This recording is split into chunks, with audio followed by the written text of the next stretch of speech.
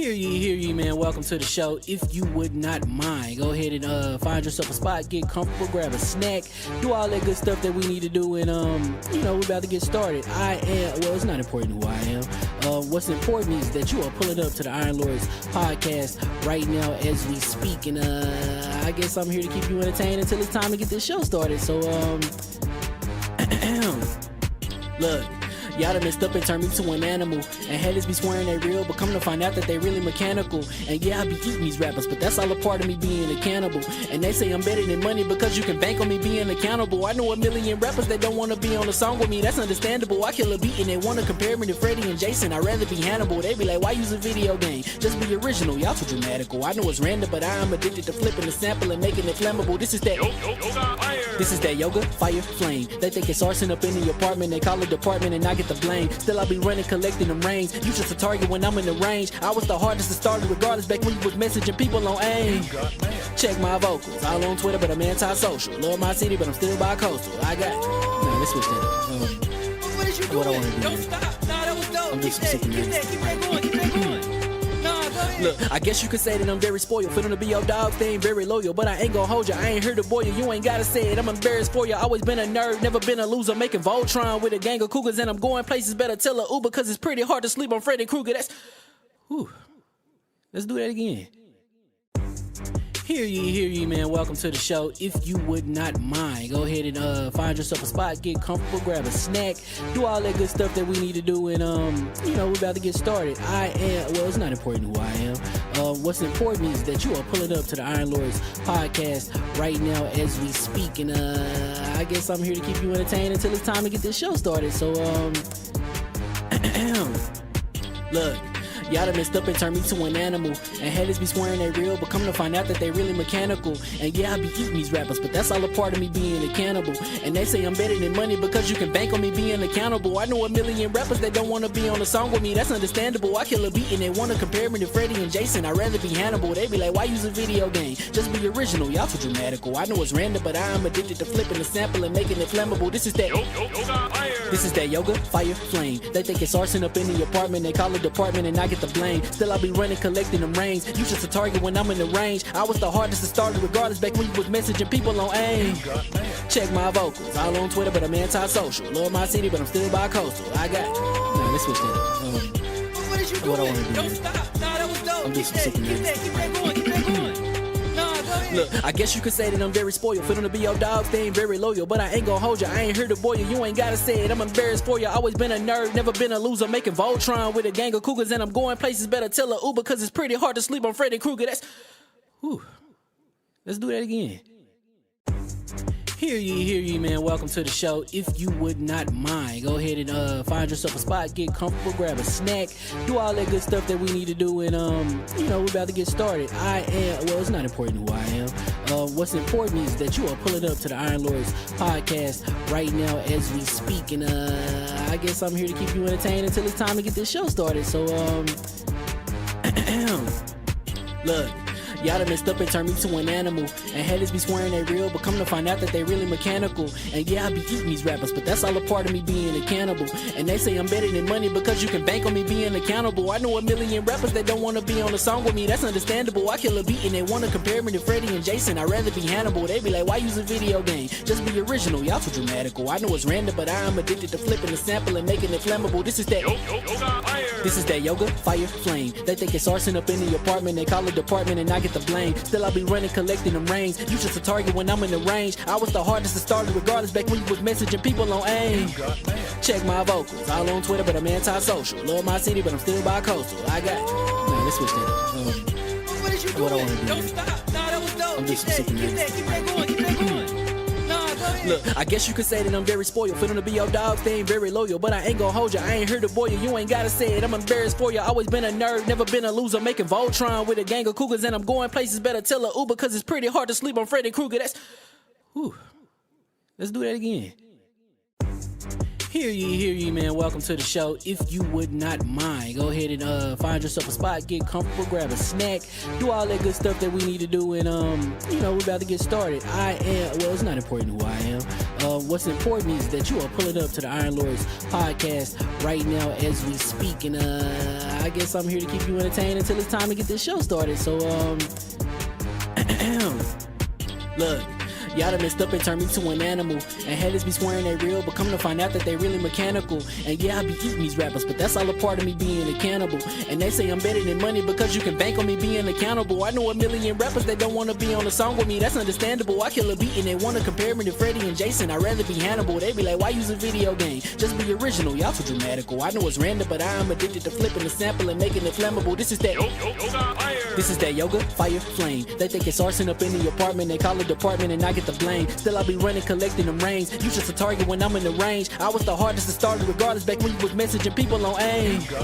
Check my vocals, all on Twitter but I'm anti-social. Love my city but I'm still bi-coastal. I got, nah, let's switch that. What is you What I doing? wanna do? Don't stop. Nah, that was dope. I'm Keep just that super going. Keep that going. Nah, go ahead. Look, I guess you could say that I'm very spoiled. For them to be your dogs, they ain't very loyal. But I ain't gon' hold you, I ain't here to boil you. You ain't gotta say it, I'm embarrassed for you. Always been a nerd, never been a loser. Making Voltron with a gang of cougars. And I'm going places, better tell a Uber. Cause it's pretty hard to sleep on Freddy Krueger. That's, whew. Let's do that again. Hear ye, man. Welcome to the show. If you would not mind, go ahead and find yourself a spot, get comfortable, grab a snack, do all that good stuff that we need to do, and we're about to get started. It's not important who I am. What's important is that you are pulling up to the Iron Lords podcast right now as we speak, and I guess I'm here to keep you entertained until it's time to get this show started. So look.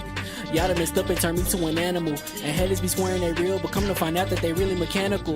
And yeah, I be eating these rappers, but that's all a part of me being a cannibal. And they say I'm better than money because you can bank on me being accountable. I know a million rappers that don't wanna be on a song with me, that's understandable. I kill a beat and they wanna compare me to Freddie and Jason. I'd rather be Hannibal. They be like, why use a video game? Just be original, y'all too dramatical. I know it's random, but I am addicted to flipping the sample and making it flammable. This is that yoga, fire, flame. They think it's arson up in the apartment, they call it department and I get the blame. Still I be running, collecting them rains. You just a target when I'm in the range. I was the hardest to start regardless back when you was messaging people on AIM.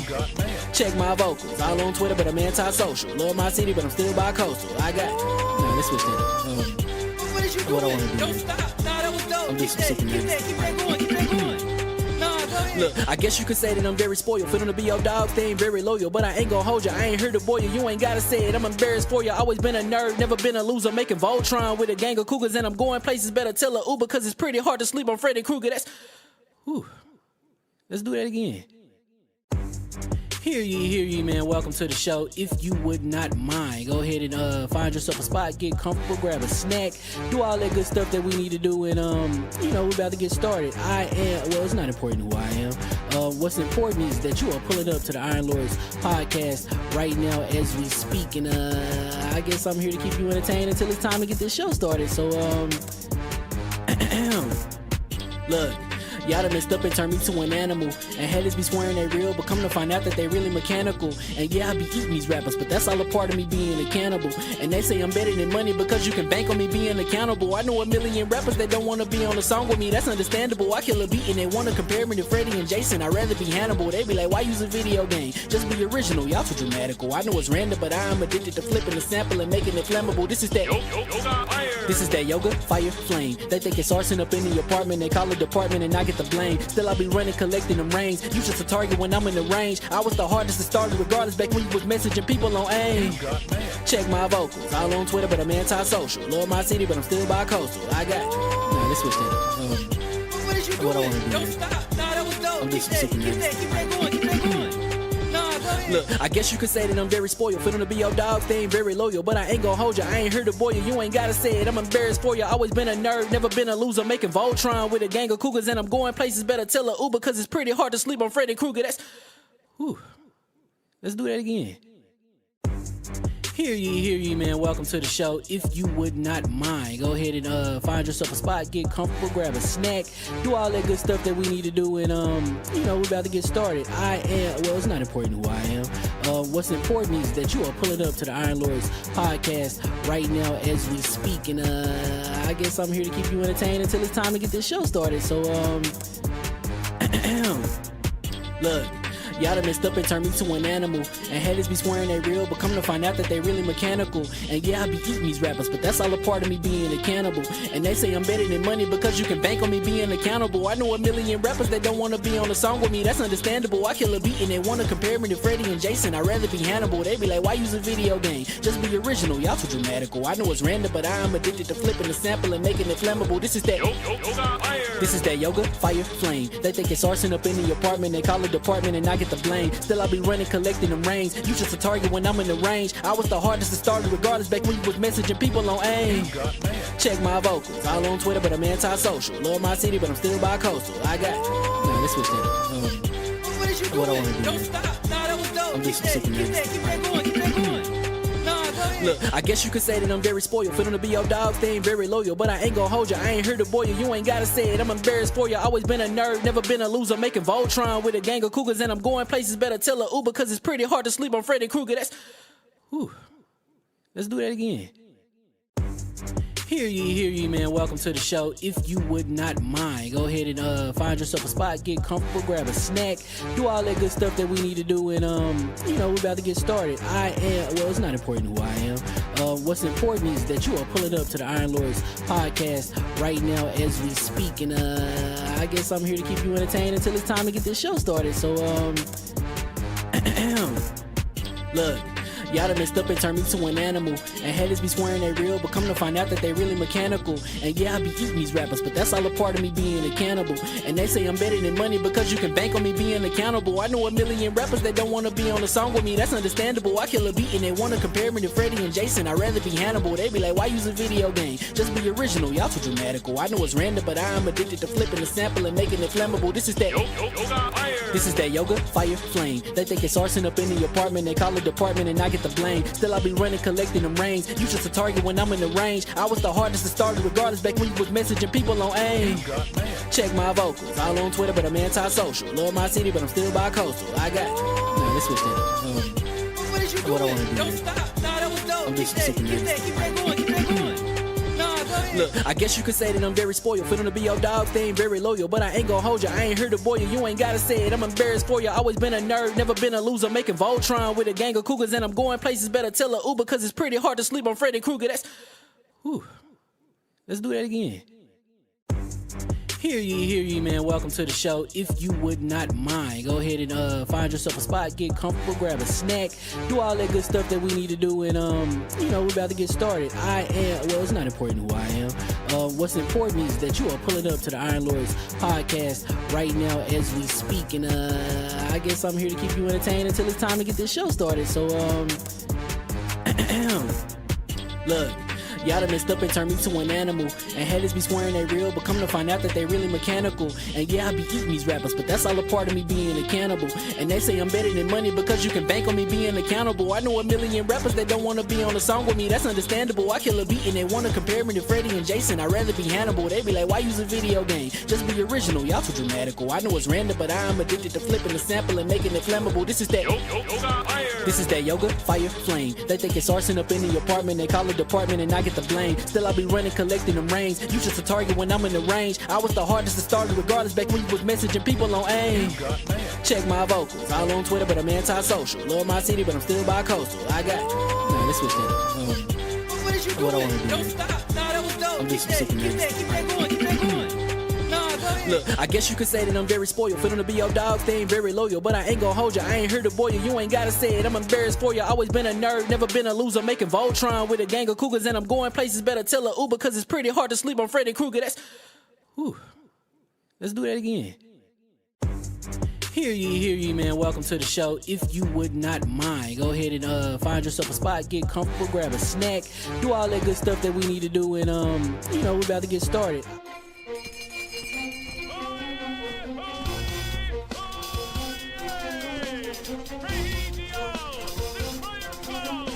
From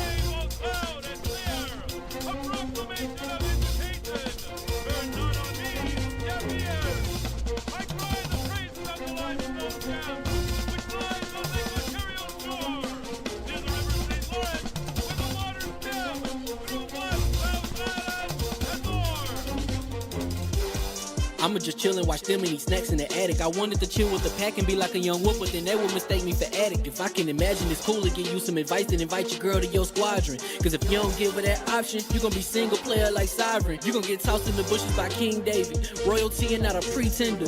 Detrimental to an elemental, what's an avatar to a knee bender? I gotta be me though. I know it's my destiny, word to Carnito. Who cares if you fly, if you still a mosquito? You swear you ain't stunting, but really be Steve-O. You like to collect stuff and that's cool, but I got bad news. Even if you really was that dude, King David still be the king of the statues. Since a juvenile, I've been cursed with a curse to be musical. And if you hate it, we'll meet in the crucible. Other than that, then it's cool and it's beautiful. We let you know that your dreams are pursuable. Whatever you wanna do, then it's doable. If you got work on a Sunday, it's suitable. Cause you can listen to this in your cubicle on the Lord's Day. Woo. If you got work on a Sunday, it's suitable. Cause you can listen to this in your cubicle on the Lord's Day.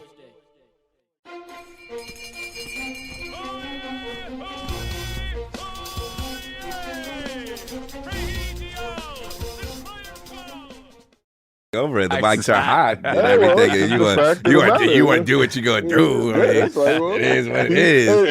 My problem is the content is trash. I'm just saying the mics is hot. You ain't got to be doing all that.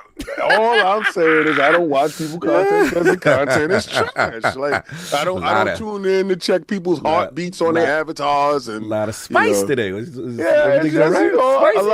lot of man conversation, like what other man is doing, like what man ting is doing. Like get out of man business. If you can remove talk, like if you two came out with a rule tomorrow and be like you can't talk about another person, everybody's channel will fold. Like your folding of your channel.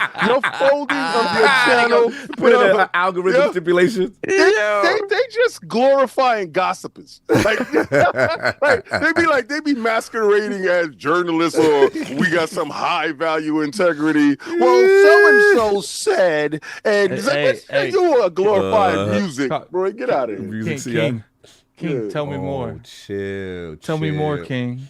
I'm not. He looked just like you. He looked like therapist. He looked like Addict with his glasses on. Yeah, Tell me more, King. Put him in the therapist chair next to him. Tell me more. That's what he did. He did a little therapy today. He's my best friend. He'll give you everything, even the hat off his back. Exactly, okay, man. Here, even the hat off his back. Give him some of that Space's Choice. He will leave you alone, bro. Your algorithm is algorithm. Oh man, this gonna be a funny one. He said he got a glow. No, he said a glow. Hey, yo, don't do that. That's wild. That is wild. Andy Cruz, you wild. You can't be patting his face. Yeah, he's patting his face. I don't look at him. He do extras. Do you have an issue solved? Chill. You gotta talk to the thing. Anyway, it's okay. Saul doesn't understand. I like how he's talking to him. I like how his neck was looking that way. Anyway, and we are live and welcome to the Iron Lords Podcast LLC and LordsOfGaming.net. This is episode 420. What we smoking on? What we smoking on 420, son? Oh, this is kind of fitting. PlayStation, we smoking on a Halo pack. Yo, how it's gonna be episode 420 for this? That's wild. Dudes don't know, man. Today is a Halo pack. Oh man, it's a glorious Sunday. We're back at the round table on the Lord's Day. Let's get to that. And today, hell has frozen over. The Halo campaign Evolved is on PlayStation. Man, a lot moving forward. Xbox 30% profit mandate by Microsoft. Xbox next generation hardware tease, and Asus responsible for the Allies price to discuss. So we gonna get right into it. So let's introduce those four gaming knights of the realm here at the round table. My co-host with the co-mouse, my brother from another mother, the difficult game conqueror, Lord of the Spin Clap, and the Howl of the Young Wolf. Spacers and Auntie's Choice back to back. How are we doing, Addict? Doing pretty good. It's been a chaotic week. What's funny is like the past day and a half, I had nothing to edit, I have nothing to review. You Like feel weird, the right? past 2.5 weeks was just because I played and beat Ninja Gaiden and the Outer Worlds. I think that's the most I've ever gamed in a week ever. Yeah, Like because I think one took me like 25 hours, and one took me like a little over 40. Jesus. And it was just like I was getting to the point where I'm like, okay, I need like 5 minutes. Like you need to walk around, get the blood flowing. Like, need a little cleanse, man. You've been in the it got to the point because I have a sectional. I literally took the smallest part of the sectional and moved it up to my TV just so I could be locked in. Like, 'cause it was that kind of week, man. It was that kind of week. But we got the content out. Yeah, we got. And not to mention we had the Halo thing on top of that, like which came together last minute. It was just and then I had a bunch of Japan editing I had to do on top of all that. Still a ton of that. And I still got to go and watch these other interviews. Like it's just. Tons. I got to first off, shout out to Solve and King because I was listening to these interviews. You guys did your thing. You guys did your thing. Blessings, brother. Thank you. That's what's up. No doubt. Anything else you've been playing, sir? So it's just been a little break. Finally, like a break between all the massive games. I did download The Beast on because I played a little bit of it at your house. Okay. And I didn't get Dying Light Beast at his house. Dying Light the Beast. Like the beast. Do you see what I deal with, Moon? Do you see what I deal with, Moon? That's how this is every week, Moon. I got clipped for something that I said in that Halo thing, and I was like, "Oh damn, yeah." Oh yeah. Don was all over that. Don was all over. He ain't hear nothing. None of the rest of the whole thing. Funny is, I didn't remember you saying that. I had to go back, and I was like, "Oh wow, yeah, that was wild, crazy. That was wild." But Attic was playing the Beast at Cog House. Yeah, so I downloaded that because I do want to play that. It does look like I probably will have another game I got to review this week. So probably going to be jumping into that the next couple days. Hopefully, if I get it tomorrow. Yeah. It's been just a crazy week. Not just editing. I think I probably did 20 hours of editing in a week. Yeah, and then your own content on top of all that, it's a lot, man. What's funny is I always do ILP's content first. And then when I get to editing mine, I'm just like, do like half in, half editing. Like in case you ain't noticed, like I don't be matching nothing up what I be saying. Like sometimes if like stuff is, but a lot of the times like I'm doing both. Yeah, back to back. Listen, then. Yeah, so it's a insane thing, but we got it done now. Now hopefully next week, they'll break. Nothing crazy happening. Yeah, give me a couple of days because it's been essentially like straight ad since we got back from Tokyo. It's been not. Bro, and then Tokyo was amazing, but that was work on itself. So it's just like. I don't be having time to talk to people. It's just so crazy. So I already know what you're talking about. No doubt. And, of course, we have our most technical gaming lord, the solo gamer who lives for the single-player selfish experience, and also the Sostradamus, the Lord of Clarity, Messiah, Lord Patron of the Iron Bank, PC Master Race's own Lord Sovereign. How are we doing, sir? Doing well. Doing very, very well. Just watching the internet explode. Oh, yeah. It's wild out in the streets, man. It's wild in the streets. Wild out here. I never pay attention to that stuff, but I was, just seeing little things happening. I'm just, wow, people are really I told people. Oh, my. I told people what was going to happen.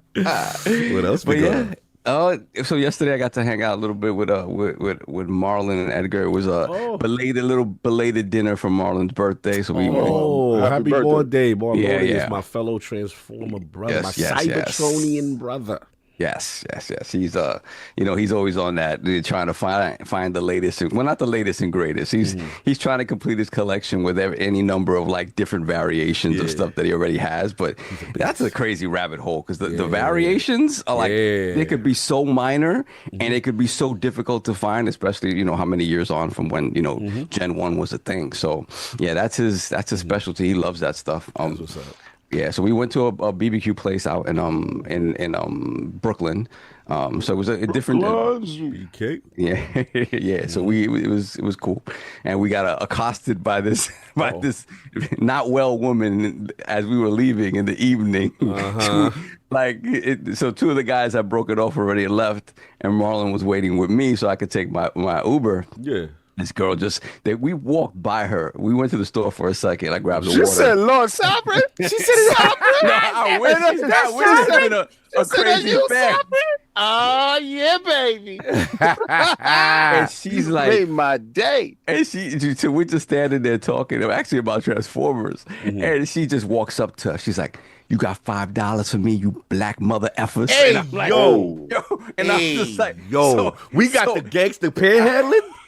I'll be experiencing that, JC. That's aggressive prostitution. Yeah, bro. I'll be experiencing like, that. what? I wonder if it's the same woman that be trying to do that to me. Yeah. She goes state to state. Oh, I God, want to see how that work, chocolate. There's a woman that pulls up on me every single time if I'm at the laundromat, or I don't know where this woman be knowing where I be at. And then, like, one time she got me so tired, I said word to everything. Got an air tag on you. Don't get the F out my face. Yeah. Like, don't ever pull up on me. And then I stopped seeing her, but it was getting on my nerve. But continue. I mean, it was funny because it was like, I didn't even engage her. And then Marlon did. He engaged her like, what are we talking about? And she was like, you heard what I said. She kept coming. She cursing at us, walking up to us. And, let's say, Marlon ready for it. Marlon be ready. Marlon be ready. So it's just like, I was like, what the hell, man? So she walked away eventually and started accosting other people on the block. So, yeah. But otherwise, that was a good time.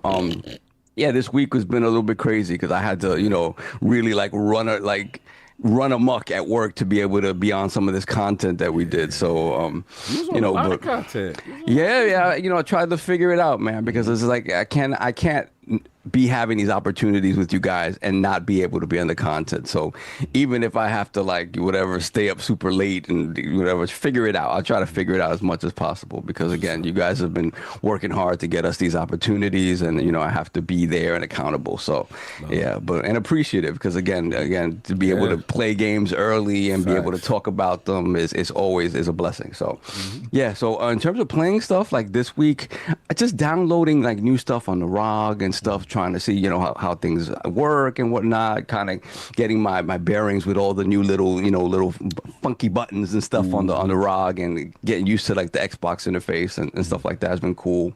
Oh, I have to issue an apology. Whoa.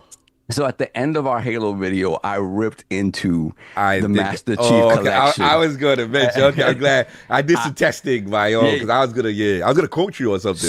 Let me check but this is what happens. Okay, so what happened? So first of all, let me apologize for ripping into it. The Master Chief Collection, the Xbox store version or the Windows Store version does work. On PCs. Okay. What happened was that. So I had put it originally on our HP laptop, right? And we've had a number of like Windows updates the past couple of the past week or two we had. So at some point during one of those updates and I restarted, my laptop went into hybrid mode. And so it was using the onboard GPU instead of the discrete GPU. Not the integrated joint. Yeah, it was using the integrated, onboard. Let's rock out. Let's play Minesweeper with this, and that's it. So I got so pissed when it happened that I didn't think, hey, let me go try something else to see if it runs well. Right. And it wasn't until the following day when I was like, oh, let me throw on was it Keeper? Yeah. Throw on Keeper. And I'm like, this thing is running like trash. And all right, Keeper is not some demanding. Right. And so I go into my settings, right? And shout out to Omen because Omen has all that stuff separated out. Like if you don't you want to tweak and twerk, Omen has like their gaming centric sort of hub is very helpful in that it's very simple to kind of do, press a button. So I looked and I'm like, yeah, my laptop was in hybrid mode, so my discrete GPU was doing nothing, just chilling.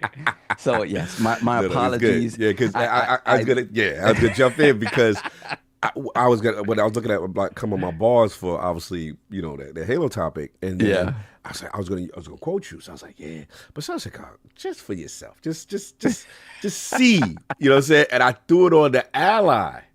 I was like, oh, it's beautiful. I guess I still don't agree that it looks better than the new thing, but I mean that's another discussion. But I was just like, it was functional. It was functional. But it was quite functional. Yeah, so I was 60 like, okay. frames. I was like, okay, there we go. The funny thing is that when I looked it up after it happened, I was like, people online were still saying it was broken. So I'm like, oh, it is definitely broken. But now when I went and re-downloaded, I said, let me see now.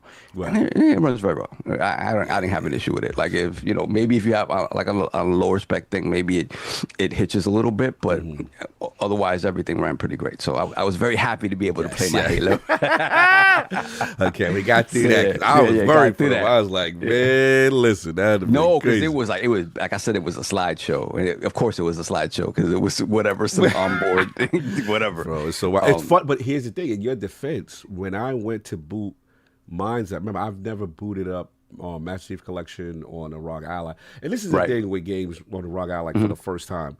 Like you never see like you log something, then you get the the UAC prompt, user access control prompt. Do you want to allow firewall? And a lot of times that will like come up on the screen and then move the game launching over on the taskbar. But if you're not savvy enough and you're just sitting there and not like you think something's wrong, or you'll see the screen start in like borderless and a miniature version and stuff like that. So again, at first, what that was my experience. I was like, oh, so I was right. Look at this joint busted. And I said, wait a minute, let me move stuff around. Let me, you know what I'm saying? Yeah. Hit the prompts, and then from there, everything.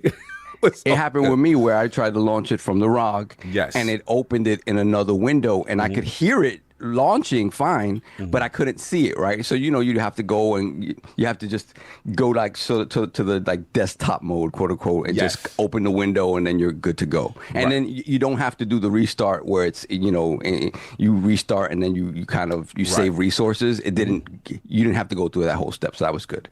But yeah, I haven't I've been messing around with that, not really playing. I honestly want to see if I can get some time into Yote, because I played the start of Yote a couple weeks back just to see it, and I'm excited to play it. But so maybe that's what I'll do when I'm whenever I'm home. But then I'll figure out what I'm going to play on the ROG during the course of the week. But yeah, no doubt. King, just want to make sure cameras is good. I see you dipping and diving. Oh no, I can't hear you.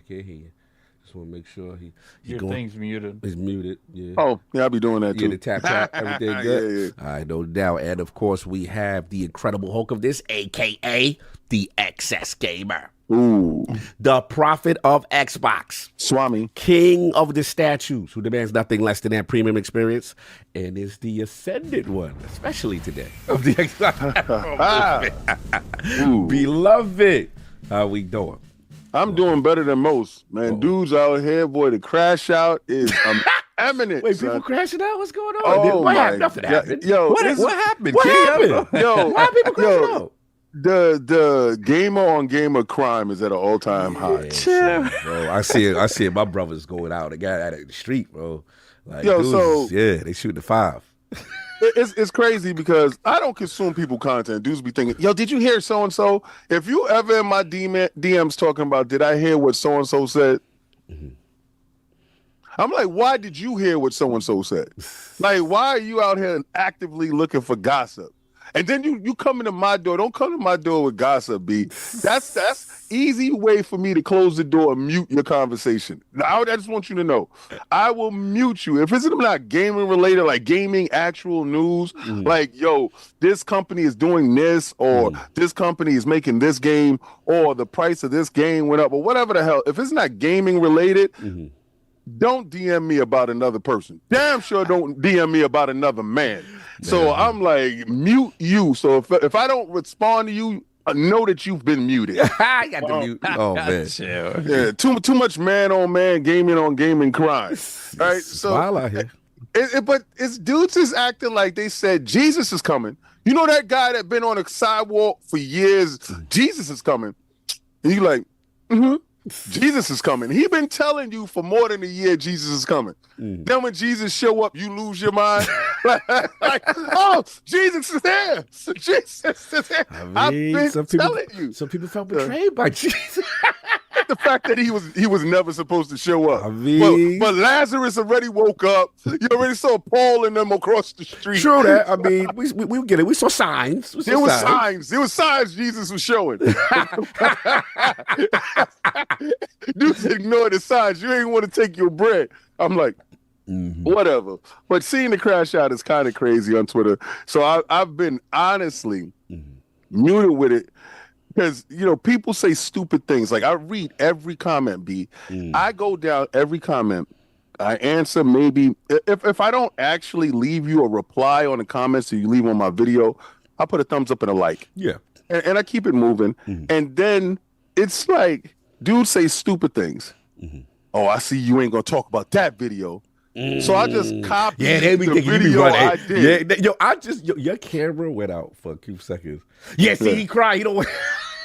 Dudes is wild. They are so on your head top pause. They are waiting for you. Like not knowing I ate a sandwich. Like, nah, they was like, see, look. There you go. He can't take it. He gotta get up out of it. I was live when it happened. Like, we gonna talk some stuff, but we gonna have some fun. I'm a different breed of animal. I'm an animal that don't care. Be running for the face. So they running. See, that's the dude that beat up your mama. I'm not dude. Like, don't believe that stuff. Like, I'm the one that's actively scrapping. Like, I'm the homie they come get, dummy. But I'm the one that your uncle run from. Like, leave me alone. They be like, King, what do we do? Yo, King, what? Yo, I gotta ask you a personal question. I ain't gonna lie. My DMs was full with that. How many thorough dudes hit you behind the scene? King, what do we do? They popping off. Okay, so you know what the I need to know the truth. I need the truth. Okay. Without exposure. It wasn't the halo. Okay, what was it? It was the 30%. Oh, really? Yo, my DM. You ever go to your DMs and you scroll down 2 pages and it's all white? That means that they left you a message. I think that, like, look, people knew the Halo thing was coming because, like, we saw the Gears, we saw the Forza. Because that's why I told Carl, because, like, people were talking about it, but like my recollection, people lost their mind with the Forza thing. Like, people lost their mind with the Halo thing. But that Forza thing, because it came out of nowhere. It was like a random Tuesday. And then Forza dropped it. And like, in my opinion, people lost their mind 10 times worse over the Forza. I think people were holding out hope that it was like Master Chief Collection, just like Forza. Cause it would be like an older game. It's like, okay, I get it. You get people in the door. Nah, we got the new jet. We got your new jet. We got your new jet. Bro, did you see that? You said they took the baby, son. One dude DM'd me. One dude DM'd me and said they took the baby. What? They ran up in the crib and stole the baby? They took the baby. I'm like, I just looked at the DM like, I really can't. I can't do it. So wait, so 30% was what it was? 30% put dudes over the edge. Yeah, I think the reason what it was is because, like, the 30% thing, it just showed that like there ain't no nothing they could do. Nah, 30%. See, this is how I had to answer stupid people. People don't know. Okay, I'm not disrespecting what you do as a profession in your life. I'm not disrespecting whatever your career choice is. Some people have careers and some people have jobs. Understand that. And a job is just, something that you do to get by. A career is something that you've mastered, trained in, and actually want to excel in and stay in. Like, because some people can lose a job and go to another job, a different job, a different trade, a different something. A career is something that if you leave that job, get fired from that career, you continue in that branch of your career and go forward. So a lot of times in tech and business have projection margins, and sometimes those goals is unrealistic. Like, your boss will come in and say, this month what we want to do is make sure that we hit 400 houses. You should probably save this for the actual no, I know, but I'm talking about what was going on and how I answered somebody. So I'm like, there's projections, calm down. And it's just I know the fear. What I don't like is the fear that people push, and then they run to somebody that they feel safe to, like, yo, big homie. Like, I know your big homie was going off. My DMs was crazy with that. So what I was playing this week, all I will respond with is like Keeper or Pacific Drive. Mm-hmm. I'm gonna tell you this: Mm-hmm. Xbox is the best cheater the game has ever seen. Mm.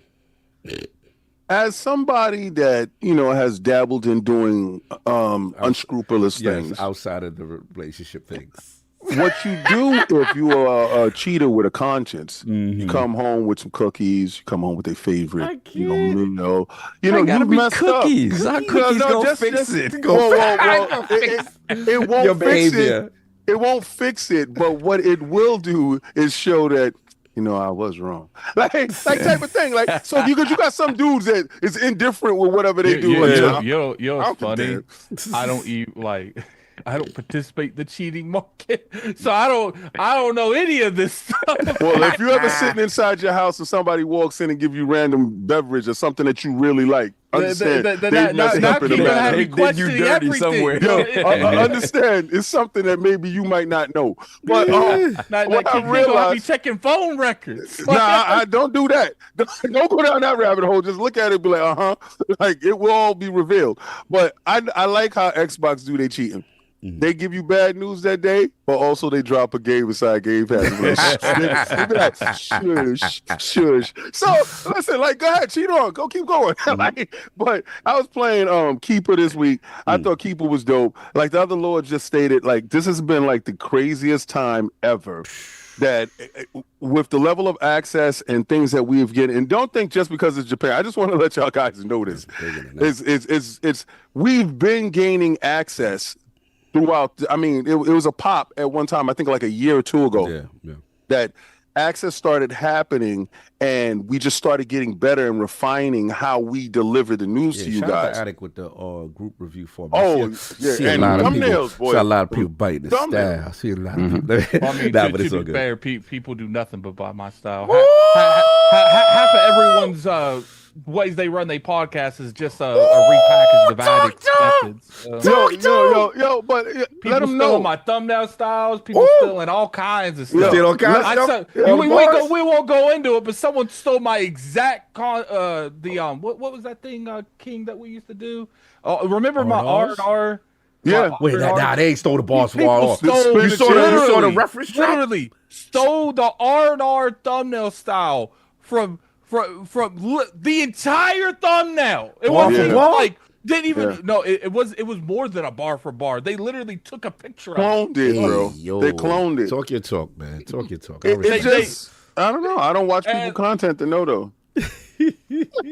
I mean, they all little juniors, son. They juniors, and keep doing your junior business. I mean, because when they get a chance to take the taste of sauce, they understand what's real. I will say one thing, I didn't originate this, but when I started cutting up the podcast, putting his individual videos, no one in this community was doing that. Now multiple podcasts are doing that.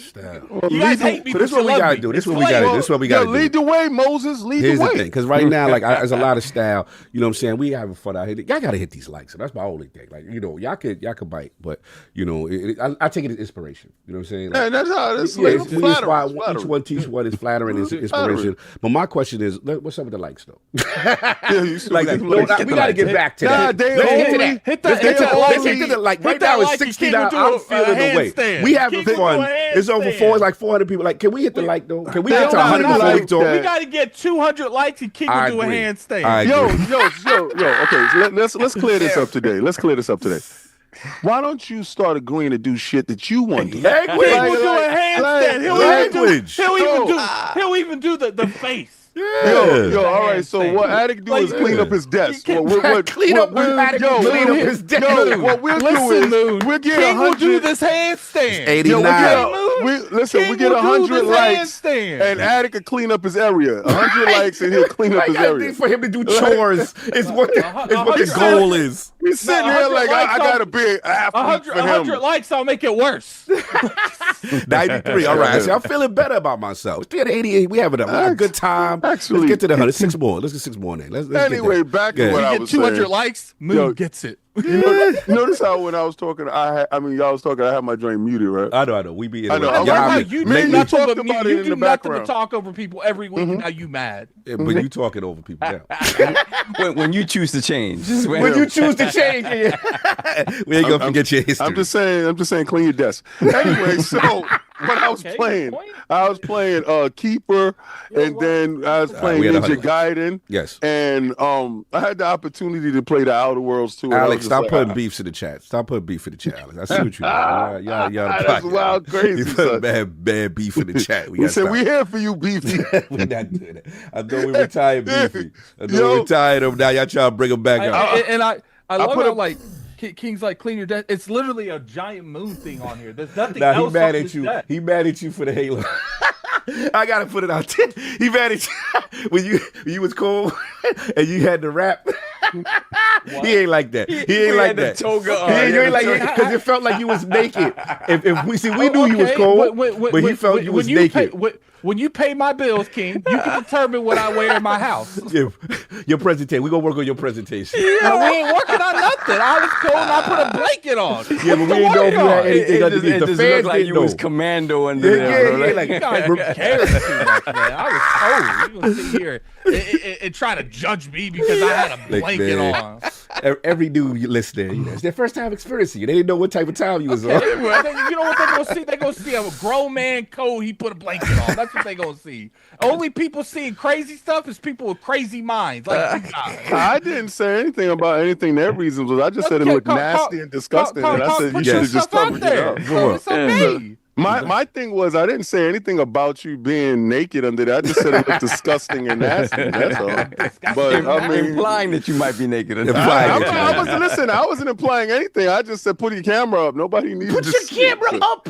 Like just tilt You'll it be up fine. a little You'll bit, be bro. fine. No, you're fantastic. Attic, they said, You where's are. Sebastian? Sebastian's been taken over. He's under the blanket. Hey, So Sebastian's moon now. He's under the sheets. under the Under the sheet. Under the sheet. Down with his fighter. Under the rider. Under the sheets. hey, yo, that is wild. Continue, King. Okay. Can I? Yes, you continue? continue. Yes, you can. All right. Yes, you can. I don't know. Can you? I'm trying to figure out. Could I? Anyway, so when the opportunity came for the Outer Worlds, I was just like, I just don't have the bandwidth for it. And then just more and more stuff is dropping. And then I looked at my backlog, and then as you gotta edit videos and do all the stuff, listen, it's a beautiful problem to have. I'm not gonna hold you. I actually like the problem that we do have. So again, keep on working, keep on struggling, keep on striving, just keep on pushing forward. But the games that we have are good. It's not like, okay, so sometimes you get a game come across the line and you're like, okay, so we all got to play it, and we got to coordinate time. Yes. So that's where the crunch time comes in, because if Sovereign says something like, yo, I can do it at this time, we know that his time is kind of like crucial, right? Yes. So maybe it don't work for me, but I got to make it work for me. So, but I got to finish the game as much as possible to meet that timeline. So sometimes I just be pulling in straight from playing the game into a review. And these games that we were playing was games that I wanted to finish. So it's not like it's bad games. And sometimes it's a chore playing the game, but other times it's like so much fun playing the game. So it's a good time to be a gamer at the moment, and having the access that we do have. So I appreciate it, but this has been like the hardest crunch coming around from Japan. It's crazy. Facts has been nonstop. You Yeah. know. Quick, I forgot one game to mention in Game Pass. That there's a game called Bounty Star in Game Pass. Oh yeah. That it's like a third person action like mech combat game, but it's like a base builder too, and like kind of like a farming simulator. But again, the third person action it's really really cool. I threw it on. I said, let me see what this is, because I never go into like the games that aren't recognized already in Game Pass. You see Pacific Drive, you see Power Wash Simulator 2. I was like, what is this Bounty Star? And I threw it on, and I don't like the subtitle of it. It's Bounty Star, and it says the morose tale of something. Graveyard Clem. It's like Jesus. that's too much. Yeah, It's too much. Too much. Bounty Star is fine. Yes. But yo, it's pretty cool, man. It is a cool third-person action mech game. Again, with all this other stuff that maybe people don't want that aspect of it. But the fact that they were able to sort of meld these different like game design type of things together, and so far, I'm enjoying it, and Looks from good. what I see, most people that are playing it are enjoying it as well. So yeah, Bounty Star. Bounty Star, little mech joint in the town running around. All right, I see you. No doubt, you already know. And of course, we have the gaming ninja himself, the Shinobi, Lord Cognito. Spread that around to the realm of the ILP. Not telling you what you want to hear, but what you need to hear. Shout out to my man, Mr. Matty Plays. Who's in there with my man, Lord Ben the Mayor, making his reappearance. He was talking that Power Wash Simulator, boy. He was going in on that Power Wash, which was funny. And then obviously we had a lot of Outer Worlds discussion, which we will talk about. As far as Outer Worlds 2, again, we have a subject. I've been playing that. We will discuss me and Attic, our experiences and stuff like that. And then obviously we got content up on that as well. And then finally beat Ninja Gaiden 4. So I had my time, you know what I'm saying? Shout out to Yakumo, shout out to Ryu Hayabusa and all that. A lot of C's and 65s on the levels for me. I didn't care as long as I was passing and getting through my marking period. I did not care about the C Ninja ranking. I will say, though, proud of myself, I did all the purgatories. Nice. All the purgatory. But I bet nothing. I'm coming into Vegas with what I came in with. Because you know how you can bet your life? You can bet 50%. You can make this much. You can bet 10%. Nah. We definitely not betting nothing. I just want to, some of them joints off. God. Some of them are like ridiculous. Like I there was one that I was doing 50 for the most part. 50. I hit one that I thought I was done with it, and then a whole nother slew of enemies came out. Like, oh, I'm done. Yeah. And one of them joints, I did like 3 rounds, and then it was like, boss now. What's up? I'm like, hey, yo, this is crazy. Yeah. That's when I started to learn, that there's certain moves that give you like whatever red orbs or whatever. So I learned like you have to start using that to re-up your energy mid fight, because if you don't, you're done. And then red orbs, some of them like when you like, there's an amulet that gives you the chance of more of them spawning, and the big one spawning, and you get that one, you do mad damage. Yeah, that saved me a lot, especially in a lot of the boss fights. So salute to that. Some nitpicks now that I have beaten it. I will say that. All right, first of all, Attic was right. The confrontation, I'm just gonna call it that. That was cinema. That was one of the best epic confrontations, and without saying too much. My gripe is, if you are a Ryu fan, you may have to temper your expectation on certain things. Say this to me is a journey story. You know what I'm saying? And I did feel like, damn, towards the end, like I see what they're doing, you know what I'm saying, kind of thing. But if you came in and like, all I care about is Ryu, you know what I'm saying? You may have some nitpicks there. That's the only, but I will. Yakumo is, woo. Yeah, I was feeling what was going on. And then shout out to Platinum, man. Shout out to Platinum. Shout out to Nakayo-san. You know what I'm saying, the young director. You know what I mean? Who took obviously Koei Tecmo stewardship over the franchise and stuff like that to kind of watch, see what they doing. But you could tell the young boy energy was in the building. Shout out to Xbox Japan publisher. Shout out to Phil, because this game would not have happened, you know what I'm saying, without them getting the presence and all the stuff together. And I think they just put out an article in Famitsu detailing that even more. But I'm just living my best life. I'm living my best life. It's the year of the ninja. I got a new ninja. I got 2 Ninja Gaiden games. I got a Shinobi game. All of them are dope. Like, all of them are dope. So check out our group review. It's on the channel where, Sav and them go in a little detail. At that time, I did not beat it, but I just wanted to let y'all know that I did beat it now.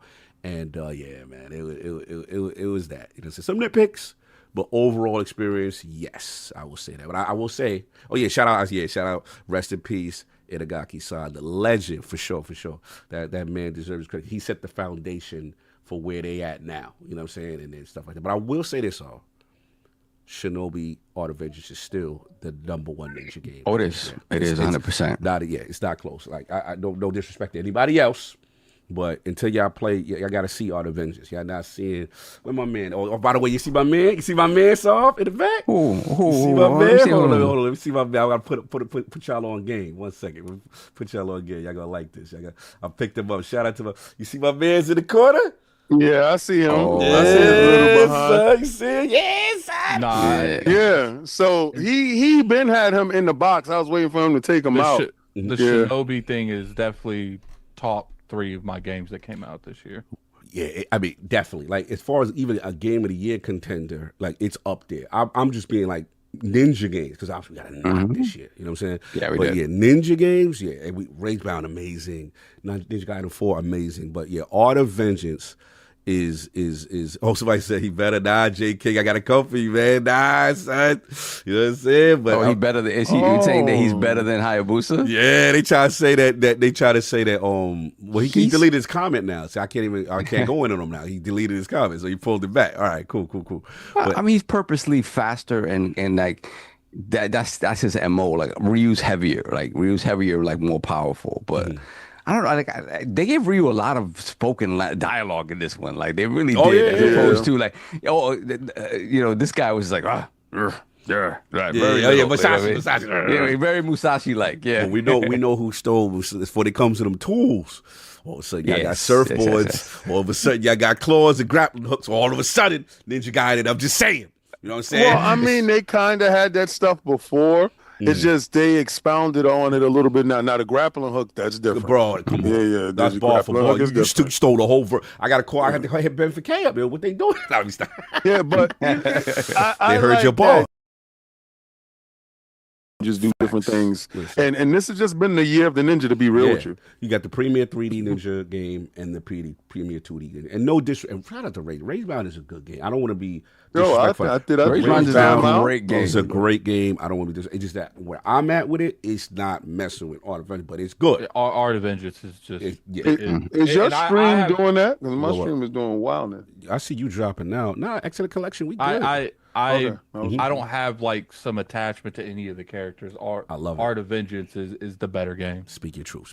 I like that. But doesn't mean that I really enjoyed all of them. Yeah, all of them. There was not one experience I played with ninjas this year that I was like, that wasn't it. Like, absolutely. So let's get the super chats because what's funny is we're having such good games that's coming out this year, especially Xbox.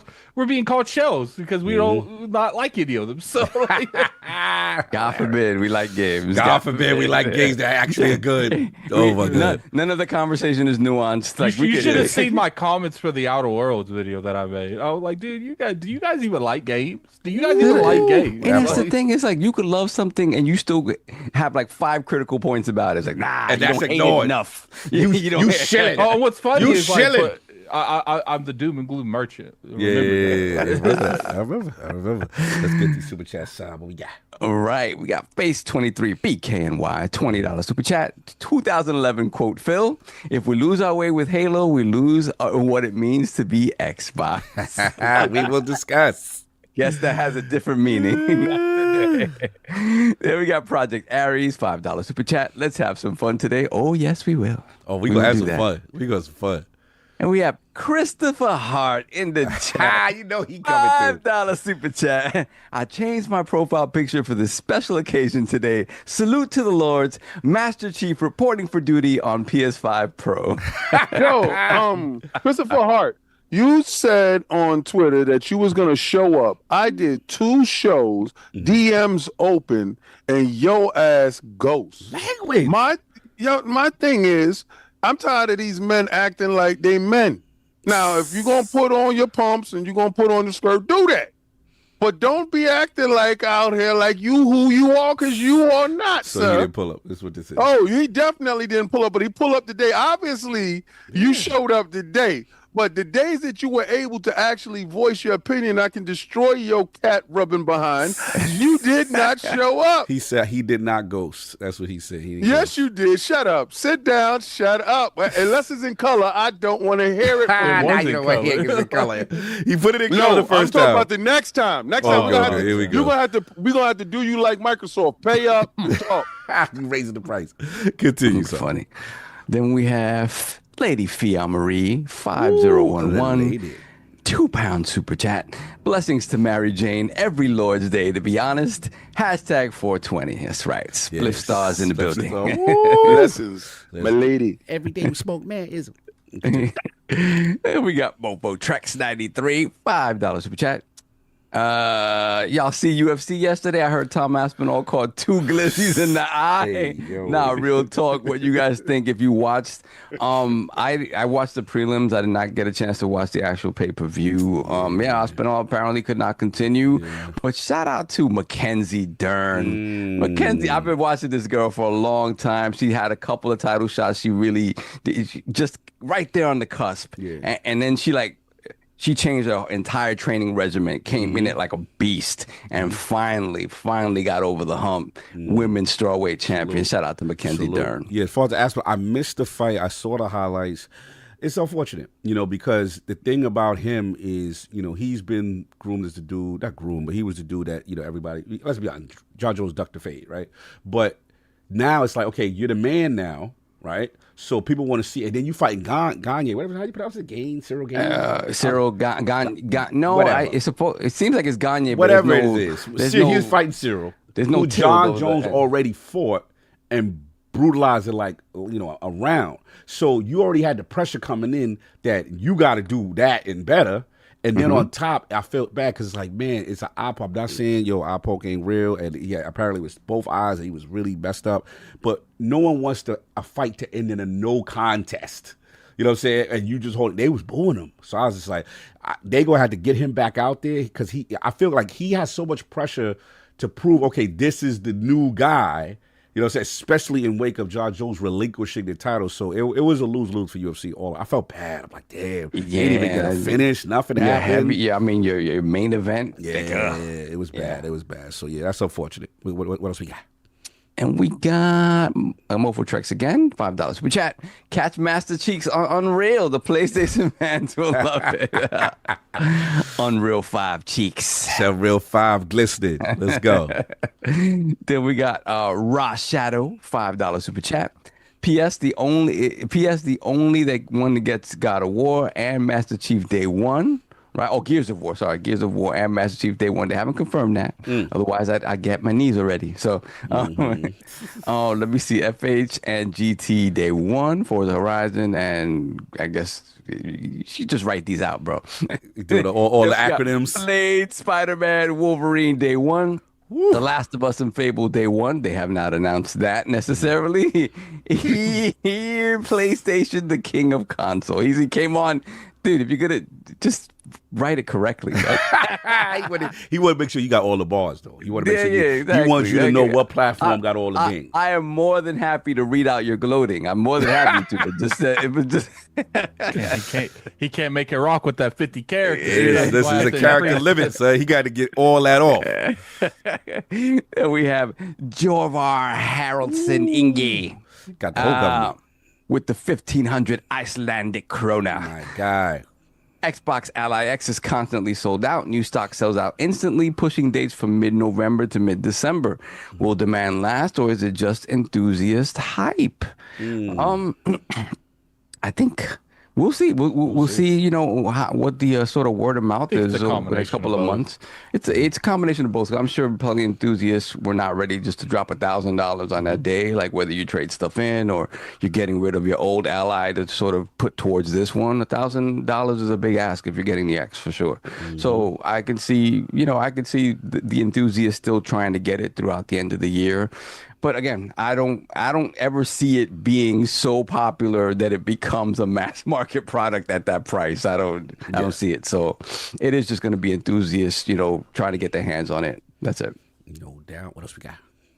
And we have the Angry Therapist MD, $5 super chat. I hope Halo is the #1 game on PlayStation when it drops. I hope if that happens, they give me a new Halo. Infinite Story left me hanging. Yes, it left everyone hanging. We need more stories, not in books. Not in books. Yeah, none of that. Then we have, oh no, it's Alex, $5 super chat. Uh-oh. Y'all know the only channel to watch. Well, welcome, Alex. Welcome. Oh man, Alex is here. You know it's gonna be a fun day. Here we go. Then we have Face 23 BKNY again. $2 super chat. Xbox bad news is overshadowing their game releases. Yeah, they tend to do that. That's a fact. They tend to like to do that. Yeah. We're gonna talk about that part for sure. Then we have Karma God 9130, $5 super chat. King 98% has to be below 96%, especially after Bud Crawford winning. With Halo, the new Halo news, I would say you're at 92% right all the time. I never told you that it wasn't going, dummy.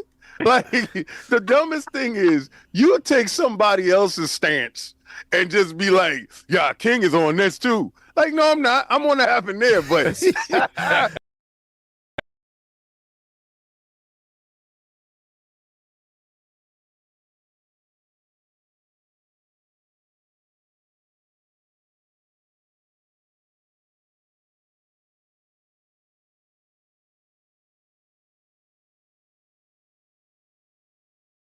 God bless him. Hilarious. Here we go. The YouTube nonsense. I told you. Something, Yeah, right. something Hold dark. on. YouTube is not receiving enough video to maintain true. As such, viewers will experience buffing. What should we do? That's Just right. let it My rock? dream- I think the stream's over. You sure? My dream, it's back. It went black and then it came back. Let me It's check. back. Yeah, it's back. Let's see, but I still got the message though. You know what I'm saying? It will still stay there for a minute regardless. Yeah, it's No, it's running. up. It's up. I'm looking at it. No, on the I side. meant the message. Oh, the will stay message there. you're saying will stay there, even though. Okay. Yeah, that's It takes a minute for YouTube to read catch that up. we're Okay. fine. Yeah, all right, no doubt. He said COGS console warring, but I didn't even talk. What you talking about? Oh man, what else Then we we got? have Karma God once again, $5 super chat. King, that 2% can't cover every loss. I blame. They racking up. They got the receipts. They racking up the L's. They trying to get it down. But check who he blamed. Go for it. I blame COG because Oh. Xbox has gone beyond ripping the Band-Aid off. You're getting released 2 days earlier after surgery. Like I done told y'all. You know what I'm saying? Wait till it's my turn. I done told y'all. They're kicking you out of the They ER try to kick me out the whip. Yo, And I tried to tell them what's Medicaid going is on. up. Your Medicaid is up, son.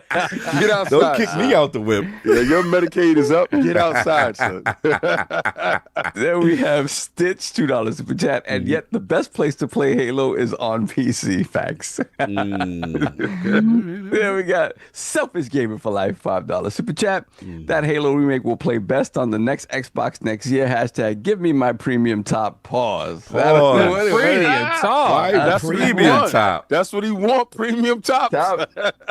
You ain't getting that over here. That is different. Cog is adamant about that. Like, not here. I don't like nobody talking about they requested premium top. You coming on our show asking for that. Like, what you Put your doing? Bankai away. Yeah, you put your Gengar out. Gengar. Yo, that's the name of the thing I couldn't remember. That's Gengar. Then we have Jimmy Harrison, 5411, $5 super chat. New to the show, love it, bros. Big shout out to King. Sent you a quick tweet you may appreciate. I'm Blessings, actually I'll kind check of it. curious. Chad, tell me where you how long have you known about ILP and where'd you find us? Facts. And I'm while you're kinda doing that, hit the curious. like button. Let's get that to 200 now. Why you Because doing that? while you're doing all this reminiscing and having a Yeah, good time, yo, it's hype us 144, so we need now 200 now before we start. Yeah, We hype need us that. up. Hit the hyper button. Yes, because That it's hyper gonna be button. premium. I We want to got know what fun. that is. We What's the got fun hyper today. button? What else you got, son? That's it. I think we're caught up. Shout out to Jimmy Harrison, no doubt. And hold on a second, we got that. Yeah, that's what's up. So hit that like button, please. Appreciate that. And we're gonna set it off for us to warm up. You know what I'm saying? A little warm. We know what y'all here for, but you gotta warm y'all up. No doubt, act man. Outer Worlds 2, me and you have been locking step. A lot of content on this. Obviously, go check out our review. You know what I'm saying, that we do have on the channel, but also check out when you get a chance. One of the interviews that I think was one of me and you our best interview together with Obsidian. You know, shout out to Brandon Adler and then Matthew Singh, game directors on, and these guys are Obsidian lifers. Both of them been with the company over like 17 years, 120 years. Yeah, I think both of them worked on Fallout New Vegas. Or something. Yeah, both worked on Outer Worlds 1. I mean, the history goes for itself to now leading a project. And Outer Worlds 2, man. So obviously, Attic, you beat it. We do got content up, but the reviews are coming in. So it looks like currently right now, Outer Worlds 2 sitting at an 84. 80 went back up. Okay, 84 Metacritic, man. So let's talk about it.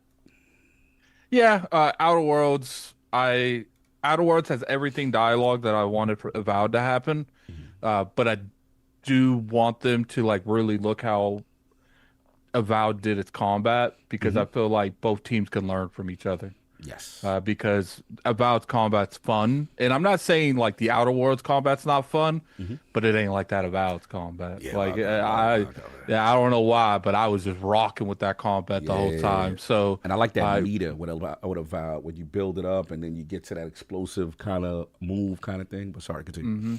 Yeah, and then game has great choices when it comes to classes, just about everything. What I like is when your character sheet matters. And for those of you that don't know what a character sheet is, in RPG you have a character sheet. It's pretty much at the beginning of the game you design your character, how you want the skills to interact. Pretty much everything about the game is on your character sheet. And this game is crazy. You'll go to something that's like, can't get in here without engineering or a trait. Can't get in here without locksmithing or speech. Everything. Can't do this without that. And then when you start having dialogue, almost every time there's at least 2 spots that's locked at the bottom because I don't have the required traits or the required background. There was things where this, because I'm playing through now with a speech build, and it's insane the difference that I approach situations because I can talk my way out of a lot of stuff now. And I really enjoy it. I do feel that this is a phenomenal game, especially if you like RPGs. Outer Worlds 2 is a great thing. Shout out to Xbox because they sent me a care package. Oh, that's what's up. They sent me the. I don't know if it's gonna. Yeah, is it gonna focus? It should, but it's not. Oh, there you go. Oh, that's the elite. It's the elite John. Yeah, so they sent me the little. There's my moon right there. That's what's up. There's my moon. Oh man, shit! Y'all like don't. Yeah. They even rub gave his me head a like little that. pocket for my moon. A little pocket. I can't with him right now. He's doing the most.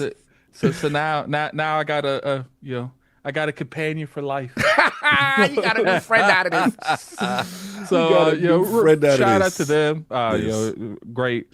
My thing is just like Obsidian, man. Even games that I wasn't, I was very disappointed in certain aspects. The studio don't miss. Like they don't. Like they even do something like a Grounded.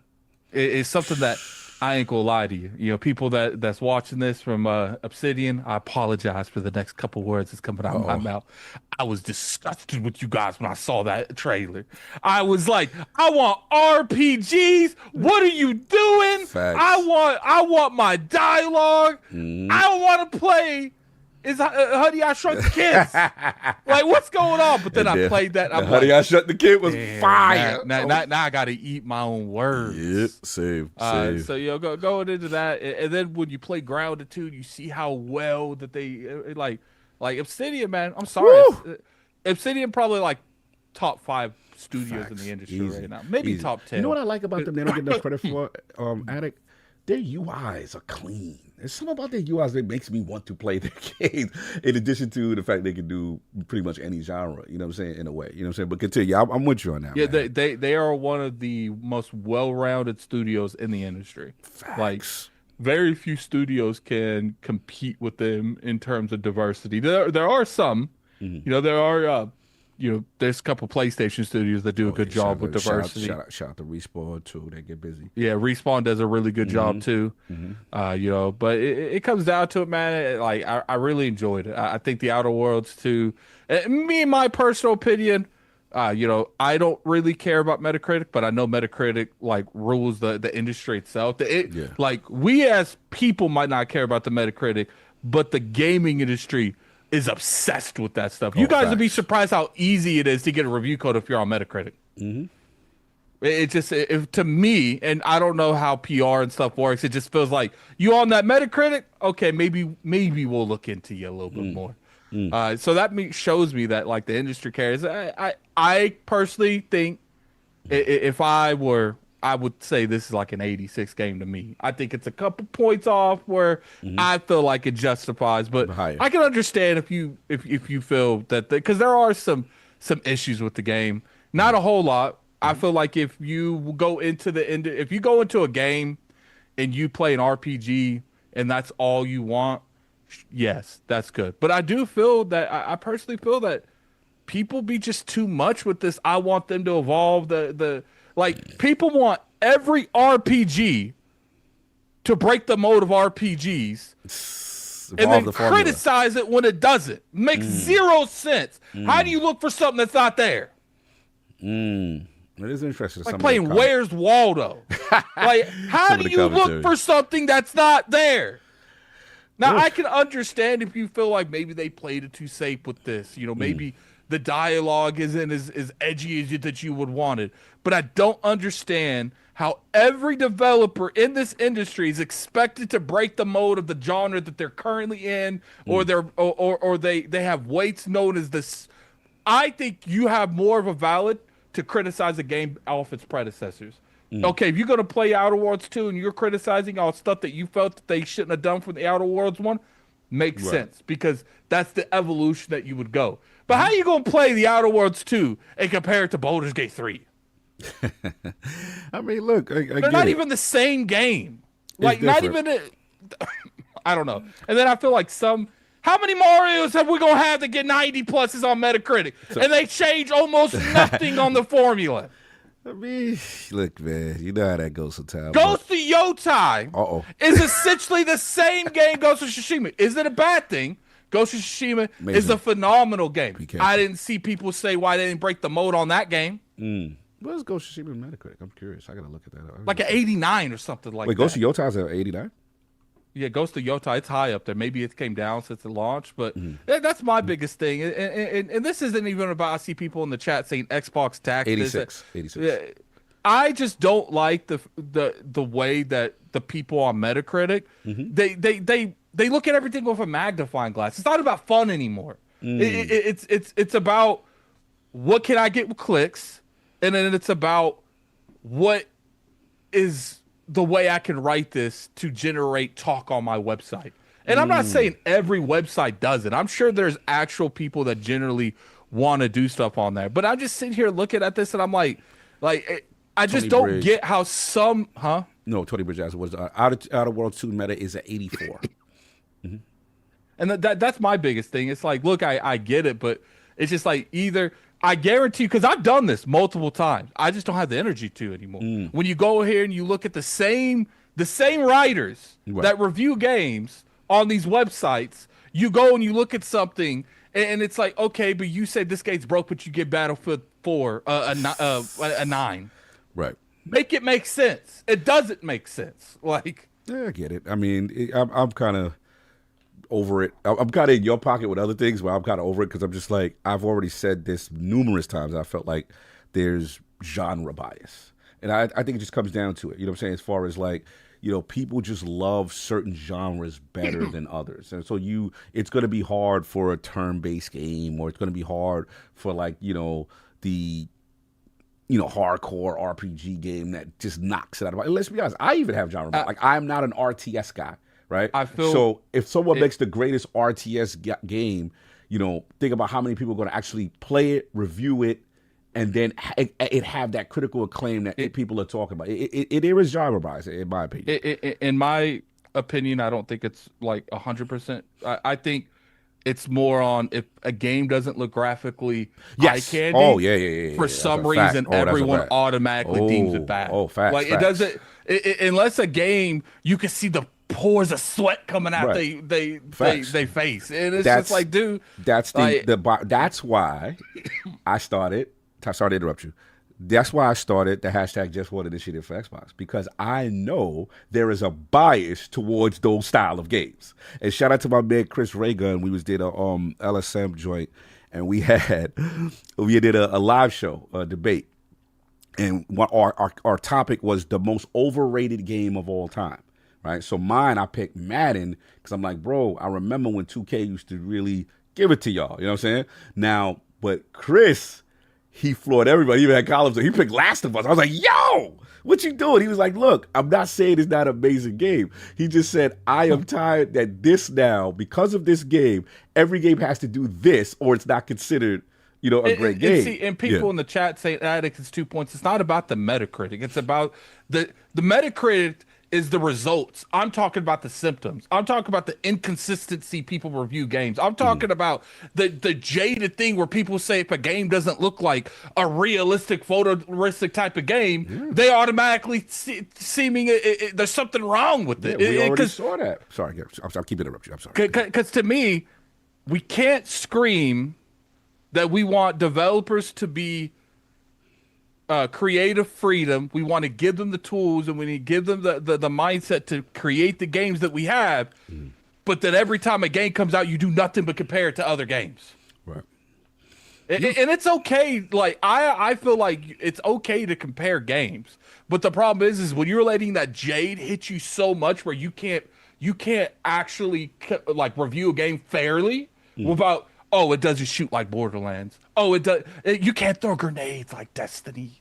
Like, and it's just like, come on, man, what are we doing? Like, and I'm not even saying the game deserves or doesn't deserve what it's Metacritic. I'm talking about the words of the points. I'm not talking about the points themselves. No, I get that. Because it do be feeling like if a game don't look phenomenal, automatically 2 points off. Automatically 2 points off. Because look, there's been some of the most broken games in history have good review scores just because they look nice when they did work. I mean, graphical eye candy does lure people in.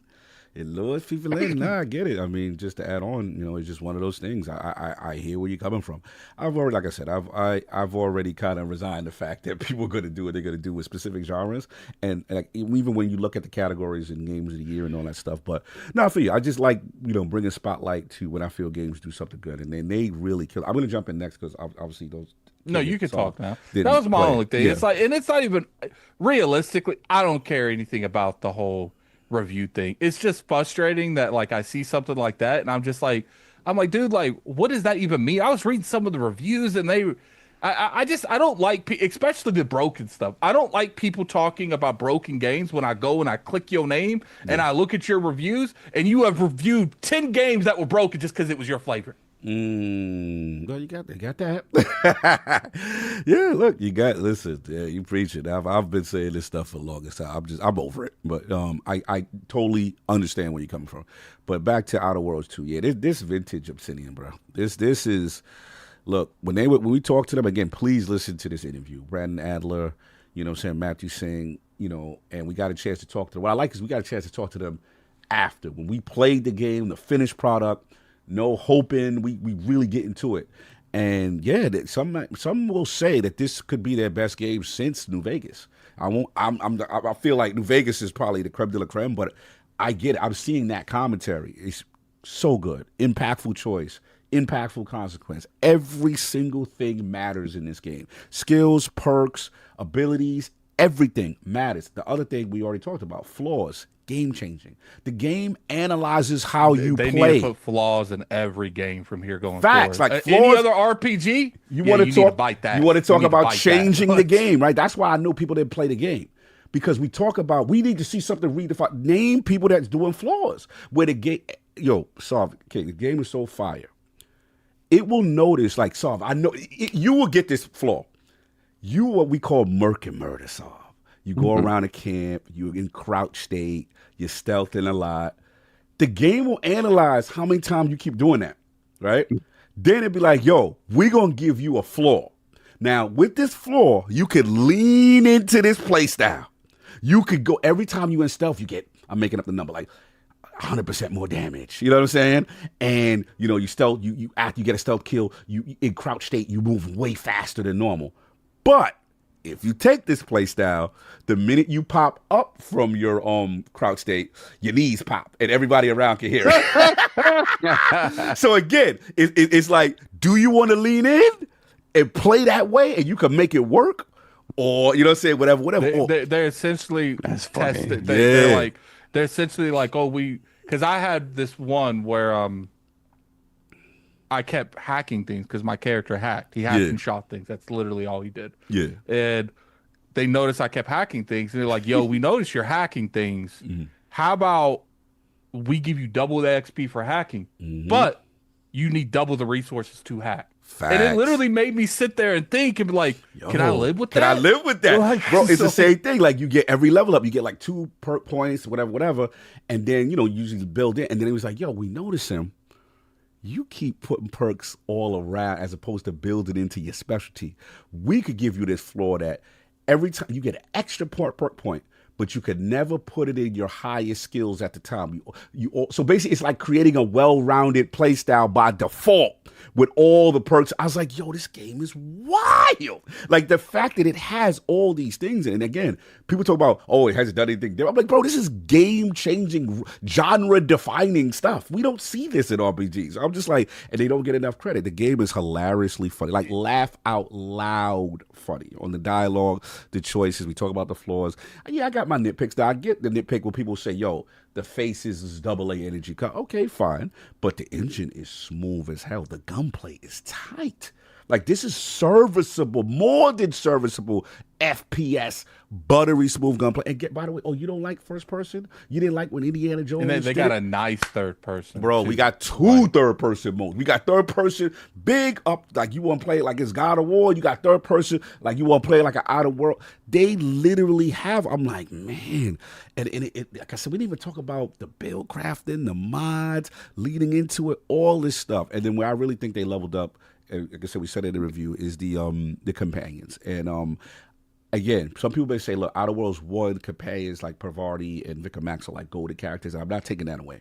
But what I will say is the way companions interact and the impact that they have is way more better, in my opinion. There's literally companions that it's on site if you don't do what they morally is agreeable. Bro, like, that's my big thing. It's just like, I'm the first person to sit there and be like, nah, that game ain't it. But it's just like, I just don't like inconsistency and people that's in positions to actually have key influence. Yeah. And you just be looking at some of the inconsistency they have in reviewing. It just makes zero sense.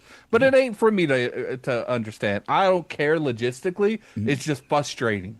Yeah, no, I get it. We would definitely go to Exit, but that's pretty much it. Again, go check out the interview, please, when you get a chance. Again, with Obsidian that we did, it was so much fun, man. They really got to it. They really explained things and their mindset with developing Outer Worlds 2. This is a phenomenal game. This is really a great game. I really encourage people to give it a shot, see what you feel about it. And then, I know Sav and King, I have not really got a chance. I've been playing everything and beating everything on every other review. But start with you, Sav. Any chance we might get you to take a look when you get some time? Oh, yeah, for sure. Like, when all the reviews went up and your guys' review went up, I was like, oh, damn, it's time already, right? So I was like, I finished Ninja Gaiden, you know what I mean? So I was like, okay, cool. I could just jump right into this. Right. But the game's not actually really out. Is it out for early access now? Early access is now. Yeah. Early access is now.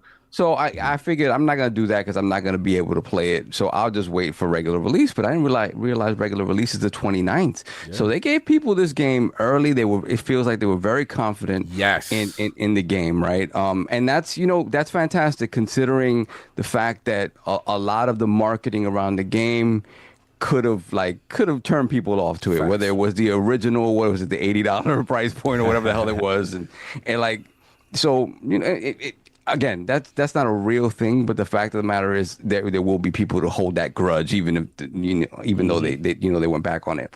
So I enjoyed the first one a whole lot.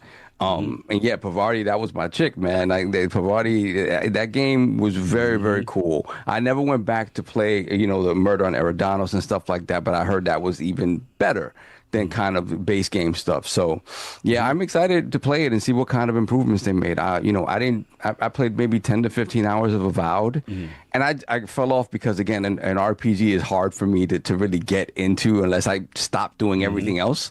So but I enjoyed what I played of Avowed. I get what everybody was saying though about, I really started to see the things that in the game that were kind of not what you expect from Obsidian, and that was a little bit weird. But I do feel in that game they tried to make a bigger game, right? They were trying to push further into the the Oblivion / Skyrim realm, and in doing that, some of the things that they're known for got kind of whitewashed a little bit, just because it's just a bigger experience. So I think them kind of shrinking it back down.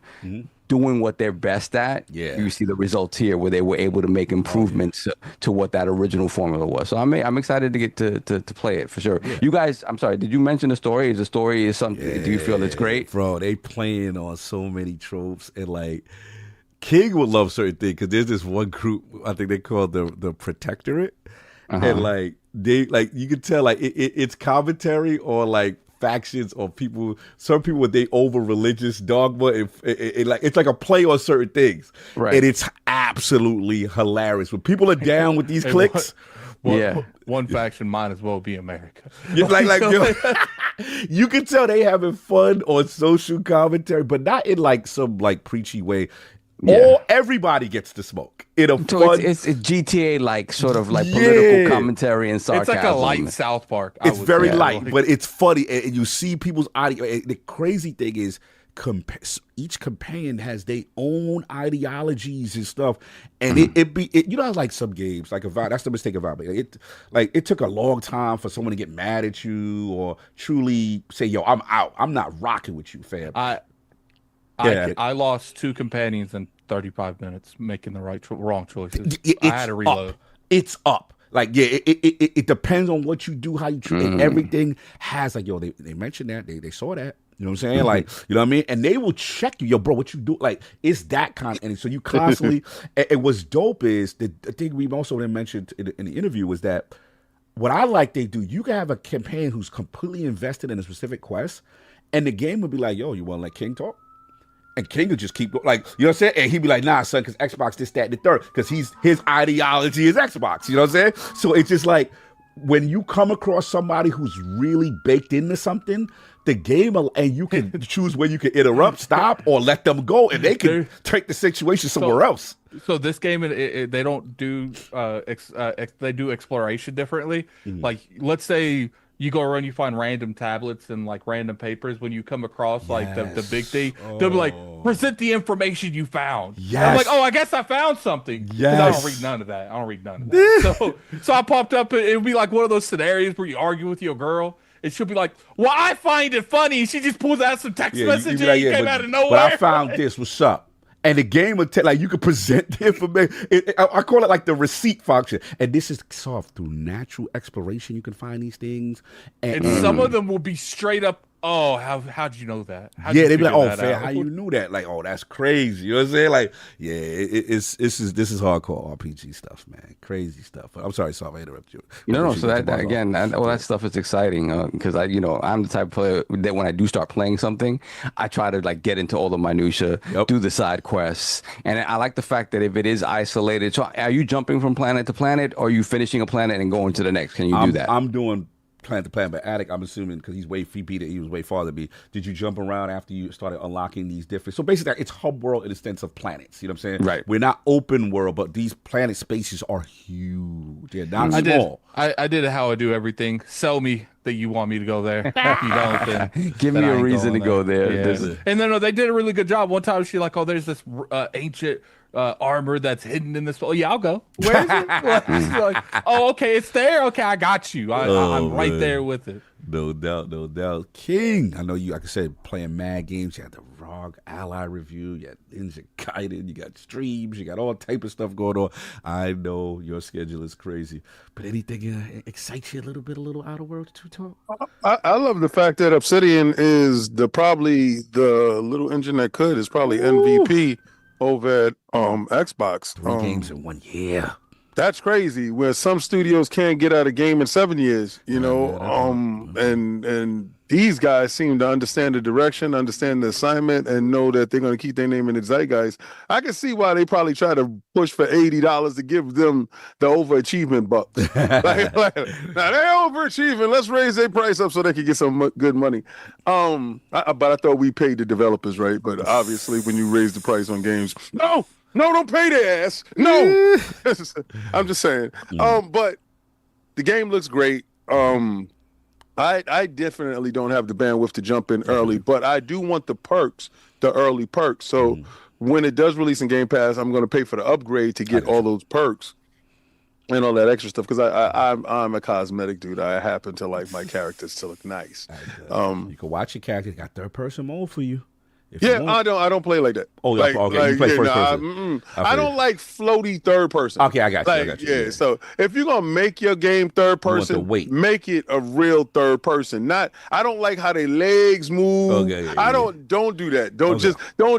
Don't give me tacked on. Like, here, just to shut you up, third person. Don't give me just to shut you up, third person. I don't think it's just shut you up, third person. Like, it looks very fluid. It feels fluid. It the details are still there. I don't think it's just like tacked on third person. I think it was made like with the whole game. They had in mind that they wanted to be third person.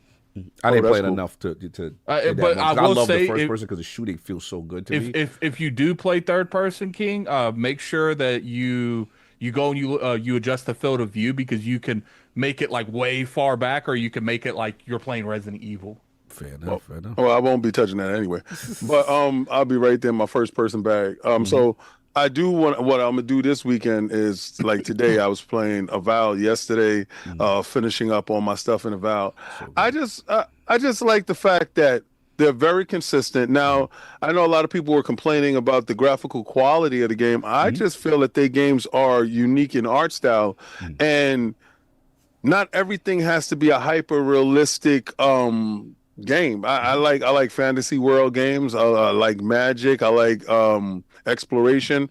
And for the most part, the Outer Worlds, the first one. Okay, now one thing I am scared of, because I seen what you saw the DLC talk about they having a DLC package, right? Cool. Like, when you get the upgrade, it's supposed to be like 2 DLCs that's supposed to come later on. Right. I'm fearful for that, because I got the last Outer Worlds and the DLC, and you go beyond a point that you can't access that. Oh, right, yeah, you gotta play. Yeah. Right, and when we had the interview with them the last time, I told them, I said, listen, I'm really upset that I did all of this stuff, and usually when you have a DLC that comes out after the fact, after you know that they completed the game, it's supposed to be accessible to the point that it's easier for them to get to that DLC. And you guys made it in such a way that you either have to start over or find a save that was right before that point. And I said, and that is absolutely unrealistic, and you requiring that of the gamer. I said, and then the time that you have to put in to get to the part of the DLC where that actual mission starts is too far from the beginning. So I said, it's just, it was a disingenuous DLC, and the expectations for us to get to that point or have a save that's right before, because a lot of us scum save. I just felt that it was idiotic and it was stupid. And sometimes you're going to get an incompletion rate based on that DLC because of the obstacles you put forth. They kind of fixed it. They went back. No, that was definitely some direct feedback they took. They went back and fixed it, and I was like, "Oh, snap!" That's what's up. So I was, I'm a little bit scared that hopefully they remember that, and the DLC that does come out after the fact, because I do like to play really good RPGs that have the companion, because I like to see. That's how I flow. What the companion do under pressure? Under pressure. Hey, wait, see, King, you gonna play? You play the same way.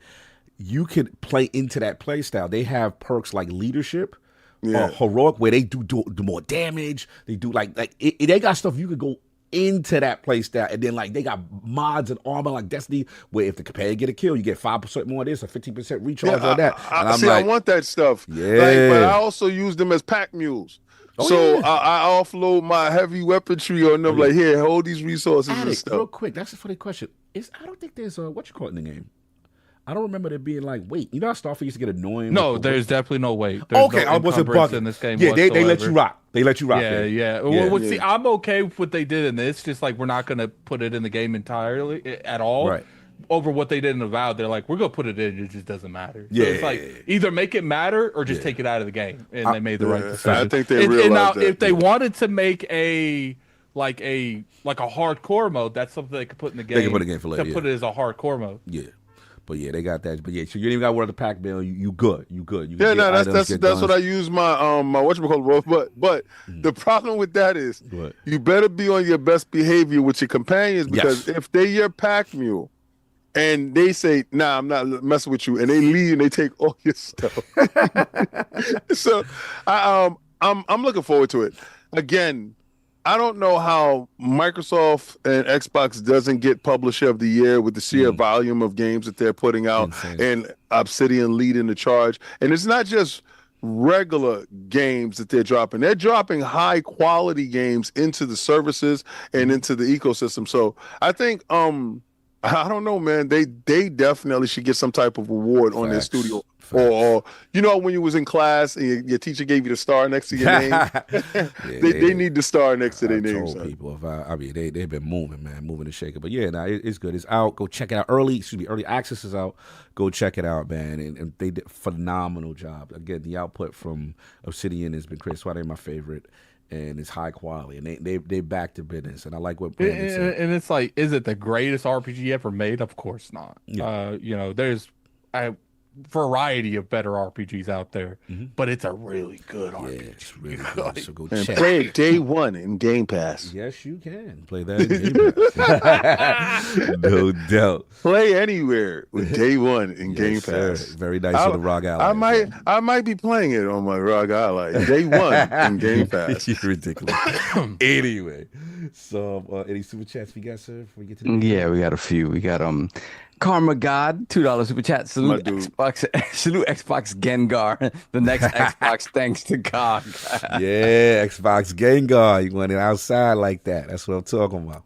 You don't even know what the hell he's talking about. That's the funny thing. There we Hey, have, you know what's funny? He don't know Gengar. you know what Gengar's key feature is called? Do you know what his key What's the feature key is? feature? What he do? He got a long tongue. Hey, yo. Wow. That's wild. That's wild. I drank that smoothie at the Pokemon I'm glad shop. that y'all went to that alone. I ain't gonna front though. That smoothie was lit. But let me get a Gengar. I didn't like his Gengar was next to my Gengar, so I had to move. He was trying to wait for all Especially with the long tongue. Yeah, a little too close to get each too other. close to each other. I ain't like that. 190 likes. Let's get to 200, y'all. I'm on y'all. I'm on your headpiece. Pete, pause. Let's put the crest in the chat for Lord Silver Twank. Whoa. 8984. Oh, that's my dude, Twank. Twank. So. He's TikTok's finest. TikTok's finest. There we have Lucius Augustus, $5 super chat. Ain't it weird how journalists suddenly want to have conversations about the general industry in a review for an Xbox game, but never that's my big PlayStation or thing, too. Nintendo? Like, That I'm sorry. part. Like, if I was in the industry and I catch you doing that, maybe not even more than once, it's a wrap for you. Yeah. Like, because it's just like at that point you are doing you are turning this into something that's entirely not a you review. turn it into a personal commentary on the game. You know, I would love this game, but one can't help but think about the state of a platform right now. And what I'm like, bro, if you don't review the game, and like, what are we doing? And look, and I know I'm this, not in saying fairness, that happens to a certain platform more often than And others. I'm I'm not like, bro, saying what are we that doing? Microsoft, especially for all the layoffs and stuff, you know, it's a lot of people very, it's a highly emotional situation For sure. But it's like, but at this point, it's like, look, say that, make an article talking Yeah, about that. that's Like, an why do we got to attack the people that work for Microsoft? Like, like attack Microsoft. Make an article talking about Exactly. what you don't like Microsoft doing. Facts. Don't use that as some kind of tool to attack the people working for Microsoft. You got poor people that just put their heart and soul into a game for their art to be judged, and you over here talking about. Oh God, they going at it. Yeah, let's go. What they good at? What they good at? The They say Gengar? Cog needs to get dressed up as Gengar. Look, man, we ain't started the road to Cologne yet, so relax. But I already see that nonsense about to start. I already see that about to start. Continue. All right. Then we have Web Dave, Don't you $5 love super how chat. That's my dude. Smooth talk about the difficulty of a game again. Oh man, it's too hard for you, Pause. We got Web Dave, $5 super chat. salute. All hail the Iron Lords. We'll see you in June in LA. Plus Yeah. 25th anniversary of Xbox. King, we eating good on next gen Xbox. Much respect to Attic, Cog, Solve, and King. Shout out to Dave. My Blessings, God. Dave. Oh, y'all hit the That's my 200. dude. Thank y'all, Rum. I appreciate y'all for that 200. We got to the 200 now. That's what I'm talking about. We get to 300. Carl go do flex on stream. Hey, we not doing no OnlyFans. I don't know what you're talking about. God gonna do that. Get the hell out of here. He gonna give us a nice little flex and shit. No, we not. Ridiculous. Then we have Selfish Gamer for Life, $5 super chat. Outer Worlds 2 looks great, and I'm gonna try it out, but don't let that distract you from letting your Gengars and Bonkais out. Hashtag hanging and swanging. Hey, yo. That's wild. That's wild. That's wild. Then we have let me see, Amon Burns, 392, member for 10 months, Lord Bronze. What's the crack, boys? Did you know Xbox is dead again? Well, that's what I hear. That Outer Worlds 2 is fun. Halo on the PlayStation, they pay Xbox Play. Ireland in the building. What's the crack? I see you. Then we have Jimmy Harrison, once again, $2 super chat. Man, may have to check this game out. Yes, please. Shout out to our man Ariel Knight who said just because of us, he's about to pick it up right now. That's what's up. That's it. We're caught up. I no doubt. Here we go. We know what y'all here for. Y'all not slick. Y'all not slick. So I'm gonna set this up for you. But, you know what I'm saying? So yeah. Hell is frozen over, y'all. We are here. We are here. Halo campaign evolved.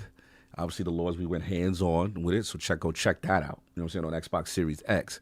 But we didn't talk about this other aspect. They said that we would save We saved it specifically for ILP the day that it hits that PlayStation. Just 4 games, but now we are here, so we are here.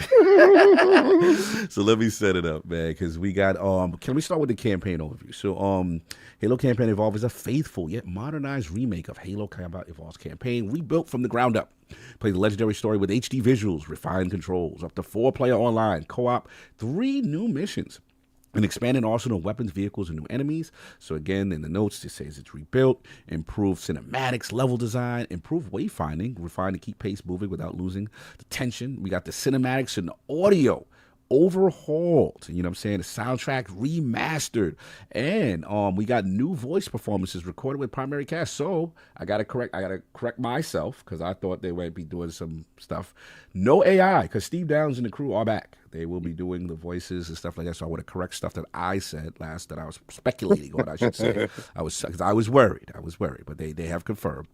So the first time in Halo, you can wield 9 additional iconic weapons from across the series, including the Energy Sword, giving you more ways to approach the fight. 3 new prequel missions.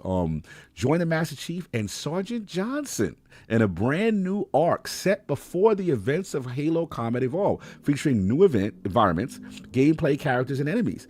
I know some people do have questions about this because in pertaining to Reach and how they handle that content. But yeah, this is new content that will be in this game. Play solo or friends.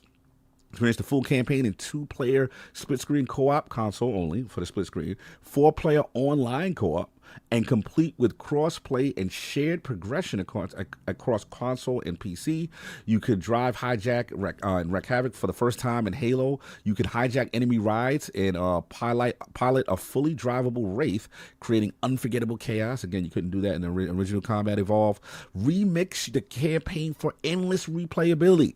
Use the campaign remix feature to return to any mission and remix the experience with the most gameplay modifying skulls ever in a Halo campaign. These optional modifiers for add variety, randomized weapons, enemies, and environments. So that was the initial statement as far as the fact sheet. But then we got the tweet. PlayStation account. Master Chief on PlayStation. He comes to PlayStation. It launches on PS5 next year, rebuilt and modernized. And then the Halo account responded to PlayStation. See you soon with a star emoji. So that set a lot of the internet on fire, and we got a lot to talk about. So obviously, we watched the Halo CS esports event. Obviously the tweets and stuff, and the managers, community managers coming out with shirts. It was an event. Y'all. This is here. So I kind of made this your topic. So I don't know if you want to kind of. Yeah, that's fine. Okay. So I'm sorry if I just throw this on you and you kind of made it. I didn't know what you picked. I don't really put topics in because I'm usually out by 4. So it's like I don't want to add a topic that is, again, this is all stuff that we were going to talk about anyway. So right. Yeah. So Sav, I'll let you set this off, man. What are your thoughts? The day is here. Halo's on PlayStation. I mean, once again, check out Sacred Symbols 3. Was it 300 for my your presentation performance on stage? They definitely weren't just 4 stimmies. I remember that talk. It wasn't that. And we knew this. And Xbox was just trying to just hold on for whatever reason, and not, a lot of talk from COG back then was pull the Band-Aid off. Pull the Band-Aid off. It'd be better in the long run. Oh, that's why he was blaming me in the because I kept saying that. Yeah, okay, that's right. But the day is here. And finally, the burger, the shake, and the fries are all going to see the light of day on the PlayStation. They got off meal. They got it, man. They got it. And again, we'll have the conversation, about underlying circumstances within there was the a company. time, remember when we said we wanted just more than that.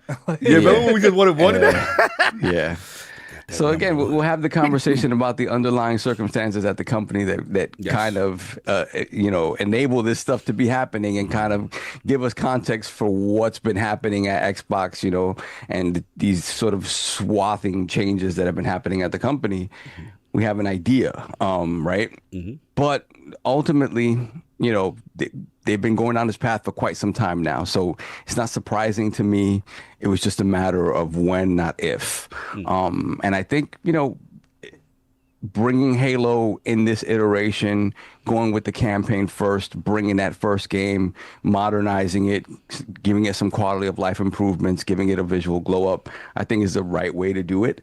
In the past, I've said like, hey, it doesn't make any sense they wouldn't bring Master Chief Collection over, but it does make sense if you're bringing over, if you're remaking the first game and sort of introducing it to a new audience. So,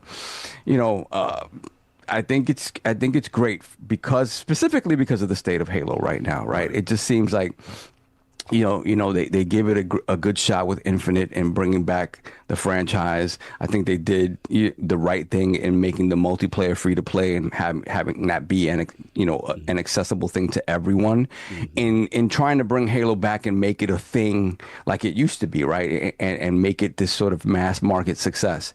And it just didn't happen for Infinite. There was a lot of reasons for that, whether it was, the fact that the engine was old and they couldn't improve upon it fast enough, the fact that you didn't have enough, people to work on it that understood the engine, things like that. And the fact that they didn't really have a plan in place for a game as a service that was needed to, needs constant influxes of content to really be, on the level of a Fortnite or an Apex or something like that. So it's a lot of things, but I enjoyed that game thoroughly. And I just think it just didn't hit the way it needed to hit. So, and bringing it back, do I think it gives it that opportunity again in this way? Not necessarily, right? Especially when you're just talking about campaign, right? No multiplayer. Yeah, no multiplayer, at least, directly attached to the game, right? Mm-hmm. Obviously there is talk that there is a multiplayer, game coming, project, right? That I'm assuming will be across the board for everyone. I'm assuming that it's going to be a free-to-play thing as well. That's kind of sort of going to encompass all that Halo seeks to be in the multiplayer space moving forward, right? So yeah, I mean, again, I'm happy that they're finally taking the step that we all knew was coming, and they're doing it in a way, like I said, when we talked about seeing the game and playing the game, obviously it's very early on. It didn't necessarily run super well, but I thought the visual improvements that they made to the game were striking. And I think if you're going to introduce this game to an audience that hasn't played it before, it's kind of the best way to do it, apart from, building it from the ground up completely, which is probably a bigger endeavor that they were willing to take on.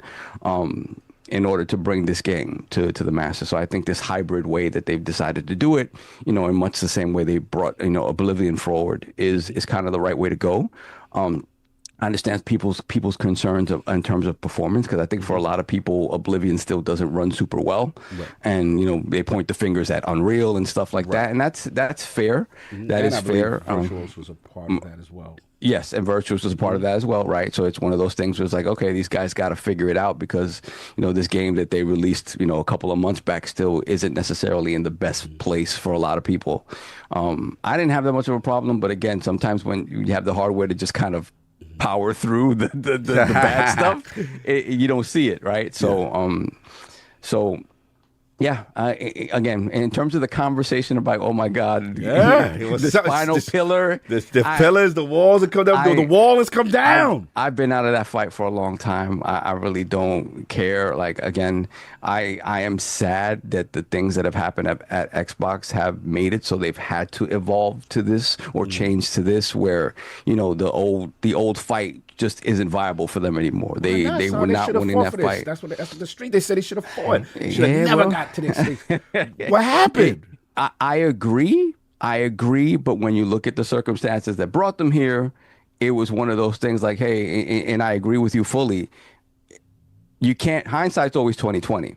The decisions you're always going to be paying for the decisions you've made in the past, right? So at that point, you have to react to what the situation has evolved to because of decisions you've made. You can't be thinking about it, oh, if I would have, coulda, shoulda, woulda. No, it's done, right? You have to sort of react and pivot according to the decisions you've made. And that, you know, I firmly believe that if the pitch was not made to have Xbox be a more service-based sort of entity within Xbox, the Xbox brand proper probably would have been shelved a long time ago. Are you implying that they would have? Because I heard otherwise. I heard this: you reap what you sow. 100%. I think that is still that is still correct, right? Okay. That is still correct. You reap what you sow. I don't think it, you know, when you look at, again, and we'll talk about it later, of things that have come to light, it wasn't a decision that was arrived at lightly in order to keep the brand alive and try to metamorphosize into something that still holds the essence of what Xbox is. And, you know, what we're starting to see is that decision may not necessarily be in the people's hands that we want it to be. Right. And that's a sad thing, right? Because ultimately, where the brand goes and what it changes into, it may be something that we ultimately don't like as fans. And again, you can only, my hope is ultimately is the games, right? I've kind of been off the hardware for a little bit just because, again, my circumstances don't allow me to be playing at home. Right. So I needed to jump to, you know, so once you're made targeted, but you're not even a hardcore console guy. You have You have no anymore. emotion. You're not one of us. You haven't been there in the trenches. You can't speak to the pain that we know. I would argue that I was the first one in the trenches along with you guys. Yeah, but why you not mad? You supposed to be mad right now. Look at Kiss Move in the chat. He said they shouldn't have gave. They got the games now. They shouldn't have gave up, and they should have let it play out. Yeah, I don't think that's a reasonable thing to expect when you see how little they're selling in the hardware space. It's just at a certain point, the fight's not worth fighting in the same way you've been fighting it, because you're just going to keep bashing your head up against the wall. You have to change the way you approach the enemy. Soft, good games. You acknowledging an enemy? That's what I'm saying. But soft, There's good an enemy? games mean not anymore. You're sell the console. Why they can't? If they got the good games now, why? Yeah, it's not viable. It's because it's not exclusive no more. It's not you can't sell something that it's not exclusive. Yeah, and the thing about it is, look, at least up until now, they said there's a new console coming out, right? For those of you that want that, be very happy and grateful that you're getting that, because I don't know of any other company that would try to toe that line and put their games everywhere and still try to give you a hardware solution that will probably be the most advanced hardware solution you'll get in the next generation of consoles. It's going to cost you an arm and a leg, but it'll be there. And according to Sarah Bond, it is going to be high-end and curated. Right. And the curated part that part is a little weird to me. Say the bars on that. Say the bars on that. I don't know what that means because if you're gonna be kind of everywhere, I don't know how curated the experience is. High end, definitely. So yeah, man, So I'm just supposed to accept this? Past the point. You have to accept Stop it. calling It it is what it is. I'm just saying, like, I'm trying to give the voice to the people. Like, I'm supposed to just hold this, but they're gonna laugh at me. So they're gonna there goes laugh. the problem. I think the people think that their voice matters more than it actually does. Are you implying that by hard earned? I built the brick first. I was there day one. I was outside. They debuted in my city. Half of those dudes weren't there day one. So. I was November 15th is my birthday. It came to New York and the day of my birthday. I got investment. You mean they don't care about me? If there's anybody that should be mad, it's maybe you. It's you. It's me. It's like if we're gonna hold that line, right? It's the guys that were there November 15, 2001. Like like. And have been, Sega refugees and all this stuff. And to see that, again, that fight isn't happening anymore. Like that status quo fight just does not work for them. So what the hell anymore. they doing? Let's fire everybody to get people that care. What's kinda going on over there? Let's fire everybody and everything's gonna Let's be AI. get people like that Everything's gonna care be about AI. my day. That was my day. I get to talk. RJ get to talk tonight. If you were to put people that care, quote unquote, in charge, that division would be shut down in a matter of months because it's just, again, and it's a sad thing. And I've said this multiple times. The art surrounding games and how games are made is not conducive to operating at its full potential within a financial entity that's first priority is growth and money. Like an artistic endeavor is never going to survive within those parameters. Business stuff. I wanna win. I wanna win it. I'm not winning. The win is now. All right. The win is now. Yeah, man. So again, I don't have a horse in this race in that regard. I'm just happy that the games are getting a chance to live. And we'll talk about this later, but it does feel like even the smaller games that we've just gotten, like we just got a keeper. I don't know that we get a keeper. No keeper too? I don't know that we get keeper-esque experiences or that many of them moving forward, because it's just like 30%, if that is real and nobody addresses that and seeks to change that, that's a big problem for Xbox, period. Forget about hardware, forget about Xbox, the entity, because that's just, again, an artistic endeavor within an entity that values growth and money and in the continued acquisition of money above all else. It's not a good thing, and 30% is unreasonable for the gaming space, period. So yeah, it's a scary place to be, but again, so we have Halo, Gears, and Forza on a PlayStation now, and probably a Switch at some point, right? Disgusting. I didn't. Yeah, it is what it is. I'm born in trenches for this.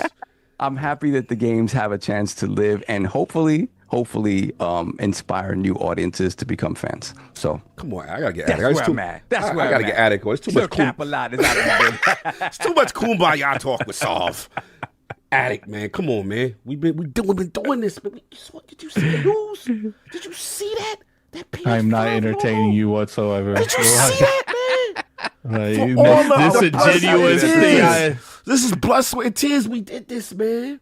And now the nerve of them. I'm sorry, continue. But what do you feel about this? Nah, it is what it is. I don't agree with it. I don't know what the longevity of it's going to be, especially with that 30% stuff going on. But I'm so out of the conversation. I don't even be seeing it on Twitter anymore. So they can make that decision. I hope that works out well for them. I'm going to say just like I said Gears. I'm going to say just like I say Forza. No one has a crystal ball. So we'll see how that goes, and that's pretty much all I have to say about that. I'm saying though, like, how they gonna do that to us? You know what I'm saying? Like, I'm just saying, you don't feel no when you saw that logo. What about the community? The community manager with the shirt. You ain't see the community manager with the shirt. I don't care. You feel that was disrespectful to the community? If you feel it was disrespectful to the community, cool. Here's my thing. I'm not going to clown people that feel that way, because it is what it is. Like, if that's how you feel, that's how you feel. But I no longer care. Like, So not what even we a gonna little do? bit. We out? What we doing? We gonna take our car? We gonna turn our joint? What we doing? We gotta take a stand. I mean, you could take a stand. That's fine. Like, I ain't taking. Let's no sell stand. our consoles and get them out. Let them know they can't do this to us. Can I talk without console warring going on right now? I'm just saying, like what you we done gonna do? this whole segment. What we Like, gonna do though? What's the action? I'm done. I'm done with the conversation. You don't want to take no action. You just want to play games. You just want to play games.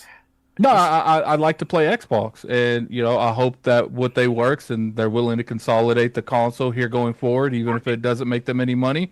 But at the end of the day, if they don't care about their own platform, why should I care about their platform? So, hopefully the ecosystem works exactly how they feel it's going to work. And that's as far as it goes. Like, what am I going to do?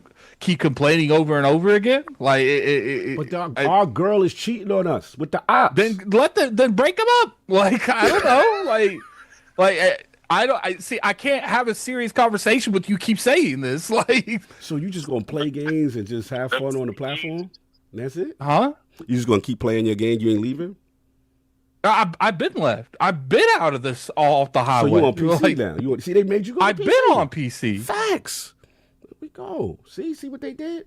Now we ain't playing that console no more. All right, I get it. Well, I mean, that's what they want. They pushed me for years to go on PC. They won. So fair enough.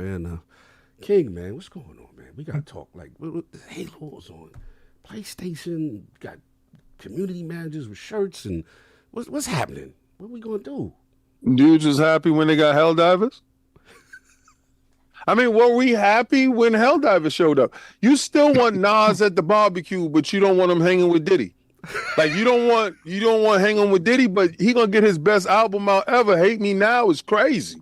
Like, him and that Baby All situation was wild. Like, I ain't gonna hold you. Nas at the barbecue was cool. That was local, but Diddy made him global. Like, y'all seeing the gentrification right now of Xbox. We actually over there now. Like, we came from the outside. We wiped ourselves off, and we in the club now. I heard PlayStation 5 is popping. Like, I heard that's Club 444. I heard we in there now. Like, this is Summer Jam screen. We made it to the big leagues now. This is what I heard. I heard that now more eyes and ears is gonna be on Halo. Like, I heard right now it's so up that because over there we were just selling to the same people. Like, it was the same people.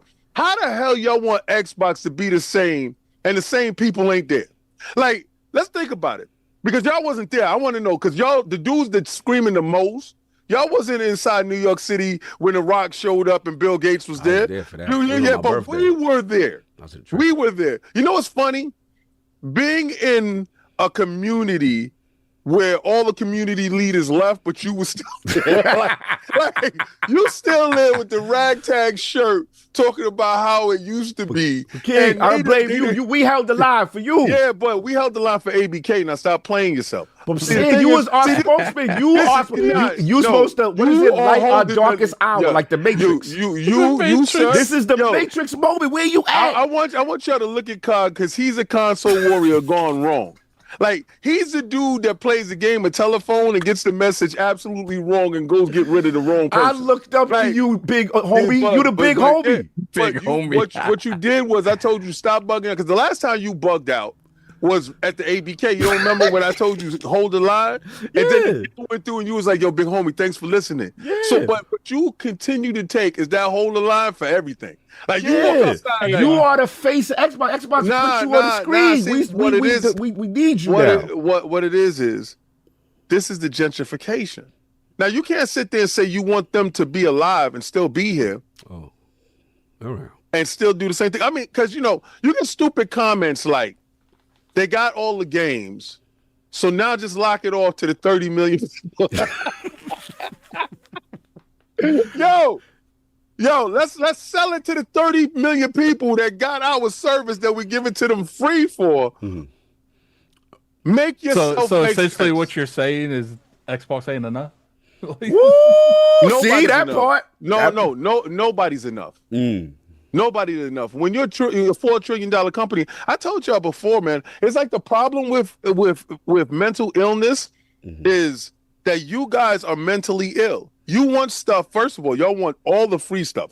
Y'all want Game Pass. Y'all want all the hot games. Literally this week, this month itself is a capitulation of what Game Pass actually is. Hot games day one inside Game Pass that can only be possible by actually doing all the extra stuff. But y'all want Game Pass for the still $9.99 that when it started, when it was shovelware. Because a lot of y'all wasn't even there then. Right? But now y'all here now. When it wasn't day ones, y'all wasn't there then. We struggled all the way through. So I understand those people that struggle when it wasn't nothing and they still looking for something. Nobody told you to. You're looking for a corporation to give back to you. This is a corporation now. And it's been a corporation. It ain't never been your friend. So the moment that you felt that they're not showing me loyalty, hey, yo, like, where are you? They talked to me though. They talked to me and they told me that it was. They told me it was. Voices? Yeah, the voices was outside. They said we did the deals so that we could make the deals exclusive. And like then the same 15 people on Twitter over and over again. I got the receipt. I'm not talking about Twitter. I'm talking about Xbox. They said we did the deal. Is that guy still working there? Yes. Who? Yes, the people that said, the individuals said that the reason why we did these deals like Bethesda, that is for me to have my games exclusive and I could pop off on Twitter and let them know you ain't got that. That's what they told me what the deals was for. Now, let me ask you a question. All right, let's go. Is your games exclusive to you? Yes, but time out. When you playing a game, regardless to wherever it's at, are you exclusive? Is it to you? To you? When I boot it up, to me. When I can play it. I can play it. Cog the person. Yeah, but I can play it. So all right. So Timmy, the person across town with a PlayStation, isn't that exclusive to him? Right. All right. Now, did that take away from your boot up? Like when he boots up, did you lose frames?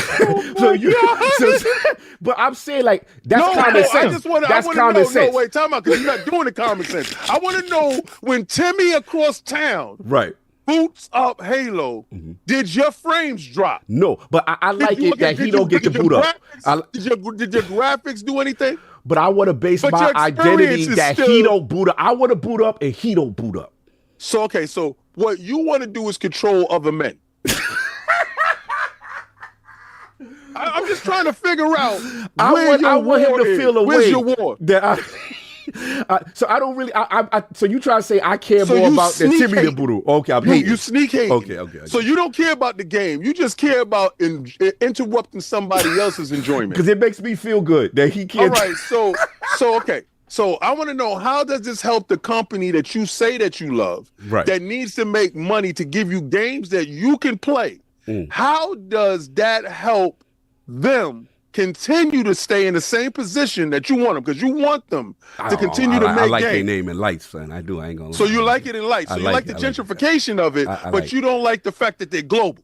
Maybe it's the issue. Yeah. Oh, okay. So the fact that somebody else gets to smile hurts you. Yeah, because I'm used to that.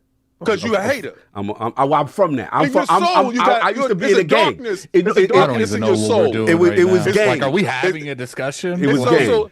So it's a darkness in your soul that you don't want somebody else to have a good time. Now listen. But I was raised on that. Wait, hold on. I was raised on that because y'all taught me how to be that way. You was also raised on generations.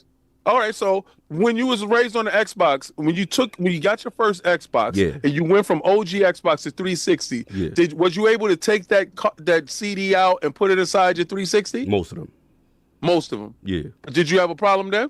No, I ain't had no problem with that. All right, so then when you got to your Xbox One, was you able to take your 360 games and put it in your Xbox One? For most part, yeah, for most part. Most of them. Right, but not all of them. Because some of them didn't make it, right? Yeah, for sure. Did you care? No, some of them ones that made it you gotta have the disc. But you had I'm talking about the game. I'm talking about the CD itself. Yeah, fact. So all right. So what I'm trying to tell you is that everything in life is gonna change. Nothing is gonna stay stagnant.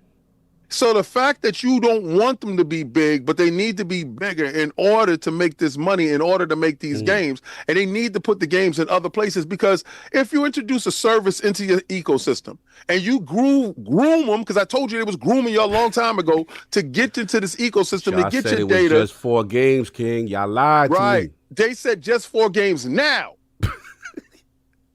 The moment I say now passed already. All right. You understand?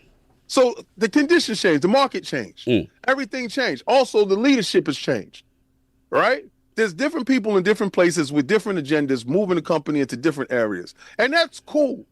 But what we're not going to do is act like we did not just get an announcement for a Halo that we've been asking for. Now, they went right back to the original Halo. They changed the engine so that when more people come in to work on Halo, then there's not a break off. There's not a shutdown in the ecosystem as far as making sure that that person that walks in the door knows how to work with Unreal Engine 5. The game looks phenomenal, but it has some play issues. We played the game.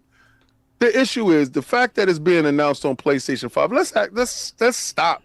Let's stop acting like we didn't hear it before.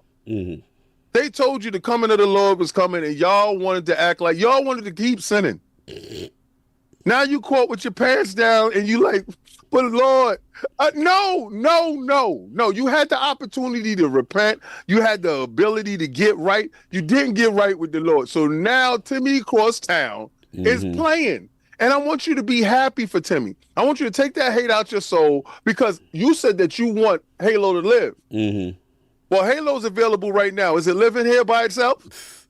But Kid Smooth said if Nintendo and PlayStation are still finding success not supplying their direct That's a lie. competitors, Don't add PlayStation in there. Add Nintendo. Leave Nintendo alone, because PlayStation is a third-party developer. They put games on the PC in order to do something strange with some change. If you can boot up Helldivers, I saw your videos where you were smiling with Helldivers. Don't do that. Don't do that. So don't because be happy they when put you on get PC, theirs. they was out of their equation already. Yeah, don't be happy when you get theirs and now they got yours. You said no. It's their turn. It's their turn now. You're going to take it and you're going to like it. You're going to rub it in your chest and don't fight it. Look that way. So Nintendo is the only one that can say it. So Nintendo's the only ones that gave you the big middle finger and said, we not sharing nothing. They don't even want to give up dev kits. Because once we get over there, we're going to do the same thing to them. See, what I told you before, it was the Trojan horse theory. The fact that Obsidian could put out all these games and PlayStation puts out 1 game a year. Come on, man. These guys get 1 game a year from their parent company. Let us feed them. You can't They don't need to give out multiple games a year. They got our games too. Right. But how does it hurt you? See, this is the problem with your console warriors. Now that I don't ascend it How does that hurt me? How does that hurt me? Raising of prices, raising a Game Pass, raising of the hardware. Then leave. So now it's not about why it hurt me. Now you just tell me to leave. Listen, I got you. Going back to mute. I know I should have unmuted this mic. I want you to take your little pillow and cry in it. That dude right there next to you. Cry in your pillow. Nobody cares to hear your pain. It's okay, Moon. He didn't mean it. Yes, I did. I mean everything I said. Cry into him. Because nobody cares about it. He talking that angle. If you don't like a price raise, this is a corporation that's doing for the corporation. Don't get it. I don't see none of y'all dudes talking about, I ain't like the fact that Jordan raised the price on the sneakers. Don't buy them. Don't buy it. If you don't like something, don't buy it. You as a consumer have the opportunity to do so. But the fact that you're getting Don't mad. buy it, Moon. You don't.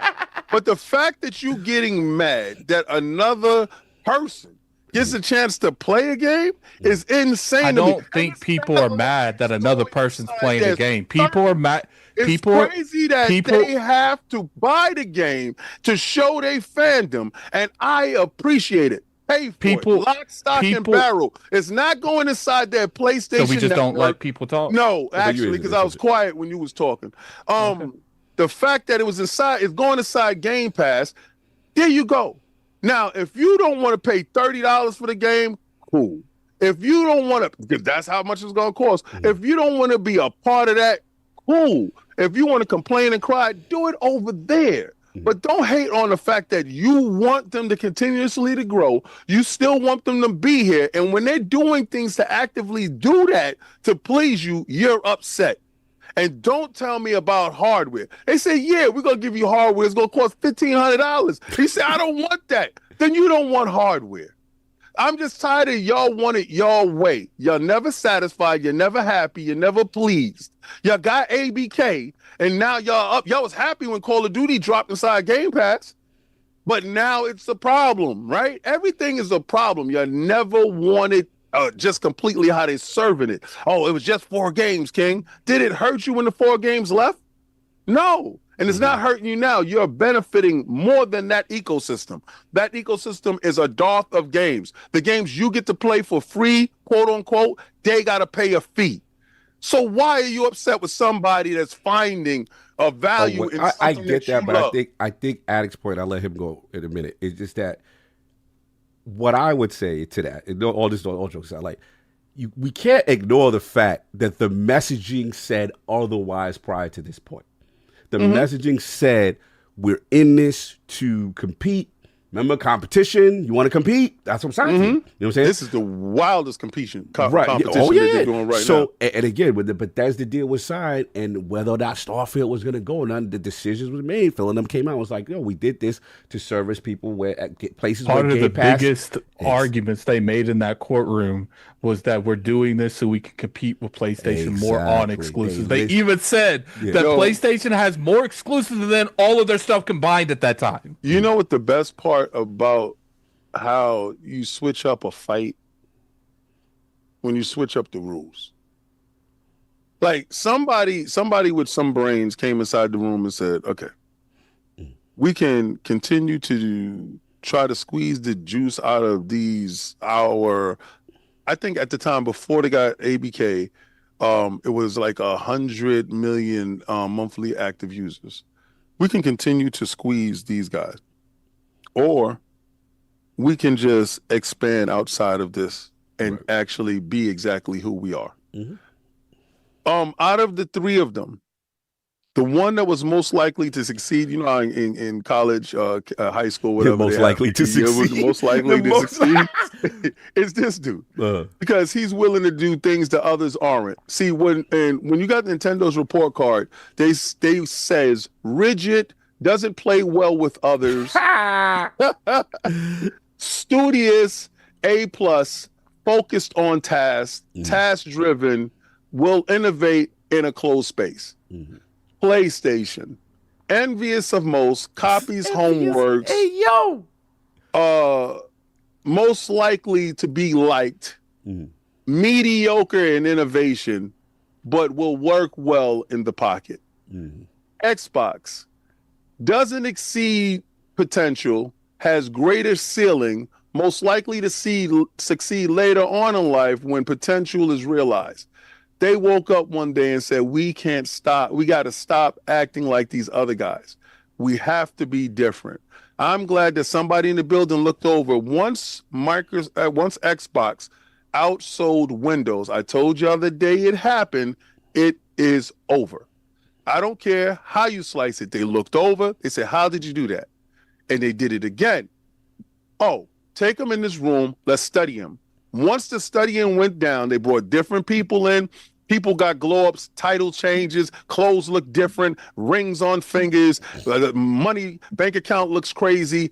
Let's put them in this position, and now your games are going to go this way, because if you can replicate this here, you can replicate that there. The fight is a little bit different now. The games goes over into somebody else's ecosystem. Purchasing said game takes away from a purchase of their own first-party titles. They're a third-party competitor inside their storefront. That stops them from taking that money that they would normally make for first-party titles to fill up their marketplace where they get 100%. They're now getting 30%. So this issue right here is the problem itself, because they're not making enough operating money in order to make the games. This is the reason why they got 1 game per year. But the fact that you want them to continue to compete the way they're competing, and they were losing for years, doing it the way you want them to do it. Now that they're doing it how they want to do it and they're winning, the fact that y'all even consider to have an attitude that Halo is going someplace and half of y'all haven't even booted up the game, y'all are disingenuous at most, stanky at all out. And the fact that you keep telling me, I wish they would take their games and hold it to themselves. Well, go in your room, close your door, and play your games with the lights off. You're doing it alone. Right? So when it boots up over there, tell me if you feel it when Tommy boots up the game and your frames drop. Because if it doesn't, why are you concerned with somebody else's fun?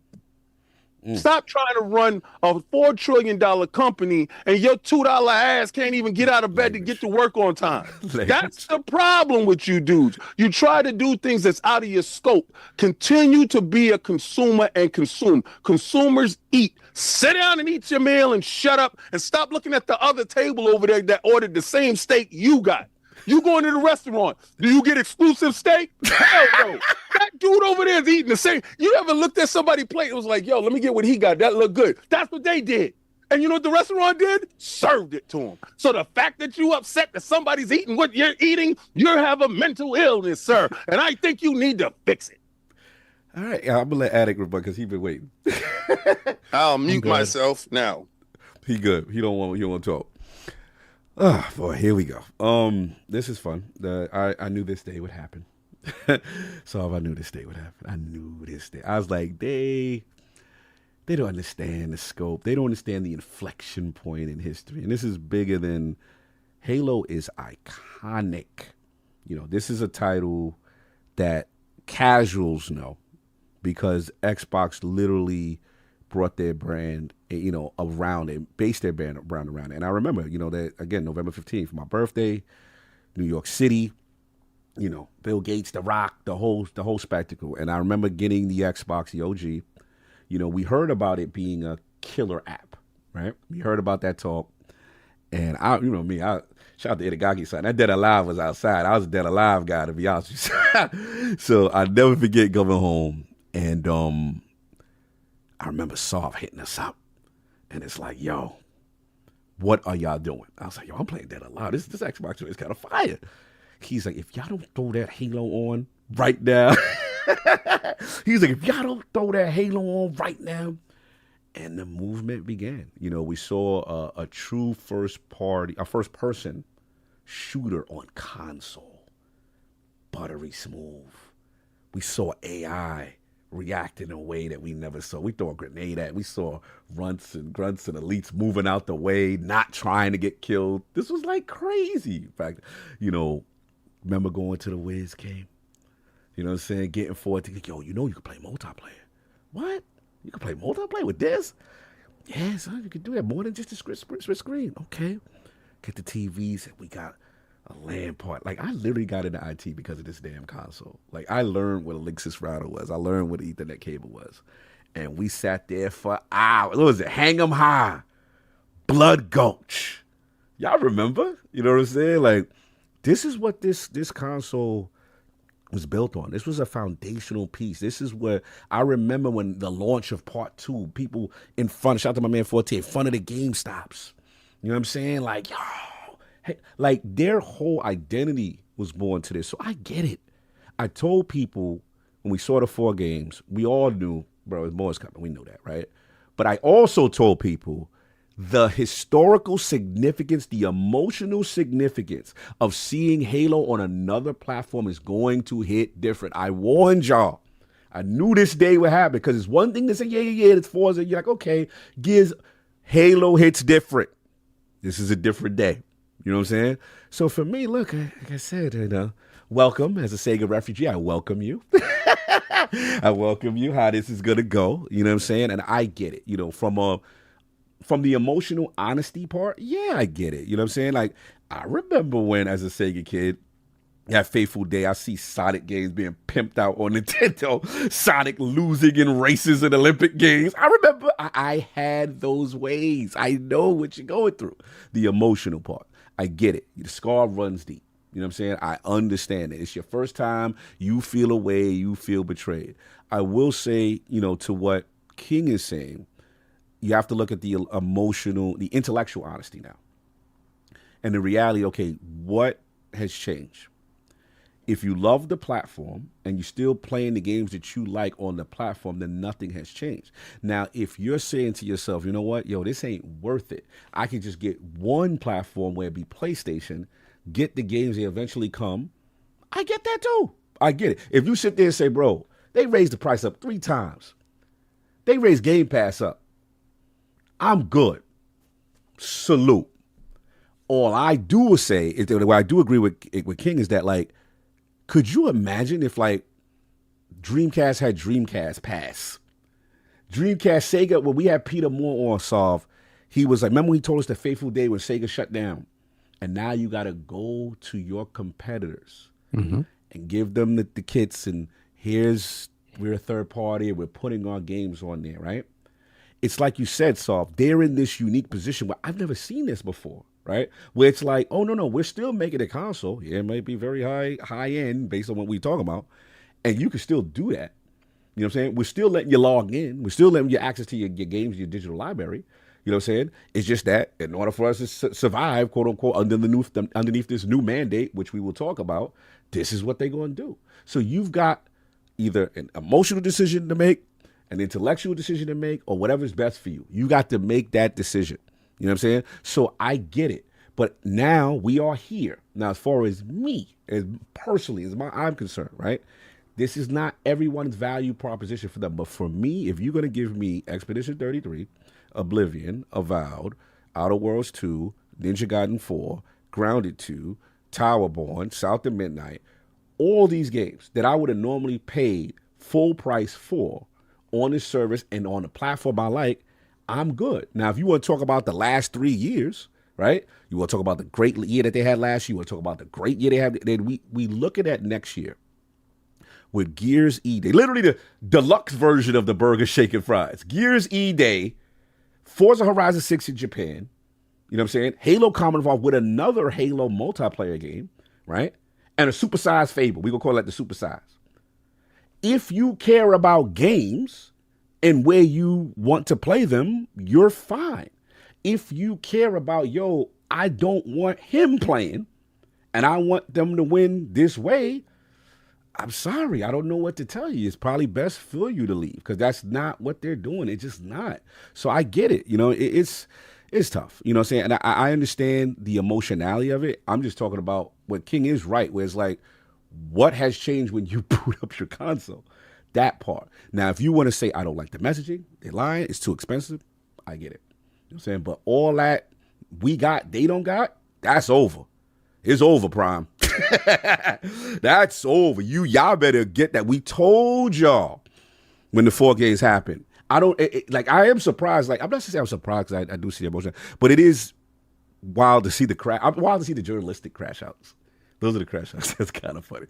But look, shareholders going to do what shareholders going to do. You know what I'm saying? As far as the only thing I want to address though is like, there's 2 things. For the people who are upset, I want to be very respectful. I get it, right? Because historically, I know what the brand means to you. But I do got to come at y'all for this. How many times you going to keep complaining about your girlfriend breaking up with you? If she already broke up with you years ago. If she's already moving different, you have to move on. So what it shows me is you're not happy with your new situation because you keep complaining about how it used to be. They're not doing that. She's not doing that no more.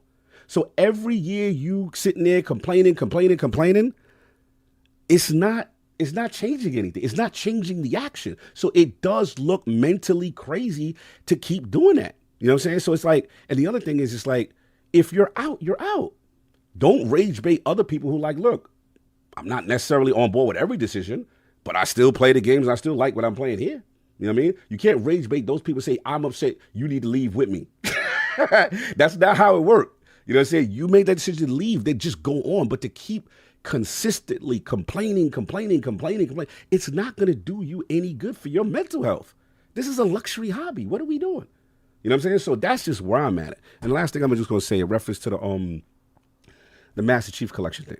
You know, I'm seeing this talk like, they should have just did the Master Chief Collection over.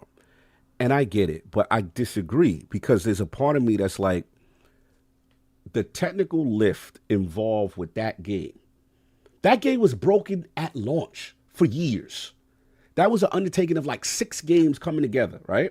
So my thing is, we already seen that they couldn't even handle that on their own platform. Now that you talk about porting that to other platforms, right? What do we do? And then on top of that, that's one of the reasons why Unreal was chosen, so that we can get contractors, we can get people that's in the building that can and not only that, support studios that are familiar with Unreal Engine. You know what I'm saying? So that's the whole purpose of it, so that the pipeline, that's what was wrong with Infinite. It wasn't just that the game was good. It's just that they couldn't put the patches in time for the desync issues. They couldn't fix a lot of the stuff and get the content wrong. That was the issue. So Unreal, in my opinion, is the right call. Now, if you say, hey, you don't know the performance or whatever, that's fine. Me personally, I'm taking ADS and Sprint, please. If you want, and this is why I got to come at the Halo fans. It's like, bro, like if you complaining about ADS and Sprint, we got a Halo for you. It's called the Master Chief Collection, and we got Combat Evolved for you to go, and you can disable it in the new joint. So what do we complain? Sometimes it's like the Halo community is like, y'all getting your own way of advancing the game. Like, that's why, like, people want to ADS. No one on PlayStation is going to be playing on any other platform without ADS, bro. So it's just like, come on, man. So that part I think is ridiculous. But look, I get it. It's your first time. Y'all here. Y'all going through it. COG is here for you. As a former Sega refugee, I am here for you. Please direct. I got a therapist chair for you to sit down. Listen, when I woke up, my Dreamcast was dead. It was over. There was no console. There was no logging in. It was over. You know what I'm saying? Be thankful you got something to log into. And if you don't like it, yo, PlayStation, they got it on PC. Addict's over on PC. He having a good time. You know what I'm saying? It's a lot of stuff over there for you. So that's just where I'm at with it. But I think it's disingenuous that we need, like, the reason people are upset over games going to PlayStation or games doing this is because when you take away the stuff that you're using to compete, why should you compete? It's the reason they're not going to consolidate anything more. It's the reason they're raising all prices anything, because they're no longer interested in competing in the industry. So when you do stuff like this, that's the reason people are completing. Like, obviously, there's disingenuous people that are going to, they're going to rage bait. They're going to make as much money as they possibly can off of using this content. But I do think it's disingenuous to call people that have issues with this having mental disorders. This is what I didn't say they all have mental disorders. Let's clear that. I didn't say they all have that. What I'm saying is, how many years is someone going to complain that they are they're unsatisfied with the direction of something that they love? At some point, you have to make a decision. At some point, it's like, again, that's why I use the girlfriend analogy. If someone keeps cheating on you or mistreating you, right? How many times you going to go to your best friend and complain without taking action and being done with it? That's all I'm saying. You're gonna for years and years. You're gonna keep complaining about your ex. But this is how everything has, like, this is literally how every industry happens. They have the diehard people. They're going to complain. How many of you guys have a football team that ain't won a Super Bowl in decades? They still right with that football team. So it's not any like it's just they rock with that brand. They don't want that brand going away.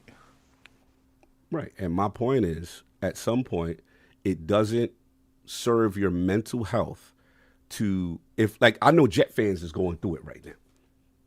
They 0-8. They haven't won a game. They're laughing stock. You know what's the craziest thing? Yeah. I haven't watched one game. Thank you. You know what That's what I'm trying to say. So listen, I got hardcore fans that are friends of mine that tell me, man, I can't believe this is going on. I said, I can't believe that you're still watching. That's literally, my son's name is David Keyshawn Johnson. Because I love the Jets. I'm a Jet fan, but what I will not do is subject my mental health to mental illness by sticking around if somebody continues to do stupid things that I do not agree with. That's all I'm saying. Once they got Aaron Rodgers, I said I am moving to the left. So you put no energy behind that football team whatsoever every year? No, none, zero. None. Not a You drop. don't watch any of their games ever? No, not even at the beginning of the season? No.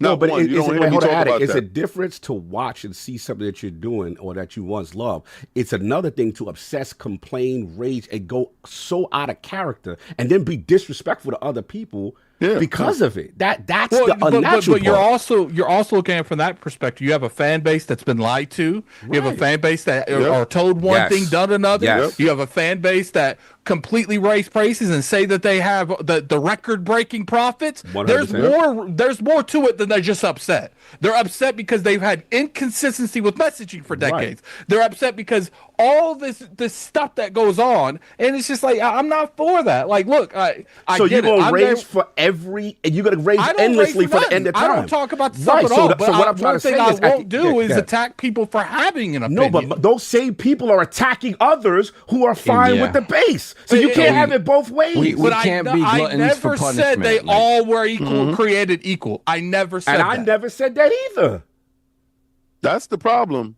Everybody's entitled to their opinion. If my opinion is that somebody has a mental illness based off the fact that they continue to stay there and get punched in the face over something that they don't like, don't be upset at somebody that is not upset with that. Like, the problem is you want, or not you, but people want other people to be angry just like them. My circumstance is not yours. I don't care about you. I'm a consumer. I go do what I do. And when I close the door to play my games, I care about my games. That's it. But the problem that people are having, and this is the biggest problem, when some news come out, you can go either yay or nay. The fact that I didn't jump on the nay side with you and I said yay, it's a problem. I didn't have a problem with you saying nay, so don't have a problem with me saying yay. That's it. This is a respect factor, and there's no respect going down when no one agrees with somebody else's opinion. That's the problem. Sorry, you were gonna say something. I'm sorry. Yeah, I just feel like, again, it feels like some people are gluttons for punishment, right? And in the conversations that keep happening in the community are the same ones that we've been having for years and years and years. At some point, you have to have the acknowledgement of that's just what it is, and I make a decision, move on, or just stay on the train and ride it out. And at the end of the day, what happens is when you're in this trench of continuing to have the same conversation about the same topic, the frustration sets in, and all of a sudden people are barking at each other, yelling at each other, being disrespectful towards each other about essentially bullshit. Like, it's BS. like, yeah, you know what I mean? It's essentially like, listen, like, at the end of the day, they're gonna do what they want to do. And that decision does not, more and more, has less to do with what the fans care about and what we have traditionally known to be how the gaming industry operates. It's just not that anymore. It's not that anymore. And whether you want to blame Microsoft for causing this sort of paradigm shift everywhere, it's made everybody think about it at the very least, right? Maybe Nintendo is still kind of off in their own silo, not worrying about that. But you can probably guarantee that there are some aspects of these changes that are happening that makes them open their eyes, especially with the youth at Nintendo, the youth movement at Nintendo continuing to grow, and the older guard more and more walking away, retiring, or whatever, moving on.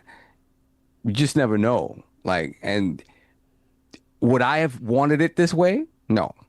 Right. Not at all. I think all of us disagreed with the strategy. Right. We all were like, yo, we don't want this, right? We kind of like, why you ain't want to play it out? Like, we get it, you know what I'm saying? But I'm sorry. We get it. Yeah. But ultimately, when you look at that, with the hardcore numbers, like, ever since the 360 generation, Xbox has not been able to find its track, its footing, like in a real way against PlayStation. It has not been able to.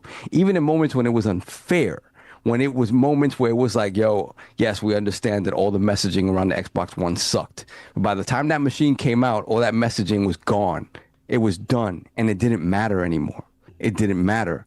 And they had opportunities during that generation to fix that. And what happened was, hey, they got in a situation where a lot of the stuff that they were building didn't happen, didn't come out. Games that did come out weren't the greatest, right? And it wasn't until we got back compat that there was some ray of light there, right? Back compat, the Scorpio. And then we were like, okay, they're trying to turn this ship around, which is very hard to do. Right. And then, based off of that, they made some decisions that right now, the consequences of those decisions are being seen right now. And ultimately, like, again, it is what it is at this point. Short of a group of Xbox executives trying to take the company private and take Xbox away from Microsoft and run it on their own somehow. That part. That's just not the reality of what Xbox is going to be moving forward. And moving forward, let's be clear, it may not even be called Xbox at a certain point, right? So it's just the idea of, like, I get frustrated with these conversations because they're the same conversations that happen over and over and over again. And at the end of the day, you have to make a choice. And you can come at us being like, oh, you guys said all this stuff, or you come at King like King said all this stuff a long time ago. You guys remember, a lot of this is theater, right? Like, we play games everywhere. We have our favorite places to play. We play games everywhere. But ultimately, we have to read the tea leaves. You cannot like it, and for sure, and we'll talk about it. But I'm not going to be here for years on end talking about how I don't like it and still play the games, or still, like, at some point I accept it. And then I start talking about how the new landscape looks, right? And what does that mean, right? I'm not dwelling on how it used to be anymore, because it's gone. That's a time past. It is gone. And short of, like I said, the higher ups at Xbox trying to take the Xbox brand away from Microsoft and run it on their own somehow, and try to turn it back into the gaming entity that we remember. Right. That's not gonna happen. So interesting. Let's get we got any super chats? 'Cause I want to just tie right into the next one. Yeah, hold on a second. I'm only here for a little while longer. Let me get these super chats. Let me see if everything jumped. Let me see. Back. Okay, we got Emmanuel A1, $5 super chat. Thank God for King David. We will continue to advance the line. Halo has officially conquered PlayStation. # no PlayStation 6. See, that's a take. That's the theater. That's a take. Then we have Crank It to Cog. $5 super chat. Cognito and I have started a new show defining Duke After Dark. It's called Define This D. Hey, yo. Who is this? Hashtag crank it for Cog. Hey, yo, This that's the person name? That's his name, Crank It for Cog. Hey, That's it. You outside, that's son. wild. That's crazy. That's crazy. And shout out, let's put the crest in the chat for Lord Bronze. Crank it to Cog. Hey, yo, this is a new dude. That's wild. That's wild. That's different. Yeah. That's different. Turn up. That's different. Then we have, let me see, Ford Roughness, £5 super chat. Truth is, Sony won't send Spider-Man over because Xbox gamers won't flock to it like PlayStation gamers will flock to Halo CE. Halo is always the better game. I mean, that's a subjective thing. Spider-Man is such a big property. The thing is, with Spider-Man, you would assume that many of the Xbox gamers that are saying, I'm not touching this with a 10-foot pole, might be lying. But that's one thing, right? Because there's one thing to put a narrative out online to sort of hold a certain line and that not be the actual case. I would say this. If Spider-Man were to come to Xbox, plenty of people would play that game. Plenty of people would play that game twice, having already played it someplace else, I would say. That makes sense to me. And I'm excited to see if the PlayStation community does really care about Halo in that sense and buys the game. I would be very excited to see that. Right. So, and we have Crank It to Cog one more time. Yo, seize him. $2 super chat. Cog is spitting and I'm jumping to catch it in my mouth. Hey, yo, stop. They barely not say that. Seize him. That's ridiculous. Wow.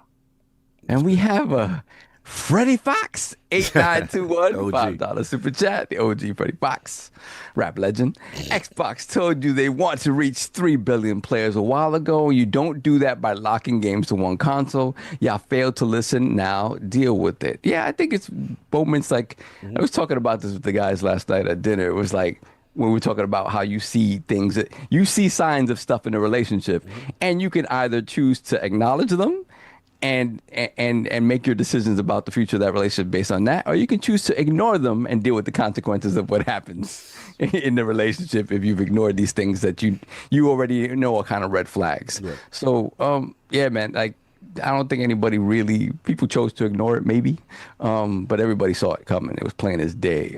Yes, Microsoft's messaging could confuse some, but at the end of the day, you know, if the messaging isn't super clear, you knew that that something was amiss and things were changing. Let me see. Oh God, Crank It to Cog again. Hey, $2 super chat. I need a hashtag Crank It for Cog in chat if you love the Lords. This is wild. Your man is out of pocket right now. Continue. There we have Mr. Genesis, $5 super chat. Gaming itself changed. There are hundreds of millions of gamers who will never buy a console. That's free real estate. The market changed. Yeah. And we have Ariel Knight, $5 super chat. Salute. Microsoft expects 30% profit this year. Profits always need to go up. What are they going to do making sure that it goes up next year? That's the thing.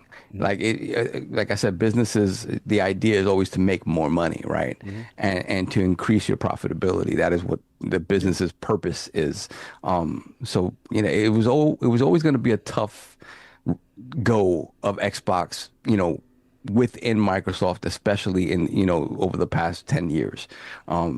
And now they're beholden to it in a way that makes it very difficult to see them surviving as the entity, even that they are now, in the same way. There are things that are going to continue to change within Microsoft. I'm sorry, Gab.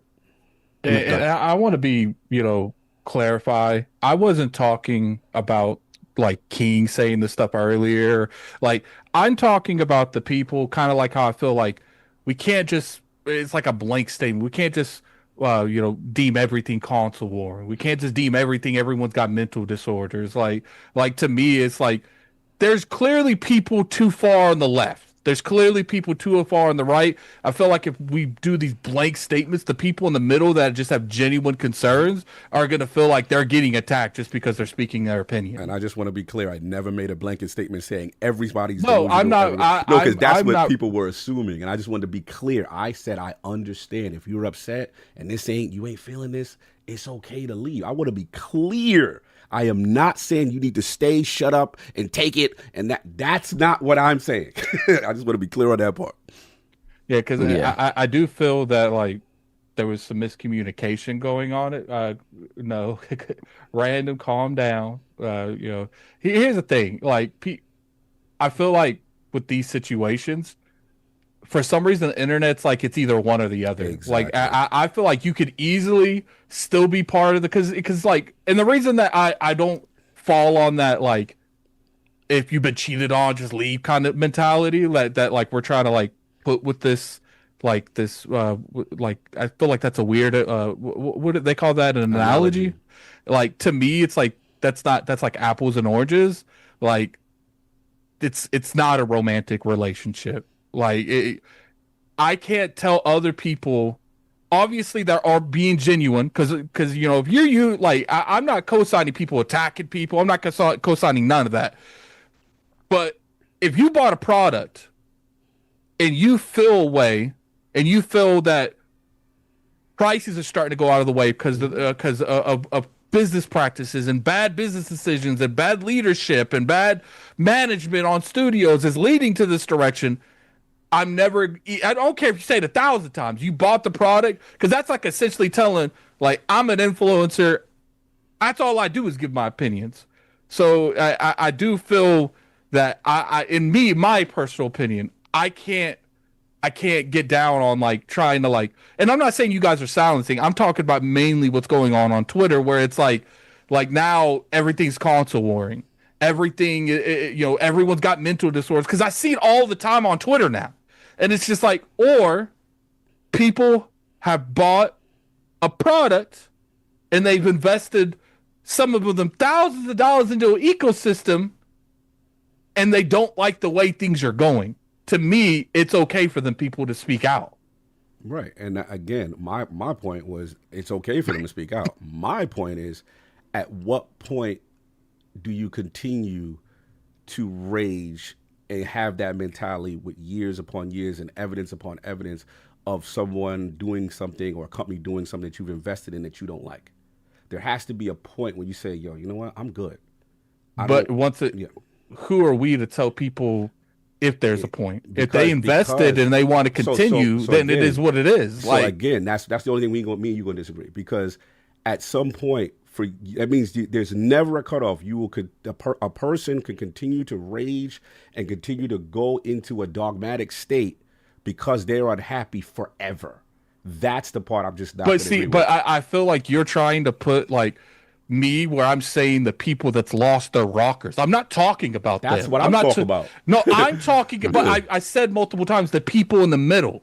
Like I'm not talking about the people that's going out there and they they clickbaiting and they grifting people. I'm talking about the genuine people that say, "Yo, I have thousands of dollars into this." And I don't generally feel, because to me it's like it don't matter how much time goes by. Like if they bought that product, they have every right to feel. And you know what I see what those people are doing? You know what? I'm good. I'm buying a PlayStation now. I'm not invested anymore. Or hey, you know what? I'm good. I have the games I have right here. I'm still on Game Pass. I'm fine. That's what those people are doing. They're not the vocal ones that's continuing to continue on in rage. That's just what I'm seeing. Yeah, I feel you. I think that's a fair statement. All I'm saying is the people that are just being honest with their opinion. Because sure. We're not in the building of silencing nobody. I ain't in that joint for sure. Continue. I'm sorry. Okay, let me see. Hold on. Mr. Genesis, $5 super chat. Gaming itself changed. There are hundreds of millions of gamers who. Oh yeah, I should have read that already. And we read Ariel Knight. I read that. Selfish Gamer for Life. $5 super chat. I have ascended and matured. My library is on Xbox as well as Game Pass, and I'm staying. All that matters is we enjoy this hobby that we all share. Yep. No doubt. Minty Mongoose, member for 21 months, Lord Bronze. The only problem I have is UE5 is a garbage engine. Rock out with your Gengar Bonkai. UE5, I would be honest, man. I think about what Tim Sweeney said about UE5, and I think it is correct. Like Sweeney's never gonna just come at people for the. He is not gonna just attack people. It is very true. Like I think if these dev studios are building a high-end AAA game, and they're focusing on the mid to high range to the all the way high range, they're doing themselves a disservice waiting to the end of development in order to sort of optimize for a lower end, because the lower end is going to be the least common denominator. It just is what it is. And when you make that run well, everything else runs well. Yes, there have been issues with UE5 stutter forever. I'm talking about multiple iterations of Unreal. So that is a thing that has always been a thing. But I think it is also a thing that has always been mitigated by just development at the lower end and doing that work there, so that the stuff that comes easy to the engine, to the engine is that's second nature. Not really worried about it. It's the stuff that that the engine struggles with that you have to really work on. So I do think that is a thing that again, I don't know what these dev studios pipelines are. I don't know what importance they place on that, but I do think if more work were done in that realm, we would see less of this, and we see better performing games at launch and obviously over the course of the lifetime of a game. So we'll see. I want to ask my homies a question. Oh, what's up? I forgot you was in here. I didn't even know you was in here. What's going on, fam? I've been in here for like 30 minutes. That's what's up. I've been laughing the whole time. What's up, let me ask y'all a question, man. As I'll say this first. This shall pass, like everything else. and the reason I'm saying that is I'm gonna ask you a question on something that we all were super invested in. Mm-hmm. Bungie and Destiny. When's the last time y'all booted up that game? Bro, it's been a minute. Don't say all, please. Everybody but Soft. Everybody but Soft. Biggest Destiny fan. Soft got out before a lot of people, but Soft never got in. He stayed away from my craziness. But the rest of us was highly addicted. Yeah, we woke up every day playing that game. We went to sleep playing that game. This podcast was created off of that game. Yes, sir. And guess what? A year ago, in June of last year, I stopped. And yes, it was a cool off period where I was like, fiending and mad and pissed off at Bungie. And guess what? A year later, I could care less. Because you know why? My gaming life has not changed one bit. Right. I still play the games I want to play. I still play the games where I want to play. I just play them how I want to play, and that game just happens to be not included in it anymore. Now, yes, we are talking about a whole platform that we all grew up with since 2000. We grew up with. Some of us, been there since day one. Some of us came at the beginning of last generation and, migrated in and out. But in the end, the platform is still, it was just the thing, the vehicle that kind of brought us together. And I kind of think that's what people forget about. Like, everybody here was either a Nintendo fan, a Sega fan, or a PlayStation fan at one point. I don't meet Addict if it wasn't for Xbox. Dude, I don't meet none of you guys if it wasn't for Xbox. Over 10 years ago. So it definitely brings it's a heartening thing, but just because they decide to change and go in a different direction due to the faults that they have done to themselves, we definitely are not going to sit here and say that this is what we want. But when a company makes the decision to close half of their first-party studios between 2017 and 2013. And when you go into 2013 all the way to 2017 and you only got 3 first-party studios to your whole name, and and Kid Smooth comes out with a song named on the 3 games that they actually have, you got a problem. Right. And it took them all the way to 2017, 2018 to make a decision to say, we want to change that. Now, a lot of that had to do with Microsoft and, Terry Morrison being at the very top of that and bank holding all the money and not giving it to him. But, in the end, they got to a place where they got to because they made decisions. Now, the problem ultimately stems from the red herring in the room. Microsoft saw the money finally. And when you see the money, you want to know where it's all going. And that's where it is at this point now. Once you start, $7 billion for Microsoft, I mean, it's a lot of money, but in the grand scheme, they bought Nokia. And what did they do with Nokia? They just turned around and got rid of it after a while. But when you're talking about 10 times that amount of money, when you're talking about ABK, and then even then, it was like a situation where you look at just the overall interest in what it was going to be. Like, yes, we're going to buy this because it's a good deal for us. This is like the biggest game on the market. It's going to bring more visibility to our platform. It's going to be synonymous with Xbox. Microsoft looks at that and says, okay, cool. That's a really good move. But then they get a chance to see, you never see fully what revenue looks like from a game like that because you don't see all of their books. Right. You just know what you generate off of it based on it being on your platform. Once they got a chance to see the whole totality of what that game can manufacture on its own, everything changed. Now they want to know where the dollars and cents are going. Now we want to make all these different power moves to basically put ourselves in a better situation. You got all the bean counters that had nothing to do with gaming counting on it now. And now all the people that were the stewards of what gaming was for Microsoft, they're just the mouthpiece of what Microsoft wants them to be. I understand that now because I go back, I was talking to Attic about this last night. I go back to the business review in 2024 at the very beginning of January when they were talking about 4 games. And when Phil Spencer sat up there and they said, so is Starfield going to another platform? That man valiantly looked at that camera and said, we're only talking about these 4 games. I was over then. Because he didn't answer, he answered the question, but then he answered it in a way where I'm saying, okay, everything is on the table. We left it open. Yeah. We leaving everything up because if it was and granted, it also is a double-edged sword because a lot of things just change. Right. People get on Phil Spencer and they get on everybody about the things that they talk about, the direction they want to go with the platform, VR being on Xbox and everything like that. But guess what? All of that stuff most likely probably was something they wanted to do. Right. But what happens over the course of a generation, plans change, money gets moved around. You don't think that all that money they put into all these publishers and developers that they actually purchased probably took away from some of the ideas and some of the products they wanted to actually bring to market because you only got a budget of so much. Right. So that's kind of where it ultimately goes. Me being an Xbox fan will still never change because I still have the friends that I have, the relationships of people that I met all the way back in 2001, playing original Ghost Recon and MechaSaw and moving TVs around to people's houses, playing Halo on Net.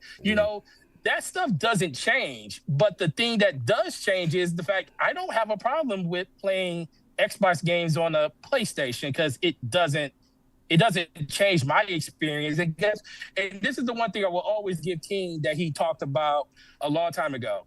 You said, when he talked about, just because someone else plays it doesn't change your enjoyment.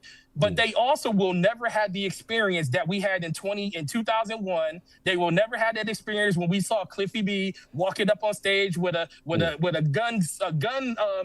chain gun in his hand, posing for cameras. They will never have the experience that we had in 2007 watching Halo 3 sell 13 million copies in overnight and being a success like it was.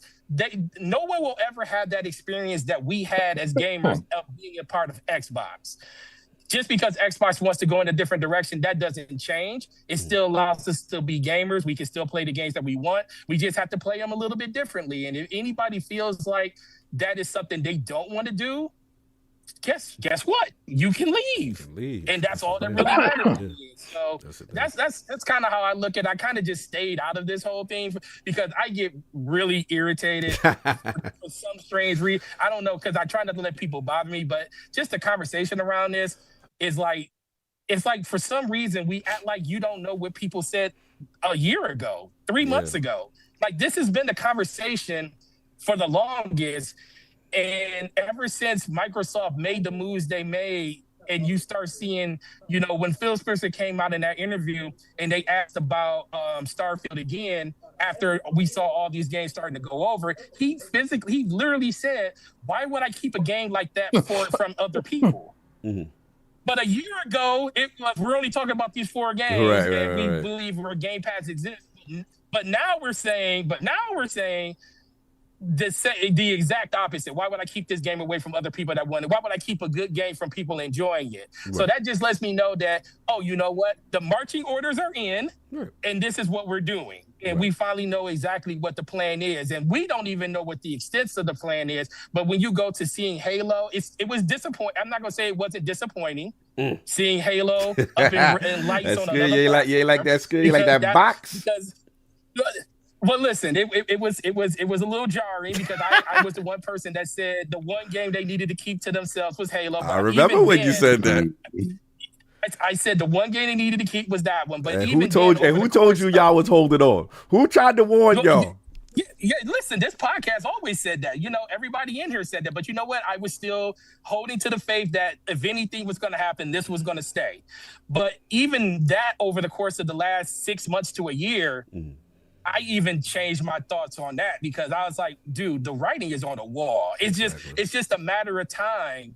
And this is probably the only thing that's kind of different is the fact that they didn't just do the whole collection over there. Right. But I understand kind of what the economy of the Master Chief collection being. They probably want to just do everything piece by piece. They can make more money. And money. I think that's the biggest reason that they want to sell that to you they one by one. It all separately. Facts. So yeah, they want to sell it separately. So I think people saying that is kind of like just kind of look at the money and how it's moving. So in general, that's kind of how I look at it. But you guys are awesome. I like how you were being this charlatan for like half the podcast, crazy stuff. Because I for real, I thought you was for real about that crazy stuff he was talking. I was like, this dude he's being for real about this. Word. He's been for real about this for a whole year. This is how Carl be talking. Hey, King, this is how Carl be talking to us privately, man. He's the biggest connoisseur ever. I don't be consouring. I was asking legit questions. I really need a shirt that says "Stop consouring." Too long. That's what this is. You got 4 different emojis going on at the screen. All right, no. All right, so we got any more super chats because I got to get your balls before you leave. we got a few more. Hold on, let me see that. Lord Metroid, member for 43 months. Lord Silver, you should be Nintendo. You should be a Nintendo fan, Cog. Poor Sega refugees eating crumbs. The Switch One will overtake the PlayStation 2 very soon as the best-selling hardware ever. Cheers. He on his Switch gang. He on his Switch gang. All right, I see you. Then we have Richie Torres, MMA, $5 super chat. Addict, you have your favorite console warriors to blame for that. It's just video games, yet some people take it too far and call others delusional. I agree. There's a lot of people, and people don't think I'm talking about King No. There's people that take this console war stuff and they take it way too far. King be hyping everything up, man. That's who King is, and I respect that. There's people that will sit there. I don't see King making videos about people 24/7. I don't see King quote tagging people. Oh no, he does do that, but I quote tag people, but it don't be about what they think it is. The problem is King never makes this disrespectful. King just does his clowning thing, man. He likes to put people in the spotlight, but he likes to get them the wrong type of spotlight. They didn't know, he gives them the King spotlight, not the real spotlight. But then you got people that'll sit there and make stuff personal, make spaces dedicated to people. And that's why I wanted to elaborate. Like, I'm not talking about those people. Those people do have mental disorders. I'm talking about, let's not label everyone together. Yeah. Let me see. Pragmatic Eagle. Member for 71 months, Lord Gold. As per usual, appreciate the laughs. Cog, what college did you get your PhD in instigation from? You, sir, have a gift. Now, if you want to accuse me of something, that's what you accuse me of. I'm not a console warrior. I'm the world-class instigator. Stop console warrior. Nah, I'm world-class. I know how to push that button, baby. That's a master class, and he has a master's in that. I'm good at that. I do that. That's why I turned my camera off and muted myself. The problem is, right, as much as we saw Cog doing what Cog was doing, and we know it's over the top, we know it's theater, we know that we know this. Facts. There is someone. No, not even that. That's cool. That's funny. But there is someone out there who took that unironically. And there are people out there, and there are plenty of them that do not understand tone and sarcasm. Yes. And they be thinking that we really fighting. They be thinking, they be like, yo, I don't like the way you came at it. That wag. And I'm like, wow. I'm joking. Tonight. Like, I'm sarcastic. You know what I'm saying? Like, I thought y'all caught that. Yeah. Some people just don't have the ability to perceive those differences. Like, they don't. They're tone deaf. And I get it. Here's the thing: they have a perception of who we are in their mind. Yeah. And anything remotely that makes it feel like it's out of character, even the slightest thing, they think something's wrong. It's like, no. Like, first off, we're not like average podcasts. We actually do disagree on stuff. Facts. And sometimes things get heated. It doesn't mean that I'm on the edge of my seat. Like, you know what? I'm done. Like, no, it's not. It's not like that at all. Like, and I think people are more invested than I am. So it's just like, look, and I don't want people thinking that I was even talking about King or Cog with the mental disorder thing. I was, because there is a ridiculous amount of people on Twitter that's trying to it's kind of like went from console warring, because I remember like a year and a half ago, like, everything was console warring. If you disagree, you're console warring. And now I've noticed that now, since people aren't, they've kind of killed the console war thing, that rhetoric's not coming up as much. Now it's, if you disagree with someone, you have a mental disorder. You need to get off Twitter. You need therapy. Either you got a mental disorder, or you're on the take, or you're a shill. If you agree with whatever the company does, that's the thing that's went up a lot. We've been attacked by that. It's like, we can't do anything without being a shill. Like, anything at all. We can't grind with 50 users. We can't go to stand outside outside of the. We literally just had a 45-minute discussion where half of us disagree with the other half, and we're shills. So how does that even work? Bro, I remember the days. I'm supposed to go along with everything that they say until the moment I don't. And when I don't, y'all gonna get so upset at me, bro. Yeah, and I remember the day real quick when we paying and out of our own pockets to go to an E3 and Solve couldn't get in, and you know what I mean? Like, you remember Solve was shitty, bro? On that like year, I remember being on lotto tickets with Addict, trying to hope to see one of us get into a fan fest, and like, bro, it's been grinding. I remember walking in a place with no credentials. Facts. Zero. Yo, ask Cog. Hoping to play a game. Ask Cog. No, check it. Ask Cog. Cog is in. Cog is the only one that got the IDs, got in to E3. Cog is in the back behind the rope. There for a while. He's behind the rope. It was Cog got invited and stuff. Like, he comes inside the room and he sees me with my feet up, and me and Monkeys eating lunch inside the journalist room. Right? So we sit there, and he comes inside because he had just seen Reggie Fils-Aimé. He's like, "Yo," he said, "Wait a second. How the hell you get in here?" I said, "Yo," I realized it was something that had to happen. Sometimes you just gotta bully your way into a situation. Yo, we fought. You gotta be able to finesse four of us for so long, bro. Yes. So now we all four get access. Yo, you ain't stopping nothing. And I think that's the biggest thing where it's like, I take that approach with everything. Look, I do think there are people that are keeping their mouth shut. They're not being it's not like they're being genuine, but they're definitely holding back because of fear of like upsetting a particular company.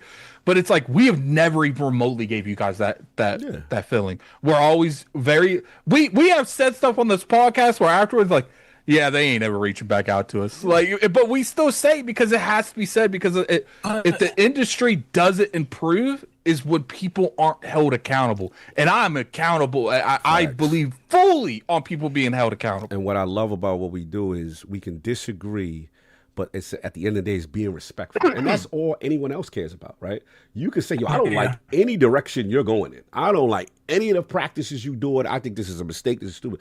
As long as you don't call someone out their name, as long as you're not disrespectful, you'll be fine. You can criticize people. And I think that's the biggest thing.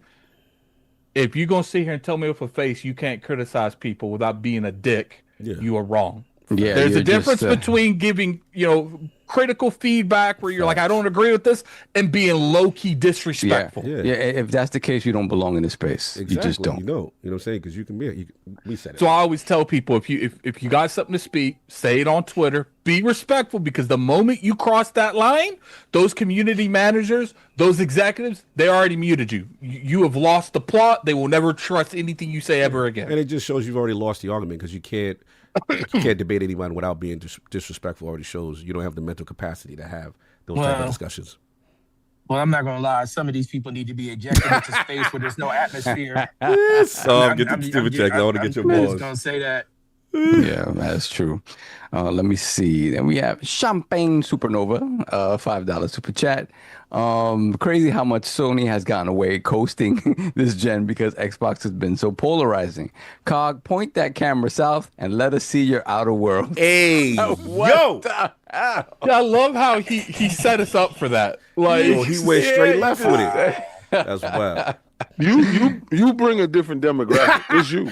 It's not me. I'm retired now. Yeah. Since we found out that it was one person that was running all that wild interference with Sovereign. And the funny thing is people try that with me, but then when I feed into it and I don't withdraw, they're like, oh, this ain't fun. I'm going back to King. Like, they're like, oh, this is actually kind of creepy. No, I don't want to do this. It's like, come on, guys. I'm starting to feel like, there you go. My super chat. I feel left out. He said, "Where's my super chat?" I can't.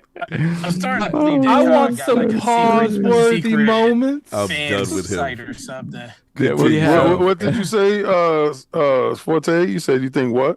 No, I said I'm starting to think that Cog got like this creeping with Cog, like OnlyFans channel that he just ain't told us about. Creeping with Cog. No, I think so, because the level of different stuff that we get is abnormal. So obviously Cog has got this man ain't talking. There's literally a user that's called Guzzling Kids David. He's been around for a while. I know that dude. He wears his name proudly. Check this. He also joins in on Fight Night Friday. He also jumps in the Discord.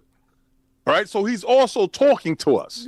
So at no point in time has that guy hide or hid his fandom. His fandom is so crazy. His Bonkai. His Bonkai's out. He got his Bonkai, gang call, all that's out for you. Yeah, but we do got people that's there that's looking for you. I had someone reach out to me. So I forgot, Cog.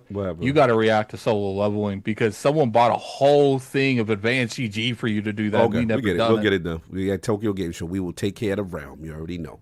What's going on? He hit me up, was like, am I getting scammed? I'm like, no, dude. We got him. Thanks for the reminder. No doubt. Then we have a Doc Dark 1985. Salute. Oh, that's my dude. Level to this. This is a Ponybot podcast. My boy Tony told me. Salute. Heard you up on 108 doing your thing.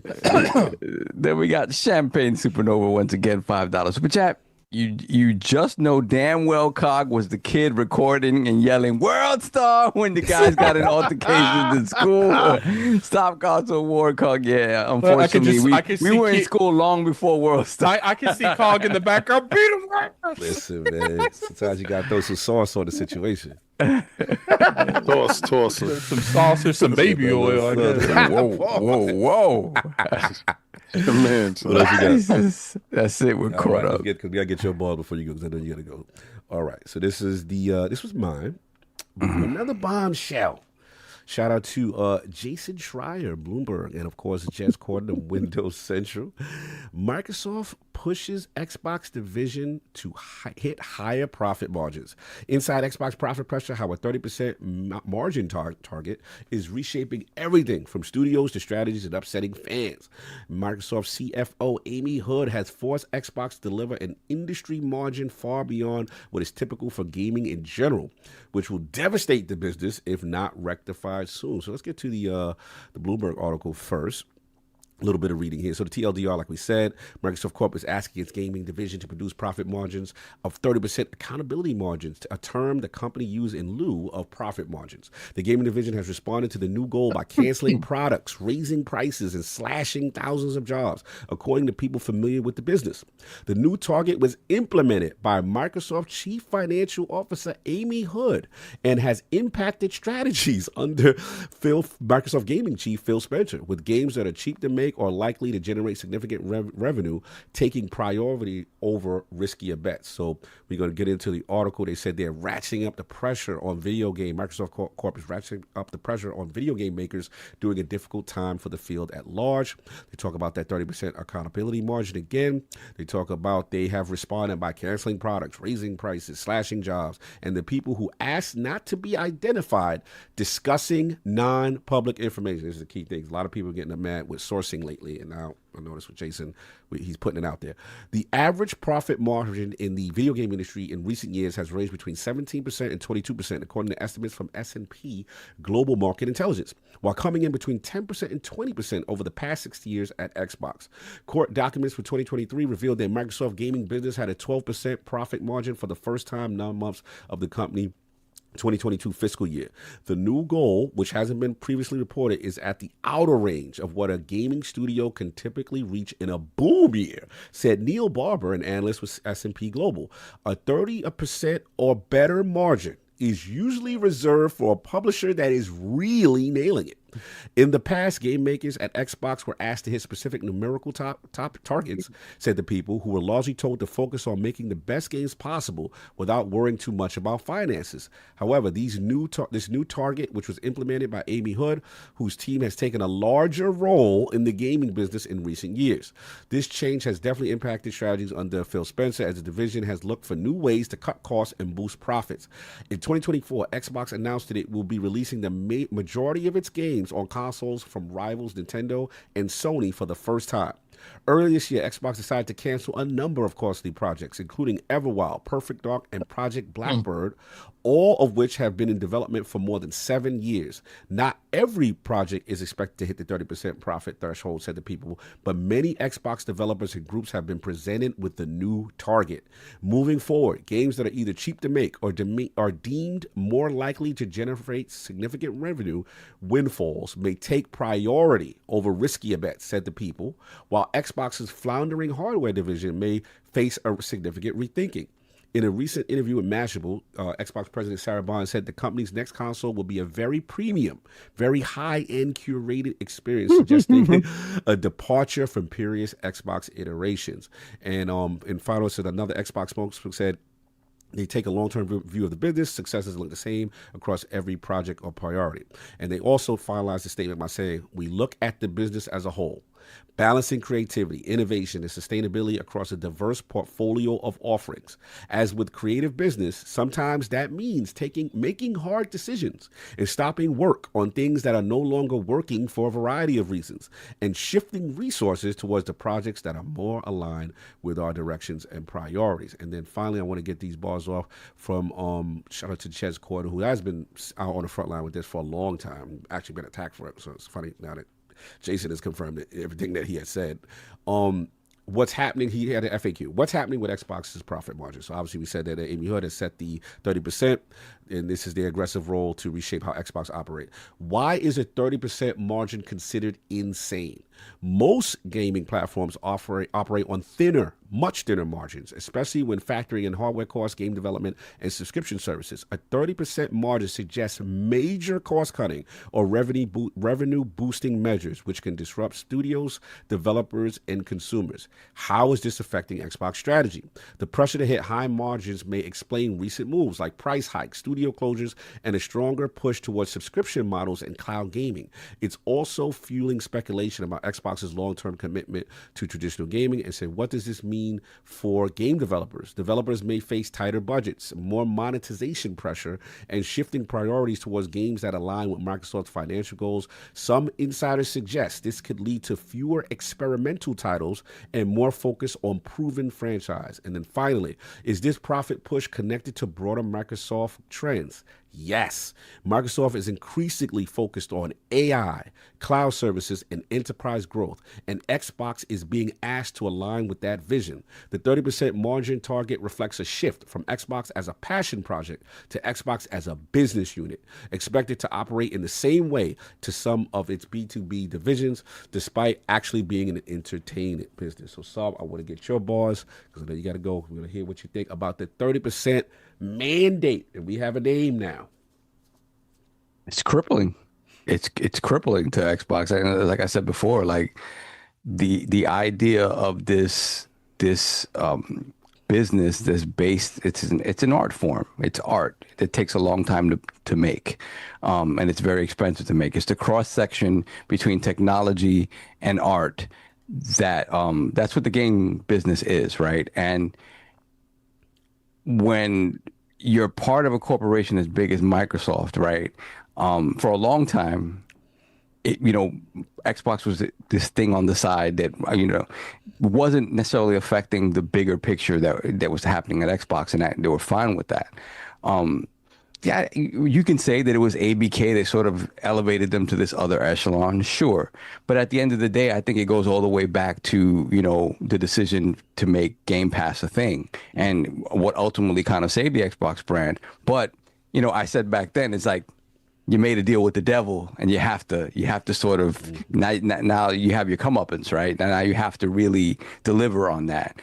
And it's just, there are two things that I feel are so disparate that don't work together. The idea that a gaming division can pull in a 30% profit margin across all of its studios, across all of its hardware, it's insane. It's something that is unreasonable to expect of anything except your GTAs and your 2Ks, or maybe even your EAs with your yearly Madden, or your 2K once again with your yearly NBA 2Ks or whatever, things like that.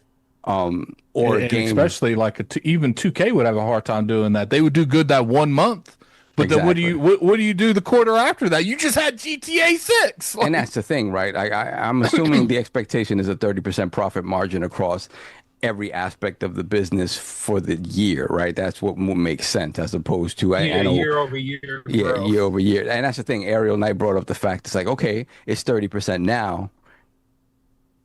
Is it more next year? It would make sense that it's more next. If you're able to hit that 30, like, okay, what can you do they're next going to year? want another 30. Exactly. Right. And I'm going to be perfectly frank with you. I think it is completely unreasonable to expect that they're going to hit that 30. With everything that they've done, because the thing is, all the things that they've done to try to achieve this have only just marred the name of the brand, right? and we've been sitting here the past couple of weeks like, what the hell's going on?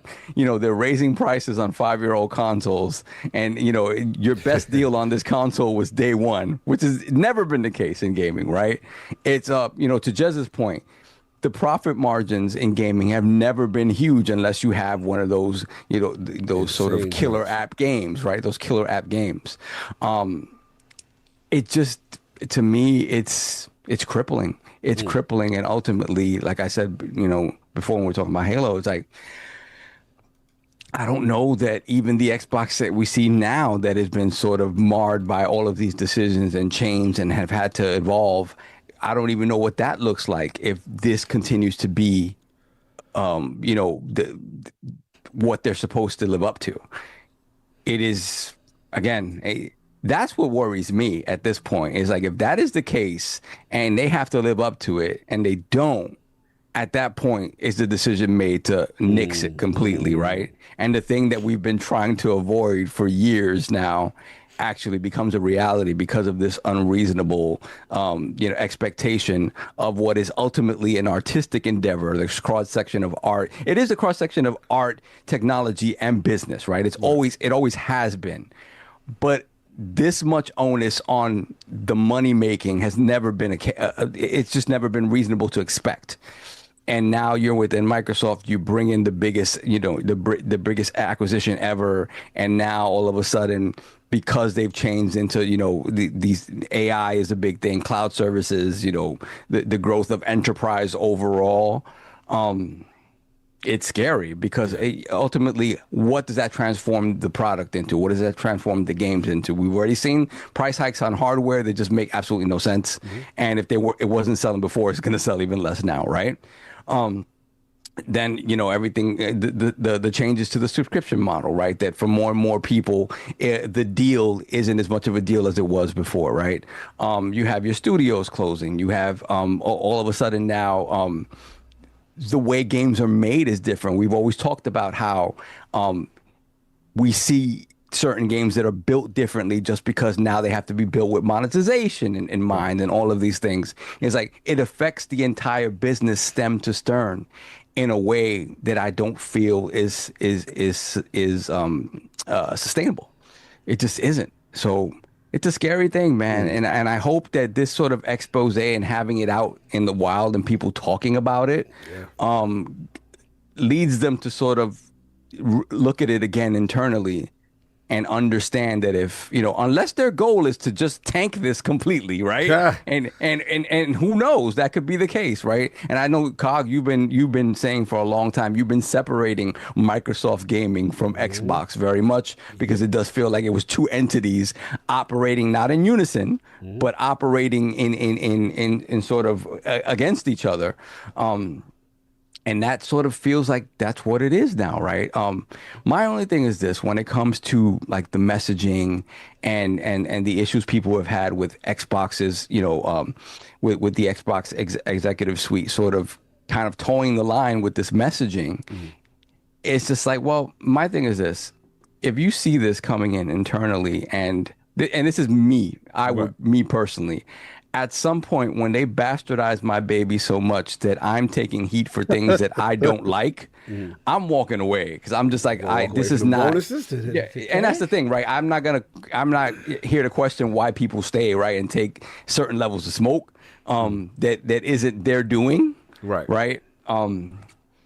But at some point, I'm walking away, man. If I'm Phil Spencer, I'm like, my good name is being tarnished left and right by things that I have fought actively against, and now it's just really out of my hands. And that's what it feels like, that it's out of your hands. And, and that, I get that. That's fantastic.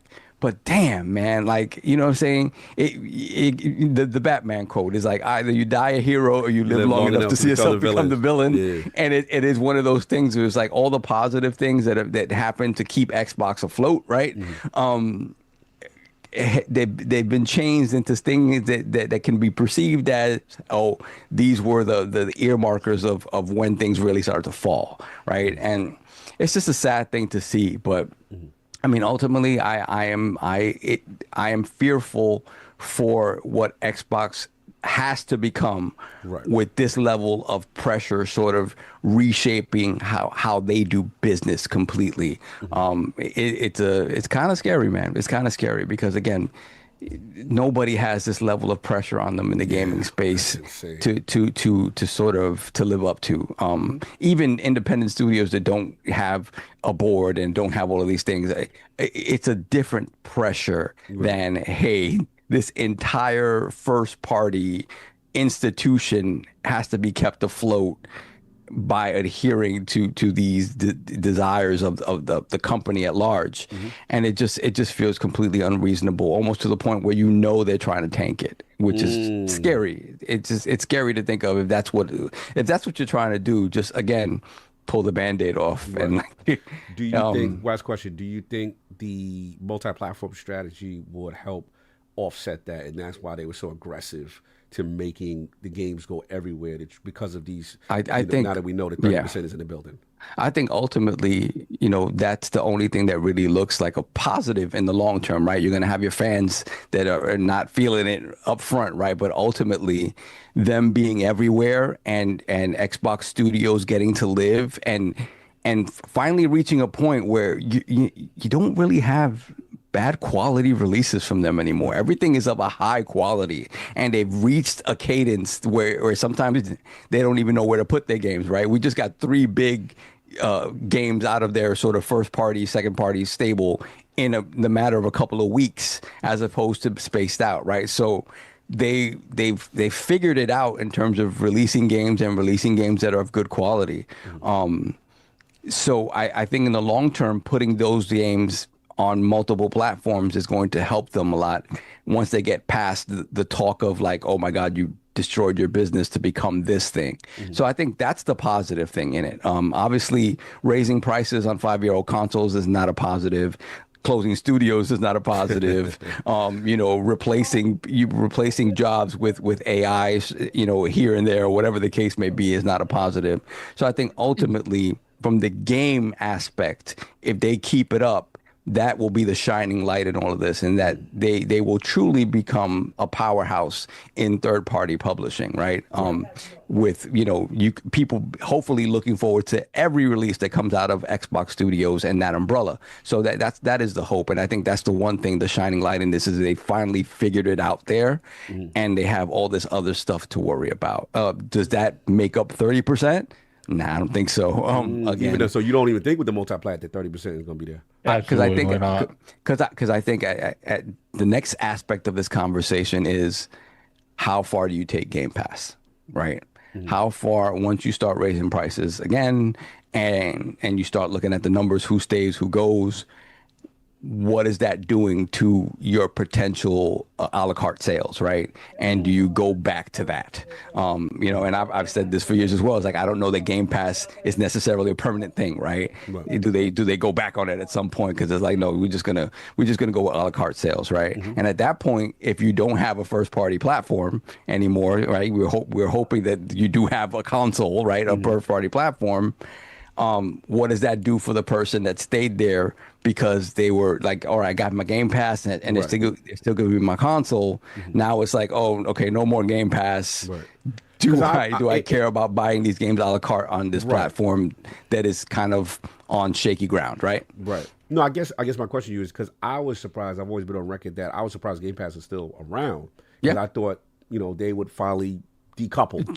Right, and say, okay, tear the Band-Aid off. It ain't this where we at, because now 30%. So it just seems that they're still bullish. Yes, they raised the price. I'm not gonna say that, but like, you see bullish on that part. So I'm just like, I'm curious as to, do you think they know the numbers could still work? Because I thought it'd be going a long time ago. So I always felt like, again, I think that the explanation they gave for why they were making money on Xbox still always felt weird to me, because it felt like the money was coming in from someplace else and to fund it. And I'm like, if there's one thing that's kind of, one of the simplest concepts is like money in, money out. Right. Like if you're stealing from Peter to pay Paul, Right, you fellas a shell game a little bit. That is not that's not really how things work. If you want to do it that way, and you got it like that, where you're pulling in money from someplace else to fund this other thing that you know is not making that money on its own, right? Sure. But that isn't really right. I get it. To really say that it's profitable. No, I get like, that part. But to my question, if it's not right, and we're in the business at 30%, and we're in the business of making money, why not cut the cord and get it like the way they I did? think that would be an absolute PR nightmare. I don't think they want that smoke. I just think it's also because it's a core competency at Microsoft, right? And that's the big yes, it bleeds money.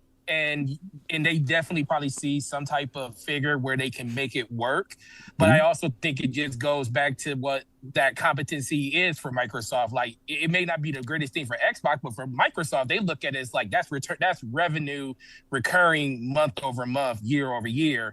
And they're willing to sacrifice some things to keep that revenue. But if it comes up that it doesn't work, then they'll just ditch the whole thing. I think at this point it still works enough. Where if you think about it, if you think about like streaming services, game streaming services, movie streaming services, they've all raised their prices very recently, right? They've already and they haven't tumbled. So if they're looking at it from that perspective, they're like, okay, let's see. I think they're waiting to see a little bit more, right? They made these changes and they tried to frame it as, oh, every tier now has more things in it, right, while trying to mask that the highest tier got a 50% bump, right? So I think they're gonna ride it out to see what it looks like. Now, if it is hemorrhaging money at some point. Right. At some point, I think that the decision is made to decouple it and sell games a la carte, right? And then you deal with the fallout of that. But I do think for now, they just made these changes. It's a matter of seeing what the movement is in terms of the subscriber base and them making a determination after that, I think. But I agree with you. Like I've said it for a long time. I was like, I don't know. Because when you look at a subscription for a streaming service, like a movie service or show service or whatever, it feels a lot more throwaway than games. Like the idea of putting games in a service like that, as a consumer, I'm like, yes, I am happy. I'm so happy. But when you think about the idea of, okay, you put a game in there that somebody spent however many millions of dollars to make over the course of 5 or 6 years, and the idea that game may get lost in the shuffle and hardly anybody plays it, that's devastating. Right. That's devastating where, a movie or a show that, they spent a couple million on, they filmed in a couple of weeks, and they put it onto this platform, and it's a very passive thing. You throw it on, hey, this was cool, this wasn't cool, whatever. It gets its viewership, and then you move on. The effect is very different than, this studio that spent how many millions of dollars over the course of how many years to put this product out, and no one gave it a second look. I just always thought it was weird from the business part that games would fit into that sort of subscription service, especially brand new games coming out. I could see older legacy games fitting into that sort of thing, but newer games, I always thought it was a weird proposition because the amount of effort and time that goes into them is different and a lot less throwaway than I see for like a movie or a show like that. So it was always weird to me. But again, as a consumer, you're giving me this, I don't, yes, thank whatever, you. Yes, thank whatever. You. But just thinking it from the business side, I always thought, putting, especially then when they come out, and be like, hey, day one AAA first party games are going into this. I'm like, okay, sure.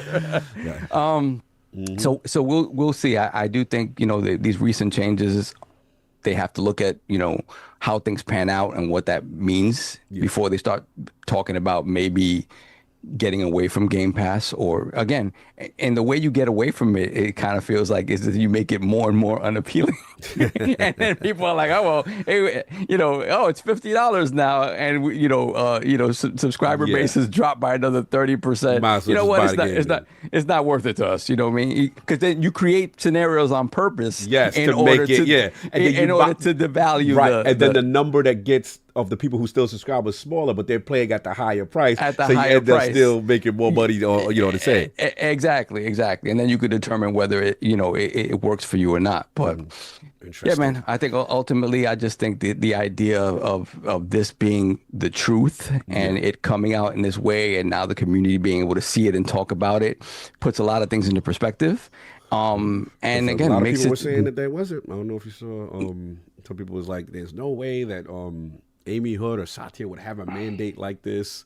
They were coming at Jez crazy. It's business. Business is business, man. Well, I think a lot of that is like even when Jason Schreier showed that, a lot of people were still on some. That is ridiculous. Like, and I think when Jez said that, people are like. Not necessarily. Obviously, there's going to be people that disagree with Jez because they don't like Jez. But I think a lot of people was like, Microsoft's not. They would never do something like that. 30% across the board is absurd, to the point where like you feel like that's a joke. Like that's an April Fool's post or something. Like. I have kind of a different take on this thing, but yeah, it's kind of crazy. I got your boy. Let this all finish it. Then I know I'm done. I got to bounce out of here, but yeah, man, it's a little scary. So we'll see how it looks. We'll see what happens. Right. Love y'all. I'll see y'all next week. Love you too. Love you too, bro. Before Tad, you wanted to jump in real quick. You said you had some bars on this. You disagree with us? Yeah. So I guess 2025 Tech Talk. Okay, let's talk business. We talking business. This may not be as bad as everybody thinks. Okay. It may not be as bad. Silver lining? No, I won't say silver lining. I mean, 30%. It's 30%. 30% anything is crazy. But and when I first heard it, I had pretty much the same reaction a lot of people had. Like, that's crazy. You're trying to kill Xbox, literally. But having a couple days to think about it. Because this is the thing, we don't know everything. We don't know. We only know what is allowed to get out or what people are talking about. So we don't know what their actual profit margins are when it comes to like what their operating profits are. We don't know any of that. We also don't know we have a kind of an idea, year over year growth, 30%. But the thing is, kind of where I look at it is, this could be just a year thing where it's like, okay, we want you to prove to us this year, over the course of the rest of this financial year, that we can actually sustain some type of profitability across all of the disciplines across Xbox at this point. Now, does it have to be at every studio? No, because all it takes is one rising tide to raise all boats. Right. And Call of Duty is a huge rising tide. Yeah, Minecraft also. Minecraft's a huge one. Warcraft, that's another huge one. Yeah. So the initiative of putting your games on other platforms, now you're getting different revenue streams from places you never were getting them from before. And then you also, not even, like you said, we haven't even included the price hike that we got from Game Pass, from all across Game Pass. So there's a lot of different avenues to like conquer that 30%. The question is going to be, a year from now, what does that kind of look like year over year? Because I'm going to tell you this, maintaining, even at every business has ups and downs. And sometimes it's going to recede though. Every business goes to it. Just because you go 30% up or 20% up one year, that don't mean you're going to do it the next year. You might be down 10% to your previous year. But if you look at it, you're technically still 20% up versus the years that you had before. You're still in the green from where you were 2 years ago. You just didn't make as much as you made the year before. So I think it's just more of a conversation around, let's get to the point where we're consistently profit. And we're not having these ebb and flows where we're in this dangerous river and all it takes is one tidal wave to like take everything out. Because I think that's kind of what they're looking at this point. Operating profit for the most part could be just completely out of whack. You purchase a lot of studios. There's basically a black hole of debt across the whole division inside of Xbox when it comes to how much money's coming in versus how much money's going out. And that might be what they're looking at. So like I said, when I say we just don't know what the actual deal of that is, it's kind of it. But when you hear 30%, it just kind of shocks everybody like, nobody can operate off of a consistent 30%. That might be a 1-year thing. That might be a 2-year thing. That might be a thing like, okay, this is what we want to see happen across like punishment. Xbox. Like we need to see this, and then listen. I'm gonna tell you like this. I told my daughter today. She went to see Chainsaw Man with her friends at the movie theater. I told her, I was like, okay, I'm gonna buy this ticket, but if you want to go, this room needs to be spotless before you walk out the door. So this Amy checking the crew, like this is what it needs to be. I mean, well, at some certain point, that's kind of what you gotta kind of look at. It's all of like Soft said, it's all about business. I still think it's asinine to like kind of put that type of stipulation on it. Right. But when you are looking at it from like a business standpoint, you got to know all those different factors. So I just think, and like I said, this is all a hope because none of us know it. I just hope that it's like, I choose to say, you have Call of Duty, you have World of Warcraft, you have Starfield with DLCs and all of these different things. You have Minecraft. Right. How can you generate revenue outside of those things that you did before and enhance that experience across that platform? They're basically saying we have 2 or 3 of the biggest franchises in gaming. That is true. How do we maximize that? And they want to see them maximize that because guess what? Grand Theft Auto this year by itself is going to bring 30% margin to Take-Two for the whole year. I want to jump ahead real quick. Shout out to the brother Everborn Saga. What's going on? Because he's saying something pertinent to you, what you're saying, Forte. He said it's important to understand that the more personal computing division is already at 26% margin, and gaming is already the largest revenue driver of that segment, and they were already at 15 before ABK. So he's trying to imply that they think about what Xbox did when they just infused ABK into their bottom line. Remember, they were up 63% overall for the year. Right. And that was just with 1 quarter of having ABK on their books.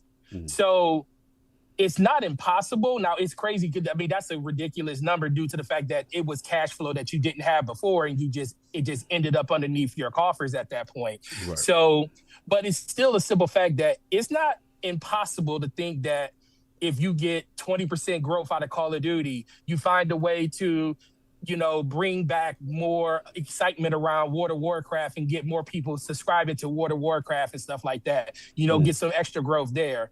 The thing is, if they don't hit 30, if they hit 27%, I tell my people this at the store all the time. If the goal is 30%, am I going to be mad at you for hitting 25? I mean, I just want to see that. Well, no, that's the thing, though. You just want to see that you want to see that they're doing something. Because if you were hitting like 15%, trust me, I will take 27%. Because I see that we're moving in the right direction. And then guess what? That's where those check-ins come in, and you're talking about, okay, when are we going to talk again about this? Okay, quarter ends in July. We're going to reassess the business strategy in July going into the first quarter of 2026. And then we're going to have this conversation again, and then we're going to course correct anything we need to do. I think that's kind of the direction Amy Hood is kind of looking at this in. Right. But as a gamer, we don't want to hear any of this because it interferes with the thing that we love the most, and it impacts the platform that we love the most when it comes to Xbox. But if I separate myself from that and say, as a business person, how can this actually be beneficial to them? Right. Because Xbox could have just been slaughtered by Microsoft if they wanted to. Yeah, it could be over already. So they see some type of benefit in it. So in order for them to still operate, you kind of got to say, okay, so this is why Microsoft wants it to be around. How can they achieve that number? And then see what goes from there. Because it might just be a 1-year thing. And then after that, they reassess. And then we'll hear a completely different conversation. Because guess what? When you're doing good, everything is great. Oh, yeah. Everything is great when you're doing good. Even if you got struggling studios underneath you, you're still doing great because those studios that are carrying you, those studios that are carrying you makes everything look better. It's when everything is down, then you start micromanaging the whole scenario. Right. And that's just where business comes in at this point. So that's kind of all I want to say. But, ultimately, I agree with everybody on here. It's kind of crazy to see that type of number, but sometimes just think about why that's happening instead of just being completely mad at it and all this other kind of stuff. Shout out to Hard Geek with the super chat again, just because it's pertinent to your conversation. Also, ABK itself was around 25% before acquisition, as far as that profit mandate. So that he's saying it with ABK by itself. Let's talk about it, man. The numbers are out. 30%. CFO Amy Hood has spoken. Attic, your thoughts, man. What are your thoughts on the Bloomberg report and the Jets report? When it comes to this, I'm kind of more with Forte on this. Like, I don't know what that means. Like, it doesn't look good from like the surface level, but I don't feel right speaking on something that I don't know all the information on. Now, if this is strictly, I need this 30%, I don't care what it does, I'm very concerned with that, but I don't have enough information like on, because clearly there's stuff put in paper and then there's like what they think's going to do. And right. I don't know what either of the information is. Now, if it's strictly, we need this and I don't care, then that's very concerning. And especially with these, the biggest thing I'm worried about, if this is exactly the way it's described, because Jason Schreier is going to reach out to people and they're going to tell their perspective on the people that's getting the paperwork, getting the emails, getting the information in the meetings. He's not getting the perspective from the person that's writing these. You know what I'm saying? So, my thing is like, if this is true, I don't know what to say at that point. Like, I'm really worried about smaller studios like Undead Labs, Compulsion, because to me it's like, if you want to make that kind of money, the only realistic way you could do it is go the 2K route. Like, we ain't doing nothing unless it generates us millions and millions of dollars. We're not going to risk all this money to get a fraction of profit back for it. Mm-hmm. And I'm concerned the long term on that. But in terms of like the 30% mandate, that's why I didn't make a video on it. I feel you. Because it's like, I literally don't know what that means. Yeah, there's a lot of information. Yeah, we don't know. Because I could sit here and speculate, but there's difference between speculating something that you kind of have an ideal situation how things like this go. Mm-hmm. But I have no clue what they're projecting. I have no clue what they want to project. I have no clue if there's like, maybe there's something coming up we don't know about, and they expect massive results from it. I don't know if that's it. Like Forte said, yeah, I don't know. Like long term, if this is like a year by year type of thing, where it's like next year we want 30% on top of this 30%. Now, once I get more of that information, and in order for me to like start to really like come at this hardcore, I got to see the results of not meeting it. Mm-hmm. Like I got to see if it's like one of those things where it's like, because to me, how else do you meet those expectations? You either make more money on the large scale, or you reduce costs, and we know what reduced costs 9 times out of 10 means. Yes, sir. And it's like, and it's the latter that I'm worried about. Yeah, it's just like, because to me, how are you going to make that 30% when you're canceling projects that could potentially make money? You're canceling studios that could potentially make money. Like, once again, it's like one of those things where if this is true, it's like short-term like thought process.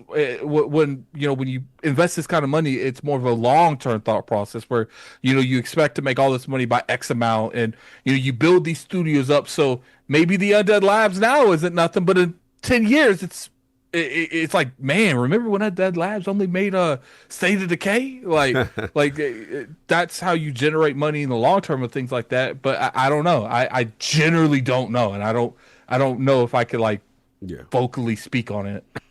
King, your man, young Odin, is in the hood. She's in the hood now. The hood has spoken. And we've got confirmation that it's coming from the hood now. We got multiple sources. Obviously, this is something that you've been screaming for long before. So this ain't nothing new over here on ILP. You've been saying this. You know what I'm saying? As far as, where the money at be. That's our conversation me and you've always had. Forte said the 30% is supposedly a long-term target for 2030. Then then that makes a lot more sense than. Oh yeah, that would be because if they're supposed to maintain that throughout the next couple of years, okay. Yeah, if that's that true, doesn't seem horrible. Like if that's true to 2030, then that hit different for sure. But King, what's your thoughts, man? You've been on your 98% with this one. Well, the funny thing about people is they have revisionist history, and I happen to have a memory like an elephant. And Where are those people when they were screaming the Xbox division was hitting 60% on in certain quarters based upon the games that were making so much money? Well, where are they now when they were talking about the 30% in software and services, and where were they when it was at 28%? You know, it's the only time I actually hear people is when either Microsoft or Xbox is down in software or hardware. And these guys try to act like financial analysts and like they know how to read a spreadsheet or they know how to read projections. And we got to a point in the consumers, as consumers, this is the funny part. It's like listening to somebody that has no idea about engineering and architecture telling you how to put up a skyscraper and what is going to be necessary to get the job done. You have no idea. Your expertise is in handing your money over and picking up a product. That's your expertise. You are a master at digging in your wallet and getting a product and going home. That's your expertise. But there are other people that have a real expertise in getting that product to you. And there's a lot of things that go into it. But to dumb it down for individuals that have no idea what projections and stuff are, you have a projection for your departments as a whole. That doesn't mean that Obsidian is, you got to come up with 30% or you're out of here. That's not what that means. Like, this is not rent due. Dude's got a lot of rent due energy. Like, they raised my rent 30%. I don't even know how ABK can get due. No, it's not that energy. The energy is a projection, and it's just the same way that you have expectations for your day. You expect your day to go as a good day. So in your day, you said, I'm going to get this, that, and done. By the end of the day, I should be happy. Some days you could achieve whatever plans you had from the beginning of that day to the end of that day. And you like, I exceeded my expectations today. That was a great thing, I put myself to a high standard and it happened. That's a great day for you. Some days you get up and be like, damn, man, I didn't even get 3 things off of my list. So many different expectations happen, and I couldn't reach those goals. But tomorrow's another day. Yeah. It's kind of like that.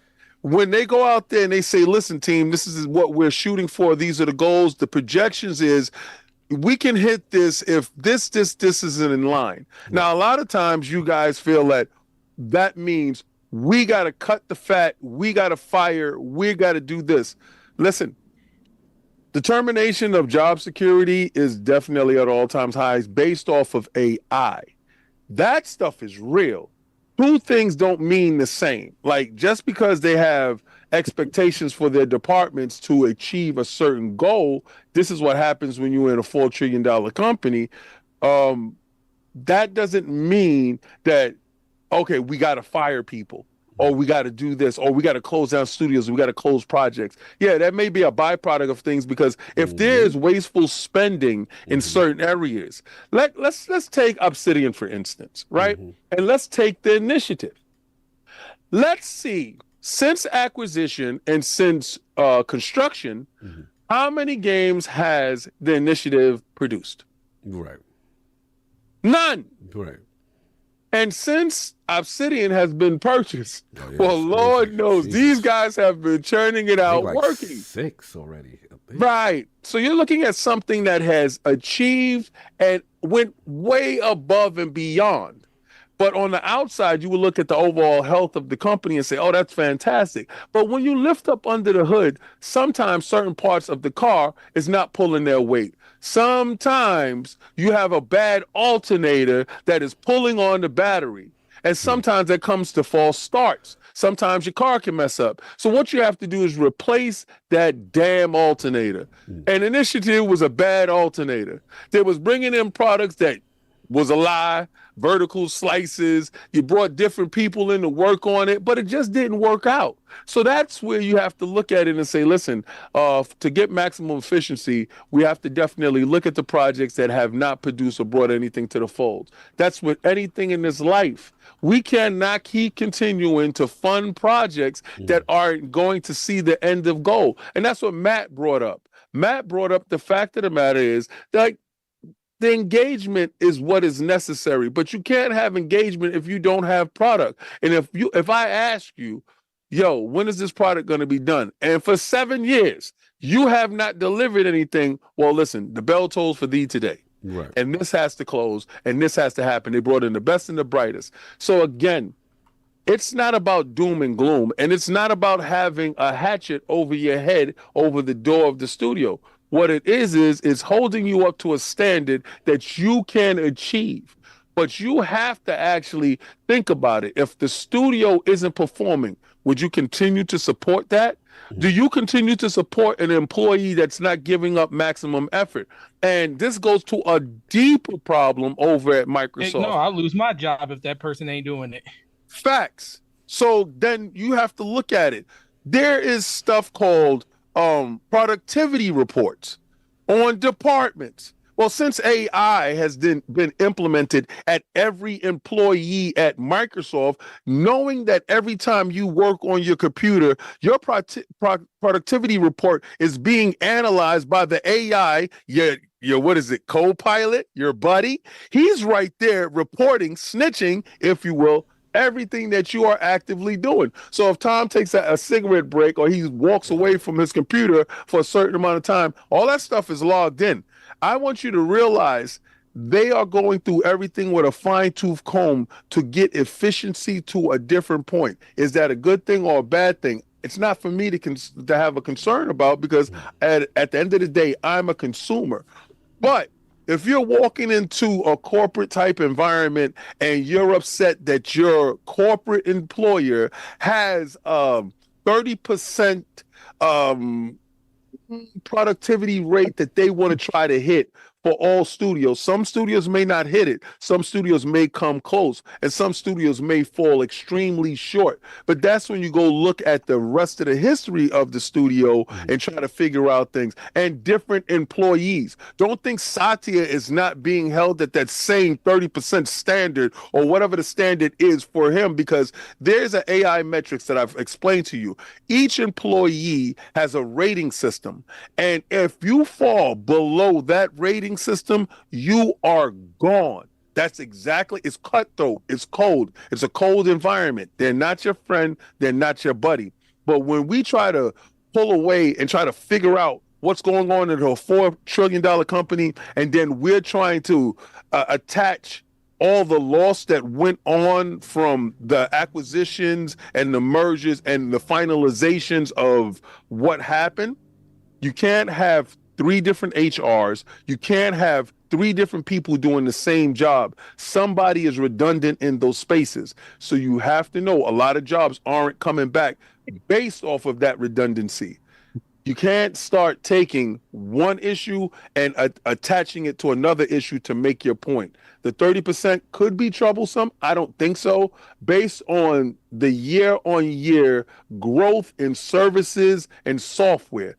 Hardware is a totally different issue, but services and software, they've been kind of knocking it out of the park, and they will continue to do so. And with the rise in prices, I think that margin will go up a tick or two. So if they did 25% year on year, I think they can do 27 to 28%, and that's getting closer to the 30%. And by the time 2030 comes around, I think they will achieve more than 30%, because certain quarters they hit 60%. I believe the next generation, this is why they're eager to start the next generation, because it will signal a new boost in software and services going forward, and some hardware boost there. That's why the hardware could be whatever price is going to be, because they're going to continue to push the software and services to new heights. So I don't see this as the issue that everybody else sees it as. But what you're going to probably say is, King, you're spinning, you're coping, you're going along because you're a corporate shill, and they gave you your marching papers, and you got to go out there and fight for the company.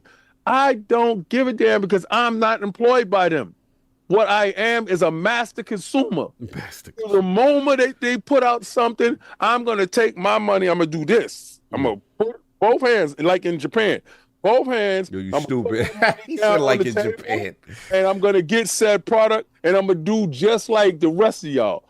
Go and play my product. Stop acting like y'all really give a damn, because y'all actually really don't. This is talking points for people that want to push their channels. They want to push their pieces and want to have some form of rage bait to keep you angry. You're mad and you don't even know what 30% means. 30% of what? You don't know if it's 30% of a smaller pot or a larger pot. You don't know what the 30% is, but you're so upset that they got to do 30%, and you just don't know why. But I'm laughing at you because I want to know if they told you that they could take 30% off of whatever the next console is. You'll be down for 30% then, right? But the fact that you hear that they got to be under undue conditions, damn it, that 30% is sure roughing up their studios. I don't think so. I don't think any of them is going crazy over 30%. This is a hit piece, basically. That's a hit piece. I disagree. Yeah. I hear where you're going. I mean, there's a lot of information that we don't know, right? Yep. There's a ton of stuff we don't know. We don't know. I think it was Everborn and Hargeet that made a good point. Like, it could be, down the road. You know what I'm saying? It doesn't mean like right now. It could be, I think Hargeet said, was it 2030, he said? You know what I'm saying? Who knows when it is? Look, I think the only thing is this. I think for me, the reason why the article is significant and not a hit piece is because the conversation that was had before this was that leadership needs to be fired. They don't know what they're doing. Why are they lying? They constantly why do you still believe in this current leadership was what the questions were, right? Because everyone said they're terrible at their job, they need to be fired, and Xbox would be in a better place. This, to me, puts light onto why they've been moving strange. You know what I'm saying? Oh, now we got confirmation, because I got to give Jez his flowers. Like, Jez has been saying this for years. Oh, you just spit it. That's unverified reports. We don't know about that. How you got the information, nobody else. But now, more people are coming out and literally reiterating things that we've said, things that now Jason said, right? So if there's something in the beginning, in the building about a 30% mandate, right? And we do know, even though we don't have the full picture, how other gaming companies operate, how it is kind of a unrealistic expectation for even the most highest end publishers who are literally, rocking it. You know what I'm saying? Like, that right there is something to look at. Now, granted, a lot of people don't have the information and they raise you without information. I'm not doing that. What I'm saying is this. Yes, it is a new day. And we've been saying it's been a new day in that building. And for whatever reason, they are going to, like you said, be more efficient. They're going to look at things that are not working. They're going to close studios. They're going to shut down projects. You know what I'm saying? Because we all was like, yo, what are y'all doing? Like, these things sound dope. Why are you getting rid of it? Oh, that's why. Now, I think it is fair to criticize and say, okay, prior to this initiative of the hood coming through, right, a lot of them were acquired, at least before ABK and ZeniMax, at least before ZeniMax.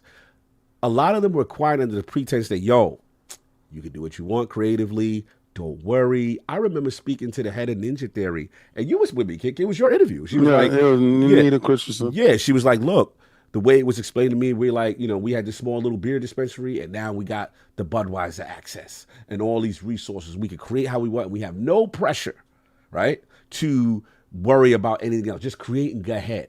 That does change. There is, I feel, legit concern for companies that fall under that bracket. Right? Like a Compulsion, a Ninja Theory, a Double Fine with Keeper. You know what I'm saying? So my thing is, I agree with Forte and you in the sense of the part of they still hold a lot of big entities. The biggest entities in the game is the Minecrafts, the Call of Duties.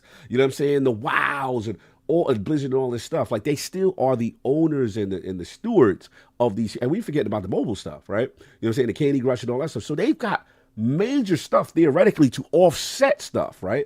But we just got to see how it plays off, because in short-term history, we have seen price increases. We have seen Game Pass increases. We have seen, studio closures and stuff like that, where I am going to give them the most smoke. And people say, oh, you're never critical. Oh, yeah, I'm always critical. I'm always on their head. My criticism is this. I think Soft says something key in terms of this all started even before the ZeniMax, even when Game Pass is presented as an idea to stakeholders to say, yo, this is how we could flip it, right? We create this service, whatever. We crank the numbers. It's 100 million or whatever this number is that they felt comfortable with, that if they have a subscriber count, they could flip it, right? Once that didn't happen, and then in conjunction with obviously you coming now to Microsoft, Xbox now coming to Microsoft to get Microsoft money to acquire ZeniMax, to acquire ABK. Oh, yes, scrutiny is going to be in the building. My criticism towards them is this, though. I've always been hard on them as far as homegrown talent and your own. And that, I feel, it's like a sports team. It's like you weren't able, your own farm system, you aren't able to create your own stuff that's blockbuster. And I feel if they were able to do, that's the most criticism I can give to this current regime, that would have helped offset that a little bit. But it is what it is. Now, am I going to be mad that my team has resources, right? Like the Dodgers or the Yankees, they go to ownership and they say, yo, if we want to compete, we got to get a ZeniMax. I'm never going to be mad at the shot. I'm never going to be mad to go all in. You know what I'm saying? Definitely that. But at the end of the day, right, now we are where we are. And now people want to see things refined. People want to see improvement and stuff like that. So that I get that. You know what I'm saying? All I'm concerned is about creativity and studios that make smaller experiences, bespoke experiences. That's my main thing. But as far as like, he said Xbox like the Mets. Look, man, I'm not mad at Uncle Steve for going out and getting that Soto. If you're going to try to compete, who am I to be mad, especially if your homegrown talent ain't that? But yeah, that's it. Last thing I'll say is this. With the 30% thing, like with obviously the Amy Hood thing, you know, and I see a constantly, everybody needs to go, whatever. Now that we got this, now it's confirmed, right? This person is controlling the shots, and that's why people are moving strange. All I say to you, any move that you see that has any form of gaming sensibilities, like a Ninja Gaiden getting into the service, an Claire Expedition 33 getting into the service. I mean, actually, Ninja Gaiden isn't even being made. Alters, Path of the Goddess, all these big Game Pass releases, all these ID at Xbox, all these Japanese games that missed the platform that were the Final Fantasy, Yakuza, Persona. All those times you see that, best believe that's this current leadership that at least is still trying to fight to have that. Because in my opinion, if they are removed or they leave and you get a bunch of yes men to this said shareholder or this said CFO, it's going to be a different day. It's going to be a different. You are not going to see anything with gaming sensibilities, as gaming is art form. Gaming is creativity. Gaming is not just spreadsheets. And that's the thing I'm always going to die on the sword with that. Like, for people who play on this platform, that's the thing we appreciate the most, in addition to the ecosystem of the things that we love. That's all I'm trying to say. So you think, just put a taste with Sony's situation. Didn't you see at one point there was a bunch of live service clout chasing? A bunch of you thought it was soulless now? What do you think was going to happen when they out of here and they got someone who's completely complicit to all these mandates? What you think going to happen? You know what I'm saying? It's not about zero. Halo, what's his name? I just literally gave accountability that they do not create their homegrown games. What are you talking about? I've always go all in on them on things I think they could improve. But what I'm trying to tell you is if you think it's soulless now, what do you think's gonna happen? Do you think you get an Expedition? You think you get a new Ninja Gaiden game funded? You think you get an Expedition 33? You get a Planet of Lana, Path of the Goddess? You think you get that? You ain't getting none of that with other people in the building. Let's just be real. I've got the receipts of people that say, yo, the game was created if it wasn't for this Xbox. I got the receipts. I do the legwork. I interview the devs. I'm not here giving people passes. If people are not doing what they're supposed to do, they're going to get to work. If they are, we can't use our confirmation bias and ignore the actual receipts that I have that shows you that these things would have created because of we never had Final Fantasy on the platform for years. What are we talking about? What are we even doing? You know what I'm saying? So we got to act like it's all doom and gloom. I agree. I don't like the way things are going. I'm happy that the platform exists, but I'm not going to just close my eyes to say, oh yeah, for sure. Absolutely give Phil heat for Halo. You think I did? You think I shout out to 187? For sure. That's what I said. You're homegrown. It's inexcusable. I've always said that. Perfect Dark, inexcusable. Initiative, inexcusable. I give smoke to them when they do stupidness, especially homegrown. That's your own stuff. You should be mastered at that. You know what I'm saying? But I'm not going to be mad if you realize you got this problem and you're going to go out there and acquire some free agents. I'm not going to be mad at that. So that's it. I mean, that's pretty much all I got. I'm rambling. You know what I like? The hypocrisy. Yeah. What I want y'all to do is start acting like a $4 trillion company. Don't buy things. Like, wait a second. They acting like a $4 trillion company. They see what's hot. You know what a $4 trillion company does? They see what's hot and they go and buy it. Yeah. Like, that's what you do. If you have enough bread, you buy what's smoking in the street right now instead of trying to build a better mousetrap. Just go buy the damn mousetrap if you got the money. Yeah. Why go buy something? Why make something that is already there and is already for the taking? You can't sit there and say, and don't give me this organic growth. Nothing is organically grown anywhere. Stop it. It doesn't happen that way. Certain things can manifest from someplace. Even the game that you guys are capping for right now, Halo wasn't Xboxes. Halo's was Bungie. They saw what they had going on, and they said, let's buy them. So they have never been organic. Gears of War wasn't theirs. It was Epic. They went and bought them. So you telling me this is their DNA and you're upset because they're leaning into what they do? No, you're just telling me that you don't know nothing about Xbox and you think you do, and I've been there from the beginning. So the fact that you want to act like, oh, they don't have any home, they never did. Forza, they never did. It's all about going and getting it. So if they got the bread, that's what they're going to do. So when y'all act like, oh, I want them to be the best of who they are, they doing exactly what you asking, but you don't know who they are. That part. There's people who don't play on a platform. I mean, that's just what it is. But look, at the end of the day, I'm never going to take away from the ability to create homegrown talent, right? That is something, but not everybody can do it. Video games is hard, man. Video games ain't got the time. Video games is difficult, you know what I'm saying? So I get it, you know what I'm saying? So it's like, to me, this argument is the Dodgers. This is like, I can't get mad at the Dodgers who got the best payroll and out there spend people like, yo, I don't like the way they winning. Like, bro, I get it, but that's what they're doing. You know what I'm saying? So, I'm a Yankee fan from the Steinbrenner era. That's what it was. I can sit here and say, it's not pure. Dude, they should have did it like my thing is, like, that's like us bad at the small market team. Like, bro, like, you can't. That's just that's how the rules are configured, and they're playing within the rules of that, and they're utilizing. That's just what it is. So that's it. They got money. They buy things. Yeah. Like, and don't be upset with me. Listen, I'm a Yankee fan from back in the days when they brought stuff. And don't talk about Derek Jeter. Yeah, you get a couple of people that comes up in the farm system. Yeah, great, fantastic. He's part of. But I'm gonna tell you, the rest of that team was bought and paid for by Steinbrenner. No doubt. That is what it is. But that's all I wanted to say. You know, at the end of the day, I'm just glad that the information is out there, because a lot of people were very dismissive when this was kind of talk was happening before. Oh, yeah. And were just ready to pin blame only on leadership. Not saying that leadership's not accountable, but we're not going to. Now that you have the information, I need to see the same energy. Like, oh, they was right. This has been going on, and that's it. You got new marching orders. That's it. That's all. I just want accountability for people who have when they have. They're not going to do that. They're not giving. They don't hold themselves accountable. Exactly. But talk about accountability. That's the funny part, and that's the part I'm always going to remind people, and that's it. Anyway, let me get these super chats real quick. All right, so we got Zerabanab.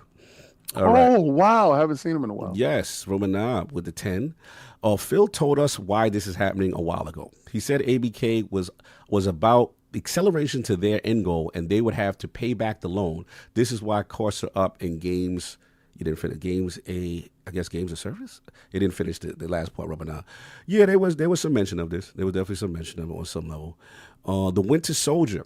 $5 super chat. Could the 30% accountability margin be to put pressure on execs to stop bad studio management and spend due to canned games and failure to grow hardware? Thoughts? Quite possibly. But I don't think it's used as a tactic like that. I just think it's an overall goal for the company to reach. I mean, go ahead, Alec. I'm sorry. I mean, Jason Schreier said, even if it's the overall goal for them to reach, Jason Schreier said, like, no one in the industry is really reaching that consistently. So I don't know. Like, Well, nobody in the industry is a $4 trillion company. That's the whole thing. It's like we continue to compare them to whatever their competitors are, where, you know, they constantly come out and say, these guys aren't our competitors. TikTok and Instagram and all this other stuff is our competitor because they are doing a whole different thing when it comes to what their product is. And bless you. The fact that they are really actively going in a completely different direction because their business model has absolutely changed. Yeah, they're in gaming, but in gaming as a whole. I'm talking about trying to take over the whole aspect of gaming. So it's a whole different beast when it comes to that. And their expectations for their company is a whole lot loftier than the other two. Nintendo is happy with their margins because they're killing it there.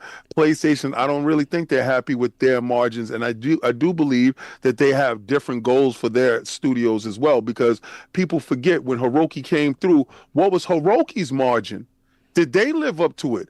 Did they have 11 or 12 live service games that he actively went through and cut? That he said that you guys are dreamers. You guys are not business people. He's the business guy. So he went in there with his people, went through the books and put every studio on notice and said, well, this wasn't working. And that, how does this shake out now that he says financially, we can only put out one game a year? Microsoft didn't say that. Right. Microsoft said that you're going to get 75 new day ones inside Game Pass, and we will continue to churn out games and feed the industry. So if it's a 30% margin that they're looking for as a company-wide goal, well, damn, it's a company-wide goal. But their margins and their business practices is totally different than the other two. The other two are in different lanes. One will continue to stay a couple of billion-dollar company. The other one will continue to dominate Japan, while this one is trying to take over gaming and be the #1 third-party supplier with consoles. So that's kind of crazy. They're doing stuff that is out of the box, completely different, so they can't have the same level of expectations that other companies have. No, that's fair. All I care about is... I'm sorry. Yep. That's it. Oh, yeah, before I tell you now, I'm muted. Yeah, I'm here. Oh, okay, you back? Okay. Yeah. Oh, sorry. All right. So you know what's funny? I can't see you in the thing because I guess your camera's off. That's what it is. And you got to mute because we hear your background. All right, Evermore. Oh no. What I was going to say is What I was going to say was I don't think it's a scare tactic, because at a certain point, I do think people have to come to the realization that a lot of the things that upper exec for Xbox, Phil Spencer, Matt Booty, Sarah Bond, the things that they wanted to implement, and a lot of them didn't come to fruition is because a lot of those plans changed. And Microsoft understands that, because it's blunder as much as people are saying it is, they wouldn't be there anymore. It's like at a certain point, they wouldn't be like, listen, like we didn't see people disappear. We didn't see people disappear at Microsoft. They don't seem to fire people, but they wouldn't be in the positions they're in, and they wouldn't be front and center for people to still see. I'm glad you said that, because that part in corporate, if you don't hit targets internally and you don't do what you're supposed to do, they're not keeping you around, bro. So there's been so I do think that the leadership that's there has definitely made their mark. Now, the plan that is in place in front of them is a mandate that is going to be more of a hard stop on what they want them to do, and then we're going to see how they adjust to that. So it's just like, this is the thing, you got to have hard conversations with people. If I have a person that I'm working, I may like this person to the moon and back, but at the end of the day, it's about business. Our friendship or anything like that isn't going to be splintered because of it, but I still have to hold you to accountability piece to make sure that we're heading in the right direction, because it's not just their jobs on the line. It's, Amy Hood, think about it. Amy Hood is over everything when it comes to the financial side. If she doesn't do what she's supposed to do to keep those books in order, guess who's coming for her? Her boss. So these is accountability across the whole board. So I just think these are things put in place to, slowly but surely get them on track to the point where this isn't a situation or an issue later on. And guess what will happen? If it doesn't happen, then you will hear more drastic things happen. But the fact that they're still front and center, Sarah Bond's out here doing interviews, talking to people about exclusives being antiquated, which is crazy, by the way. But she's still out there, and all these people are still out there talking. That means they still have a voice, and Microsoft hasn't taken it away from them. So, I don't think it's anything like that, but it's up to them to prove that they can exist in this new world of gaming underneath Microsoft structure. Yeah, there's a new world now. There's a new thing. And I will say, they have to, hit targets depending on, again, the information that we don't know, whether or not when these targets are. There's still a lot of missing information. But yeah, definitely there's some marching orders for sure. Everborn, $5 super chat. Ex-financial analysts, Twitter, told us accountability margins don't mean anything. Now they're concerned about 30% accountability margins. Make it make sense. Facts. All right. And then we got Everborn again with the $5 super chat. Xbox literally released 10 80 plus meta first party games this year alone. Look it up. And released partner hardware 2 weeks ago. And folks are worried about 30%. Now I get that, Everborn. I think what it is just that Xbox, to King's point, Xbox is huge, right? They're huge. They're bigger than everyone else. So maybe for them, the 30 they can hit. But it's just we could only look at what other companies have been doing, and maybe they're different sizes and stuff like that. So when you hear that number, you're like, damn, that's wild. You know what I'm saying? That seems unreasonable. But there's a lot of context and stuff that we don't know. You know what I'm saying? That's the part I do that. And the last thing I'll say, the funny thing about that, and King spoke to it when he talked about the initiative and stuff, you got to kind of think about, okay, the reason stuff like this happened is the initiative never released a game. Right. And you put all that money into that studio, hired all these people. You had buyouts. You had people let go. You had contracts that were voided, contractors that worked on the game. And then you also brought in an ancillary studio in Crystal Dynamics to work on that. So that was more money going out. So that was just a money pit in a hole. And I guarantee you, to a point where that conversation, when they came to closing that studio, was the simple fact that they was like, this is a black hole that we have to get away from. Yeah. And this is basically them saying, we need you guys to have more business sense when it comes to stuff like this. You got to be able to cut this stuff out, just because you go in and you see that the game is progressing. But if it's not progressing on the timeline you need to, we need to do something about it. And I think that's fair criticism to this current leadership. As I always give smoke, how is it you're always coming in late, find out something late, or how is it? What I will never forgive them is when it comes to your own first party games, the things that make you, or your first party studio initiative that you made. How is it that you are fumbling the ball? And again, I don't know what the infrastructure is, but part of me thinks, well, maybe this also is part of it. Like, this is whip cracking on some level, you know what I'm saying? Because I will never forgive this current leadership for those debacles, especially first party stuff. Craig Face and all that other stuff. and Master Chief Collection broken, and Halo Infinite, Perfect Dark cancel, Halo Infinite not having no pipeline on a live service game. Like, I mean, not to mention, I feel like every time we turn around, we're hearing about like a studio having like development hell or something. Yeah, not exactly. So I will say this. If the hood is going to pull up and crack down on that, I'm for that part. I am for that part because that part needs work. Everything else, I'm happy that current leadership has existing. They make it hardware. I'm happy that Japanese games hit them. I'm happy that Game Pass. I'm happy that ID and Xbox. As far as games and quality game, yes, absolutely. You got games. You got a plethora. Let's work on them other things, please. So hopefully that 30% get the whip cracking on that part. So anyway. We good on Super Chats. Last one, this is quick. And this is King's topic. So we got Sarah Bond hinting next gen and also discussing Asus's role in the ROG Xbox Ally price. So it looks like the Xbox has dropped its next generation console tease. It's happening. Xbox President Sarah Bond has said Xbox has no plans to stop making consoles, and it's hard at work on its latest hardware. Bond spoke with Variety about the newly released ROG Xbox Ally X. During the interview, though, Bond was asked about what's next for Xbox, to which the president responded, "We are 100% looking at making things in the future. We have our next generation hardware in development.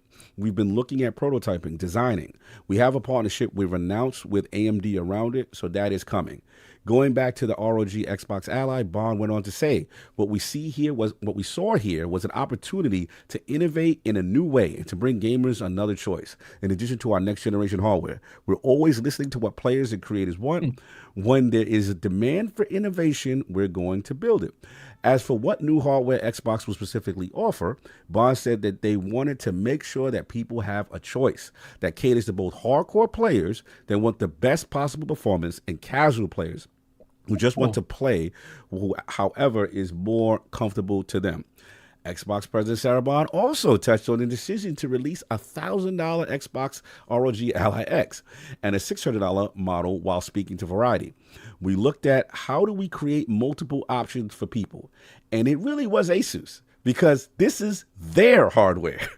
That is all of their insight into the market, into the feature set, into what people want to determine the ultimate prices of the devices. So, King, this is your topic. We got next gen teased and Ally Insight.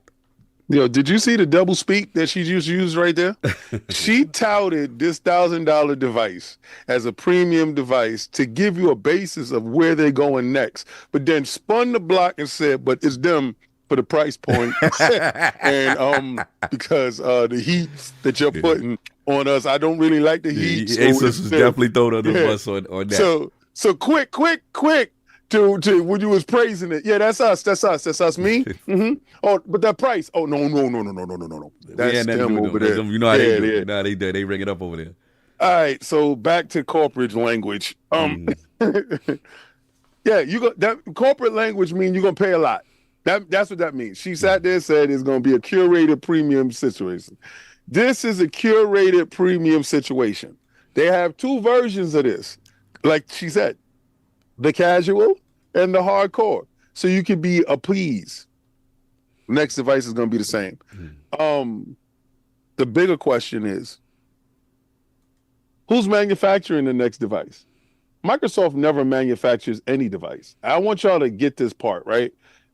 There's semantics with words, there's gymnastic with words that people are using right now, talking about a first-party device made from Microsoft. Okay. They told you where they're going. As you can see, Microsoft and Xbox have been habitual line steppers.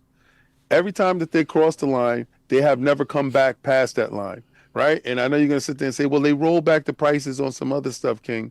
Did they really?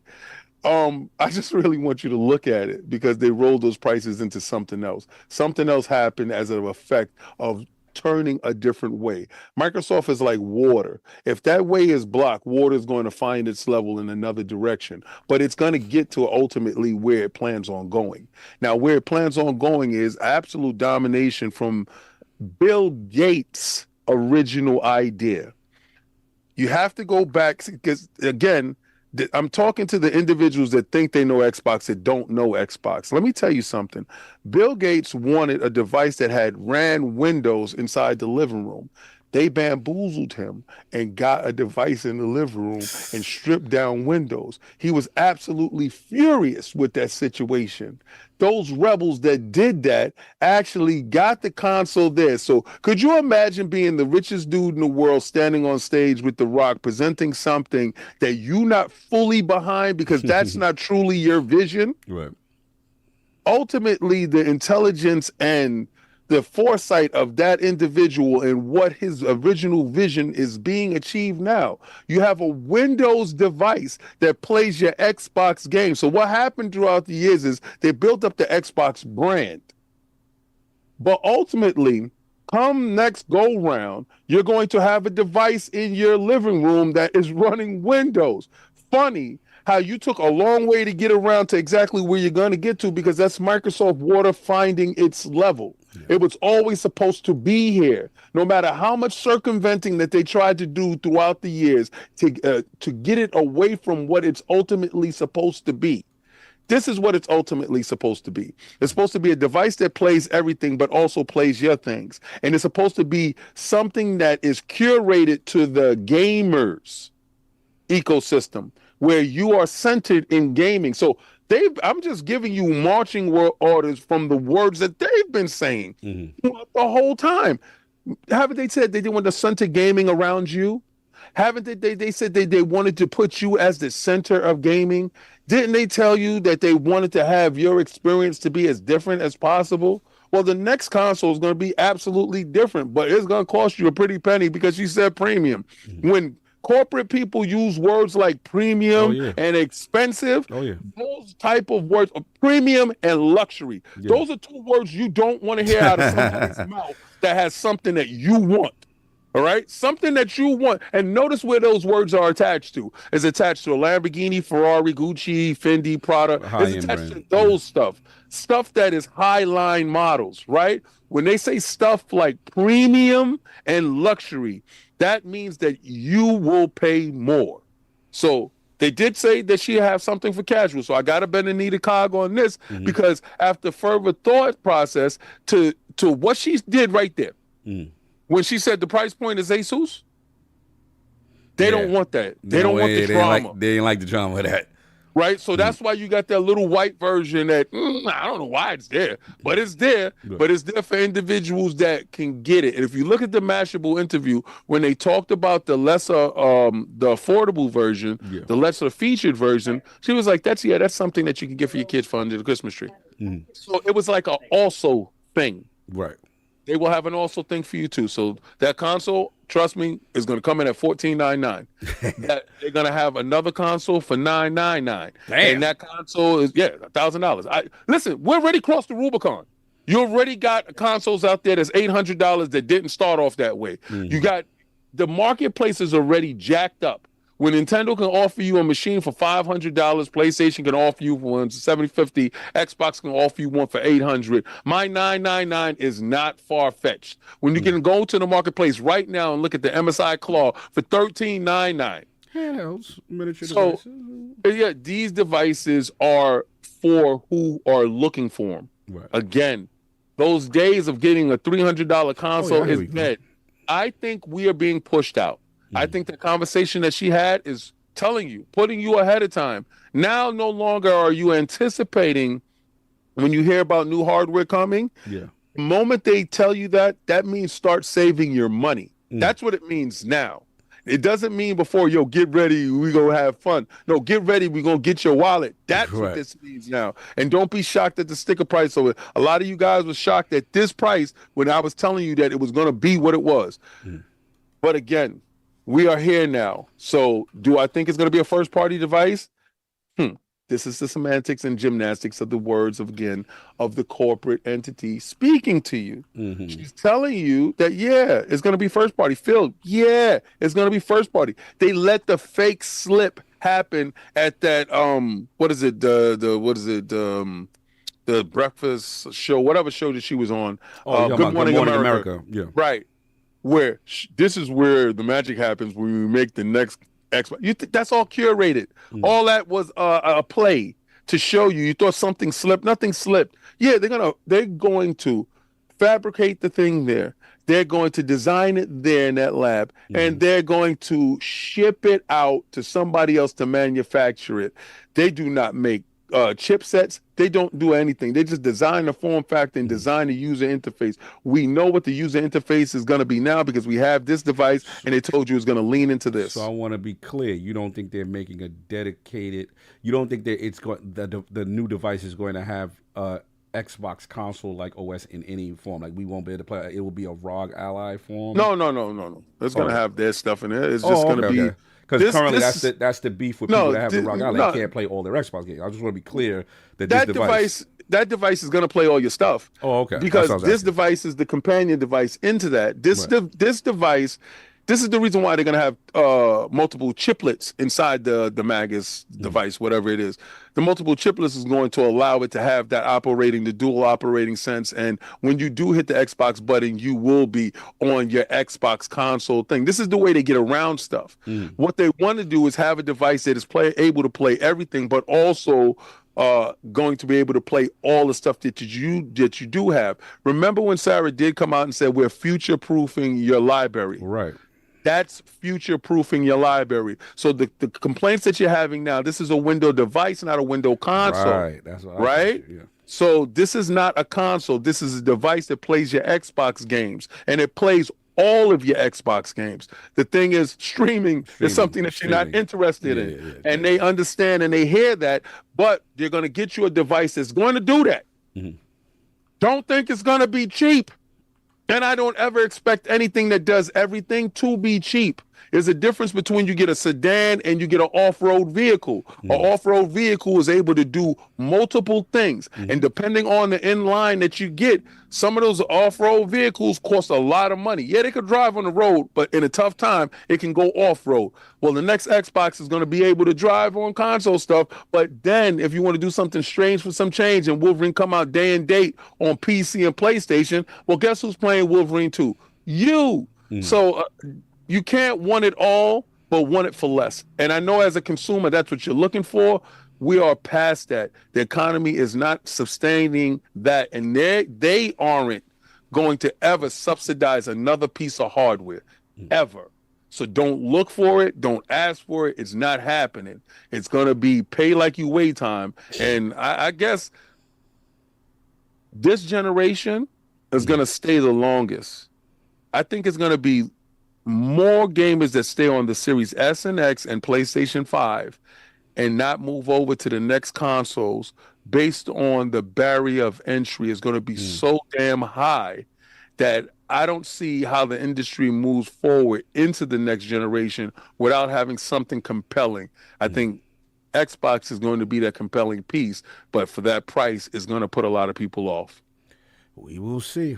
Shout out to them for putting that out. Attic, I need your thoughts on this whole, teasing the next generation consoles at Good Morning America in a Variety article, and then also putting the $1,000 price of the Ally on Asus's fault. Well, no responsibility.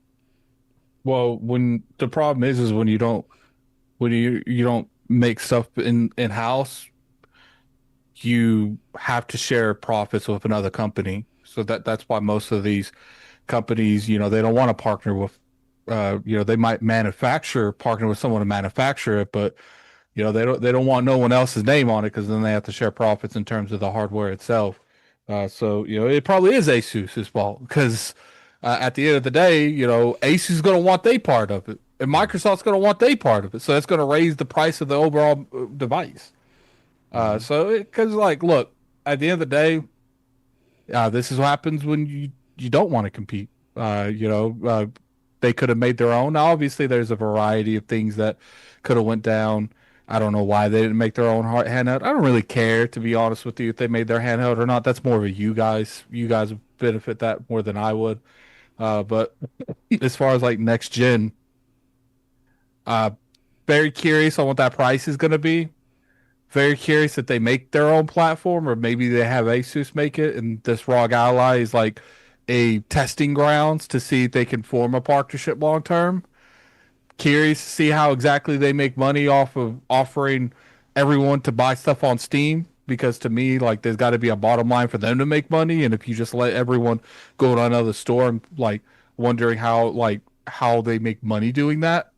But that's just a long-term thing.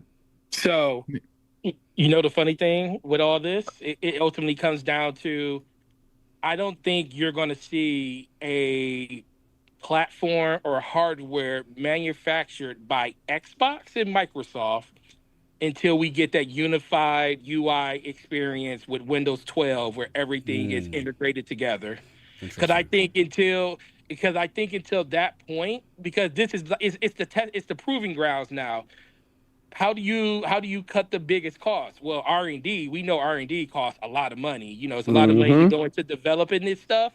So why do we have to go through R&D when Asus or Lenovo they can do all the R&D, and then we just go into partnership with them and have them come out with the platform, and then over the course of the next 3 to 4 years, foster that type of ecosystem with all of these different brands. And when we finally get that unified experience under Windows 12, after everybody gets integrated over, then if we see it viable still, then we can come out with some type of hardware that is maybe, branded by Xbox that we make ourselves. But I even still think that is a stretch at this point, because the biggest thing that Microsoft is looking at is just profitability.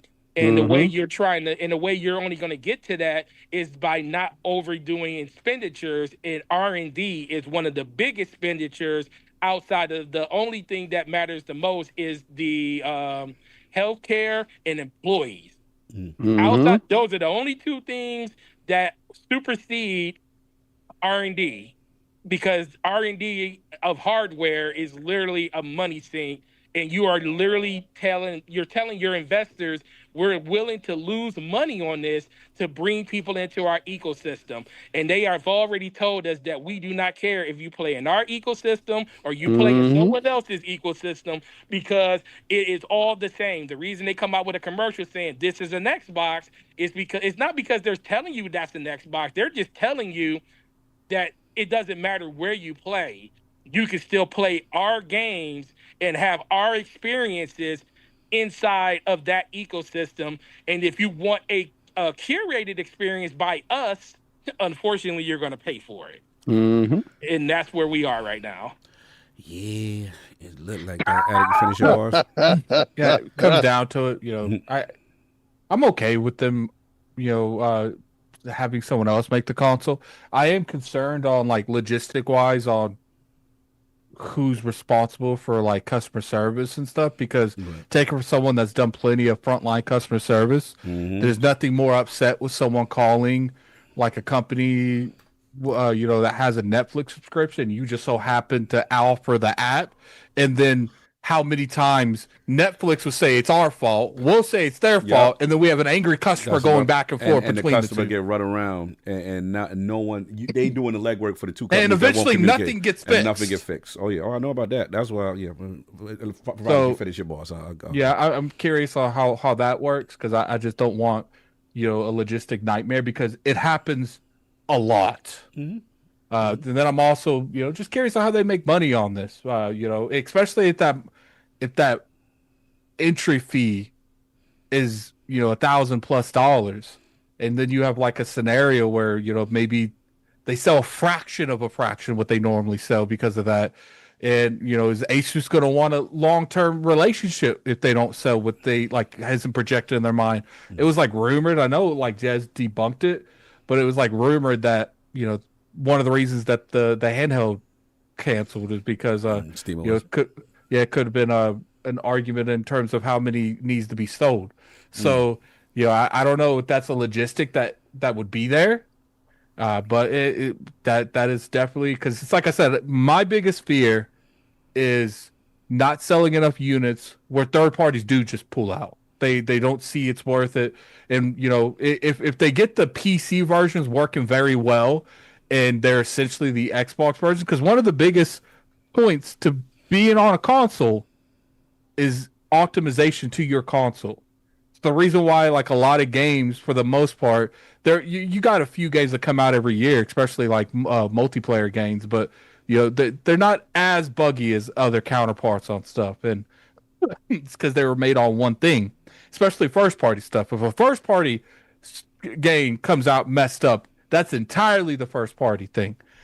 So I'm kind of curious on like finally get Final Fantasy on, and if we get to the point where they're like, yo, you only sold 4 million, and we're talking like next gen games only, because when you do cross gen games, it doesn't matter. They're still going to sell on the Xbox Series S and X. But when you get to like next gen only, and let's say they'll probably work on the Switch. Probably not. The Switch got broken. It just depends on how much they're willing to do that. But I'm just curious on like if third party is going to continuously support, because to me that's the biggest thing. It's like I want to play my Final Fantasies on my console.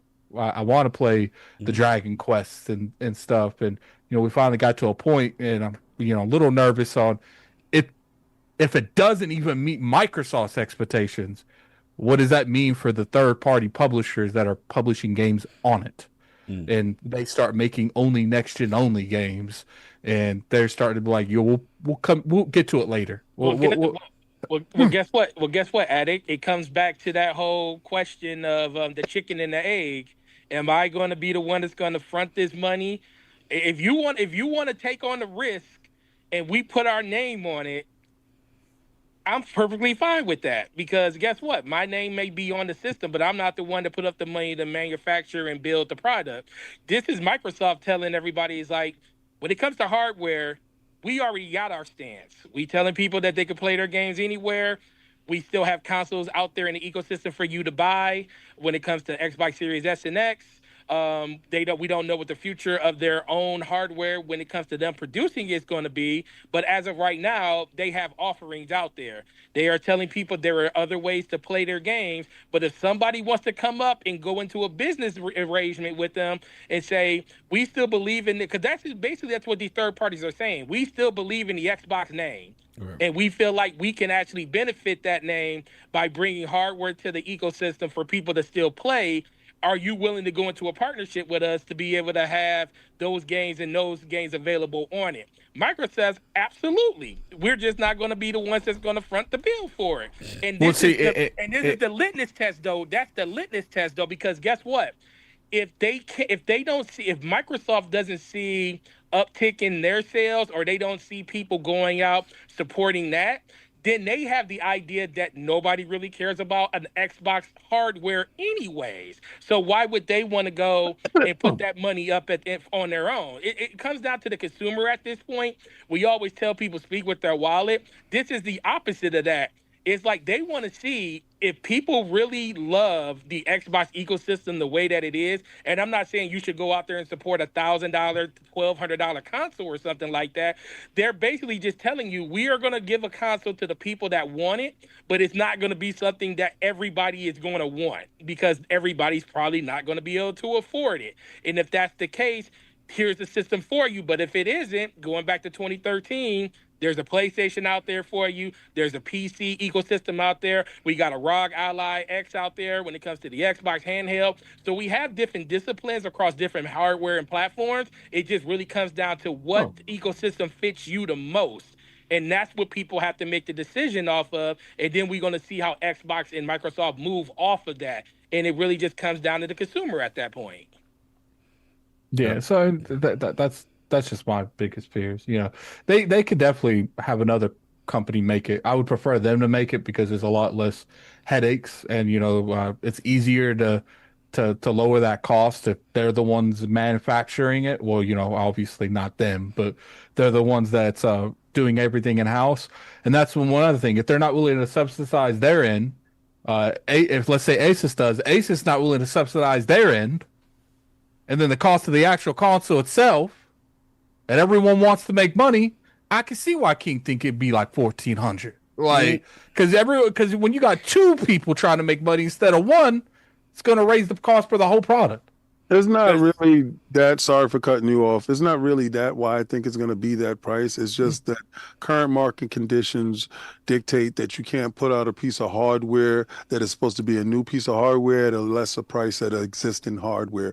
The existing hardware is at a price right now where it's at a tipping point, and you can't release new hardware into the ecosystem that's supposed to be new, innovative, and pushing the industry forward. It's just marketing 101 that you will have to put it at a higher price. Even if the device is cheaper to manufacture, you can't put it in because perceived value is based in the tag.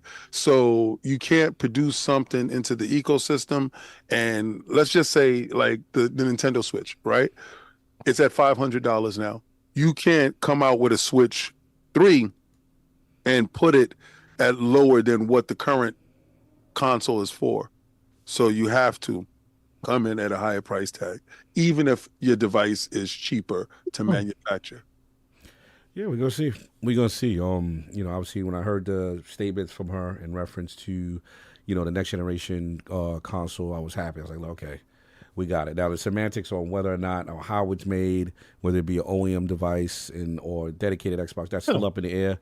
I know Phil has just made a comment. I mean, an article with Famitsu in reference to, you know, next generation console and taking the learnings from Asus and kind of giving a hint in the direction of where they want to go with this operating system. I think those are all clues. Obviously, the rumors seem to be we are going to have, you know, multiple storefronts on a device at minimum, right? So if they have that, all I care about is dedicated Xbox console UI, which is different from what the ROG Ally currently has now, which is, again, I don't want to hear about, you can play all your Xbox games via streaming. No, I don't want none of that. I want the dedicated native console experience that has my backward compat, that have everything on it that I can play. If you want to happen to give me Steam on top of that, great.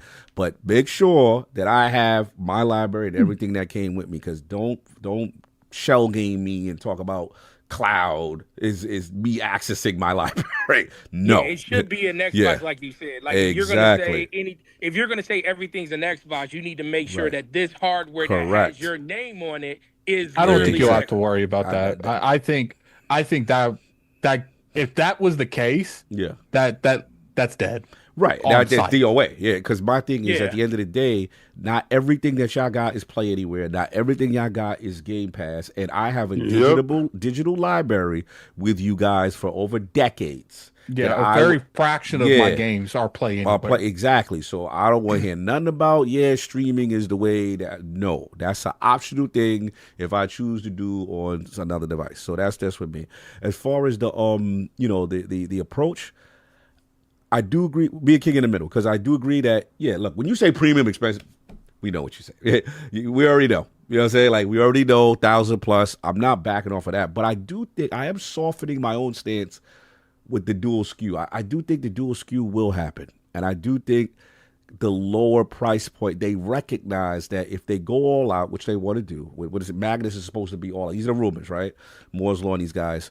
It's supposed to be way more powerful than everything else, and yada yada yada. RDNA, 2 billion, all the technical terms. Great, go all out. You have that premium price point. There's going to be, for the hardcore guy, hey, you want a console? We got it. It's going to have all the bells and whistles. Great. I do think the white Xbox Ally did show me, even though Asus was in charge of the pricing, that they're considerate of that part. They realize that they will not get, again, they're not trying to make it a mass market device, but they want to have a SKU so someone can say, hey, I could pay $6.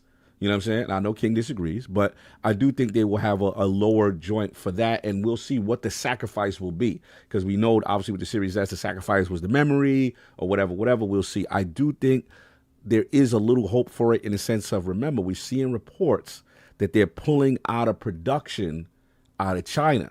To me, that signals they are aware of the political climate. They want to produce in-house to try to get costs down on some level. You know what I mean? Because obviously the current administration and what's going on, we don't know what's happening with the tariff situation. I think none of the big three want that. They're all in preparation of what's going to happen. So my prediction is, lower tier SKU, and then the other factor, they'll still have the high end, wild out, $1,000, yada yada. It'll have everything, and there will be some developers that it will make. I mean, some people will have an OEM device. Might be, they'll have their crack at it kind of thing. But all I care about is the dedicated, Xbox joint, and that's it. So that's pretty much all I got on it. I thought it was funny that she threw Asus under the bus. I thought that was funny, and that's pretty much what I got. Let's get these super chats again. Unless I got any more bars on this, and we are good. Let's see. We went long. We got not really. It's about what we can do. Jesus, I didn't realize that. Jesus. All right. D Horn Thread. Oh, with the sex. Shout out. He said, I'm ready for that next gen price. I currently have 420,000 reward points stacked. You sure? I don't think they let you stack them like that. I thought they was shutting that down. Anyway, Curly Low K 98. $5 super chat, excuse me. The main point is a PC console hybrid, basically a software. Yeah, they gotta nail it though. And I want my library. Curly Low K 98 again. $5 super chat. Next Xbox more expensive than a PS6, but cheaper than a PC. Will be interesting. Jovar, the homie with the 750 Icelander. He says, I have said for a long time, Xbox is going the same way as Android. Interesting. Everborn Saga, the $5 super chat. It's also worth noting that with the new tax bill, R&D is now 100% deductible for corporations in the first year. All right. Hey, just give me that joint. Let's see. Shout out to Hard Geek File. He said, though I agree with the sentiment, Cog, if we require back compat, that would mean the Xbox One and PS4 were not good enough. Xbox One did add back compat. PS4 never did. Look, they've got a huge library, and I think that it would behoove them to continue.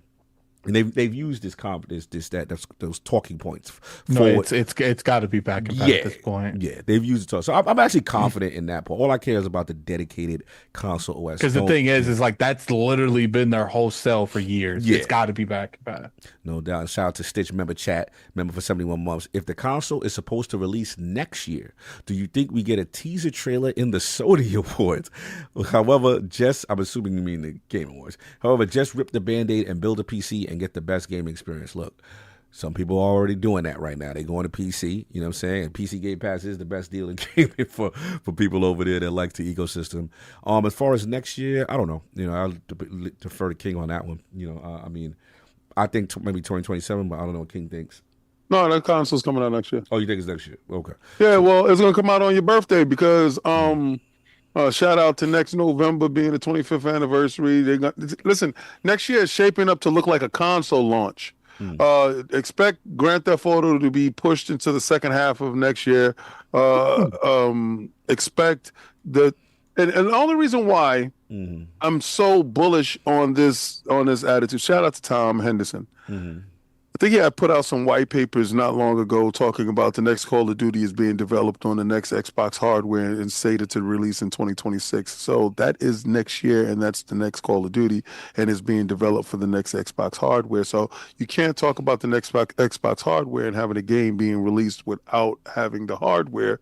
So 2026 will be a thing. It could be they're working on it. And it could eventually come after that. It don't mean necessarily go release next year. But listen, you don't get the 98% playing games. You know what I'm saying?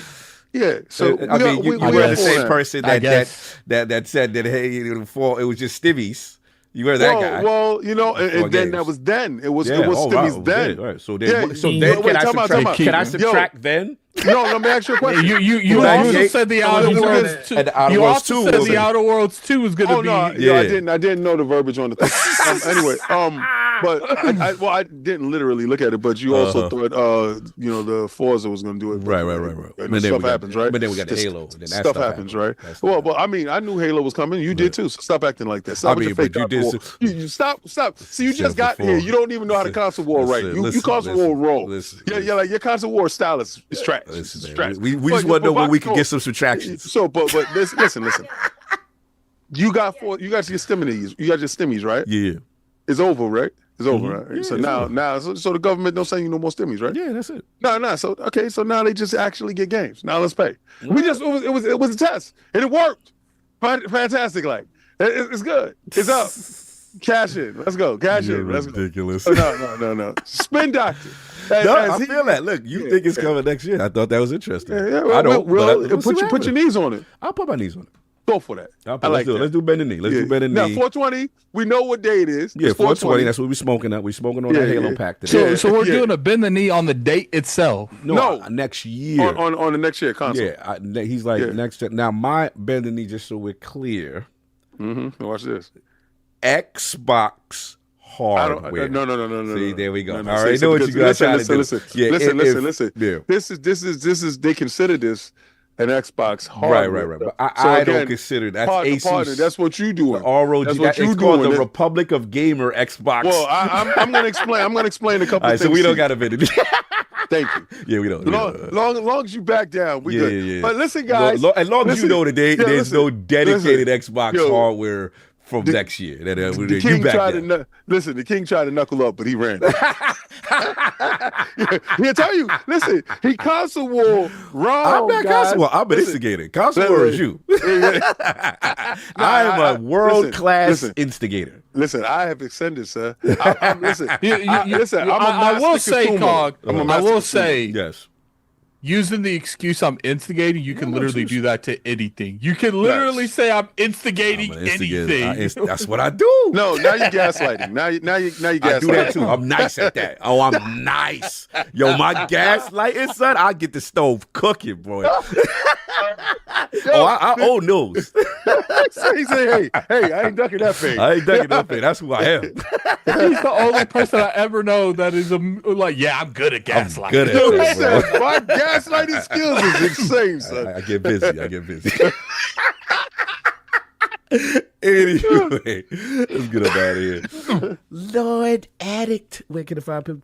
What you got going on, sir?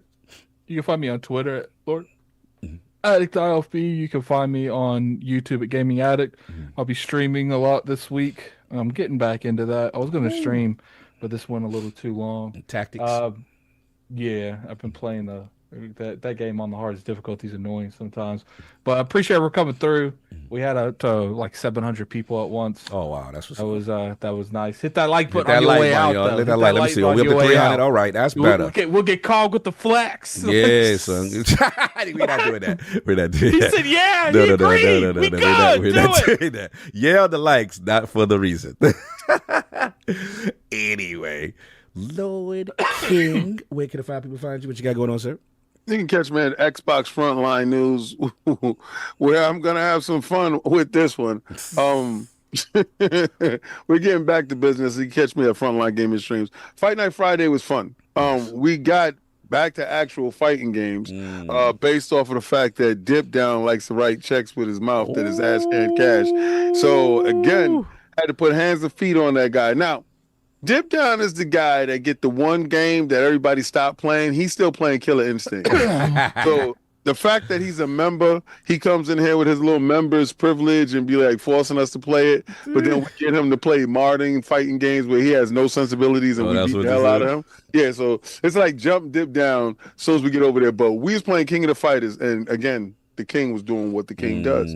Y'all don't know about SNK like I know about SNK. You do that. Yeah. These dudes be acting like they know fighting games.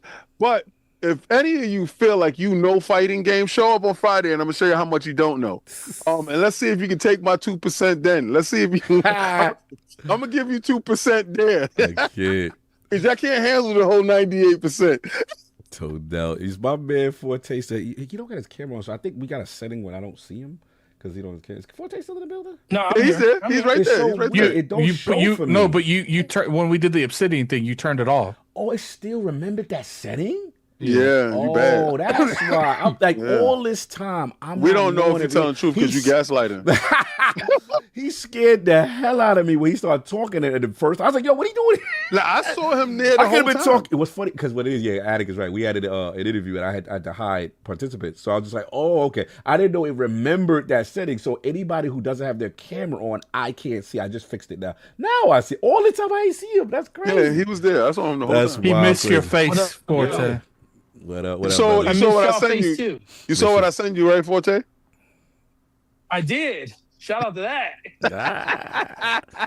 I did. Hey, but here, Blast of a Dying Breed, y'all. This is it. What he doing? This is it right here. He's botting. He's shutting him down. He's shutting him down. He's shutting him down. Xbox is shutting him down. Yeah, Xbox said he about to do something different. We'll see you later, Forte. Oh, he got that. Oh, I saw some What's consoles. I saw something. What was that? It said your bandwidth flow. I'm walking out. Oh, you walking out? Blast of a Dying Breed right here. Let me see. I can't see what it is. Oh, you walking out. I see it now.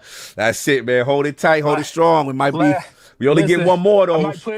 I might put a seatbelt around it later on. I might put remember those days you used to put seatbelts around them, Jones? Listen, I might have to put a seatbelt around this. You know, this is a bittersweet moment. You know. No, that was not bittersweet. You got to put a seatbelt around Halo. Well, listen. Make sure it don't go nowhere. It used to have Halo on the back of it, remember? Facts. Remember that? I had that box. It used to. Now it's Starfield on the back of them. So, no, man. Great show as always. Gaming Forte, YouTube, Twitter, Xbox Live, PlayStation, DPS Podcast Thursday with the homie Slow-Mo Backslap. Ow! finally turned monetization back on the channel, so you guys can like show love as much as y'all want over there. So shout out to everybody that came out last week and super chatted and freaking hit us up with a whole bunch of members. That was a blessing. We appreciate it. But yeah, man, just don't go into fear. Things are going to be okay. Xbox not going nowhere as long as you guys still support it, and that's all that matters. So it's always darkest before the dawn. We out here saying inspirational quotes. It's always darkest before, before the dawn. It's always darkest before the dawn, man. When you think things are completely FUBAR, it's really not as bad as you think. Not as bad as you think. So I appreciate you guys, and definitely can't wait to get back in here with you guys now that this work week then got kind of back to normal. Okay, there we go. I'm thinking to be back on here with you guys way more now. Oh, that's what's up. But I miss you guys, and I appreciate it. Miss you too, bro. Shout out to Stitch Kid at ILP Get a Beat Battlefield server. Working on it, man. Working on it. I know you and my man Jimmy V, he been hitting me up. Y'all don't want to do that, man. We don't want that smoke with you? Y'all don't want that smoke. I gotta get the game first. I gotta get that smoke is crazy. That smoke is real. Yeah, they've been impressive. I gotta hit up the Iron Bank because we were supposed to get it or whatever, but it didn't go down. Yeah. It didn't go down. But we were busy. But shout out to everybody. Again, appreciate all the support. We've been killing it with the content, and y'all been out there supporting it, from the Raw Guy to the Ninja Gaiden to the Outer World. It's been one thing after the next, and obviously the Tokyo Game Show stuff, and still more content coming. So appreciate everybody pulling up on that. And of course, obviously the Halo, campaign breakdown that we did. That was love to see everybody, pull up on that. And it's dope. You know what I'm saying? We work very hard here, getting some opportunities and then trying to deliver that to you guys. It's been a lot of work, but it's worth it. And we got more stuff cooking. Very excited. But that's all I got. Attic, we sending them somewhere, or we good?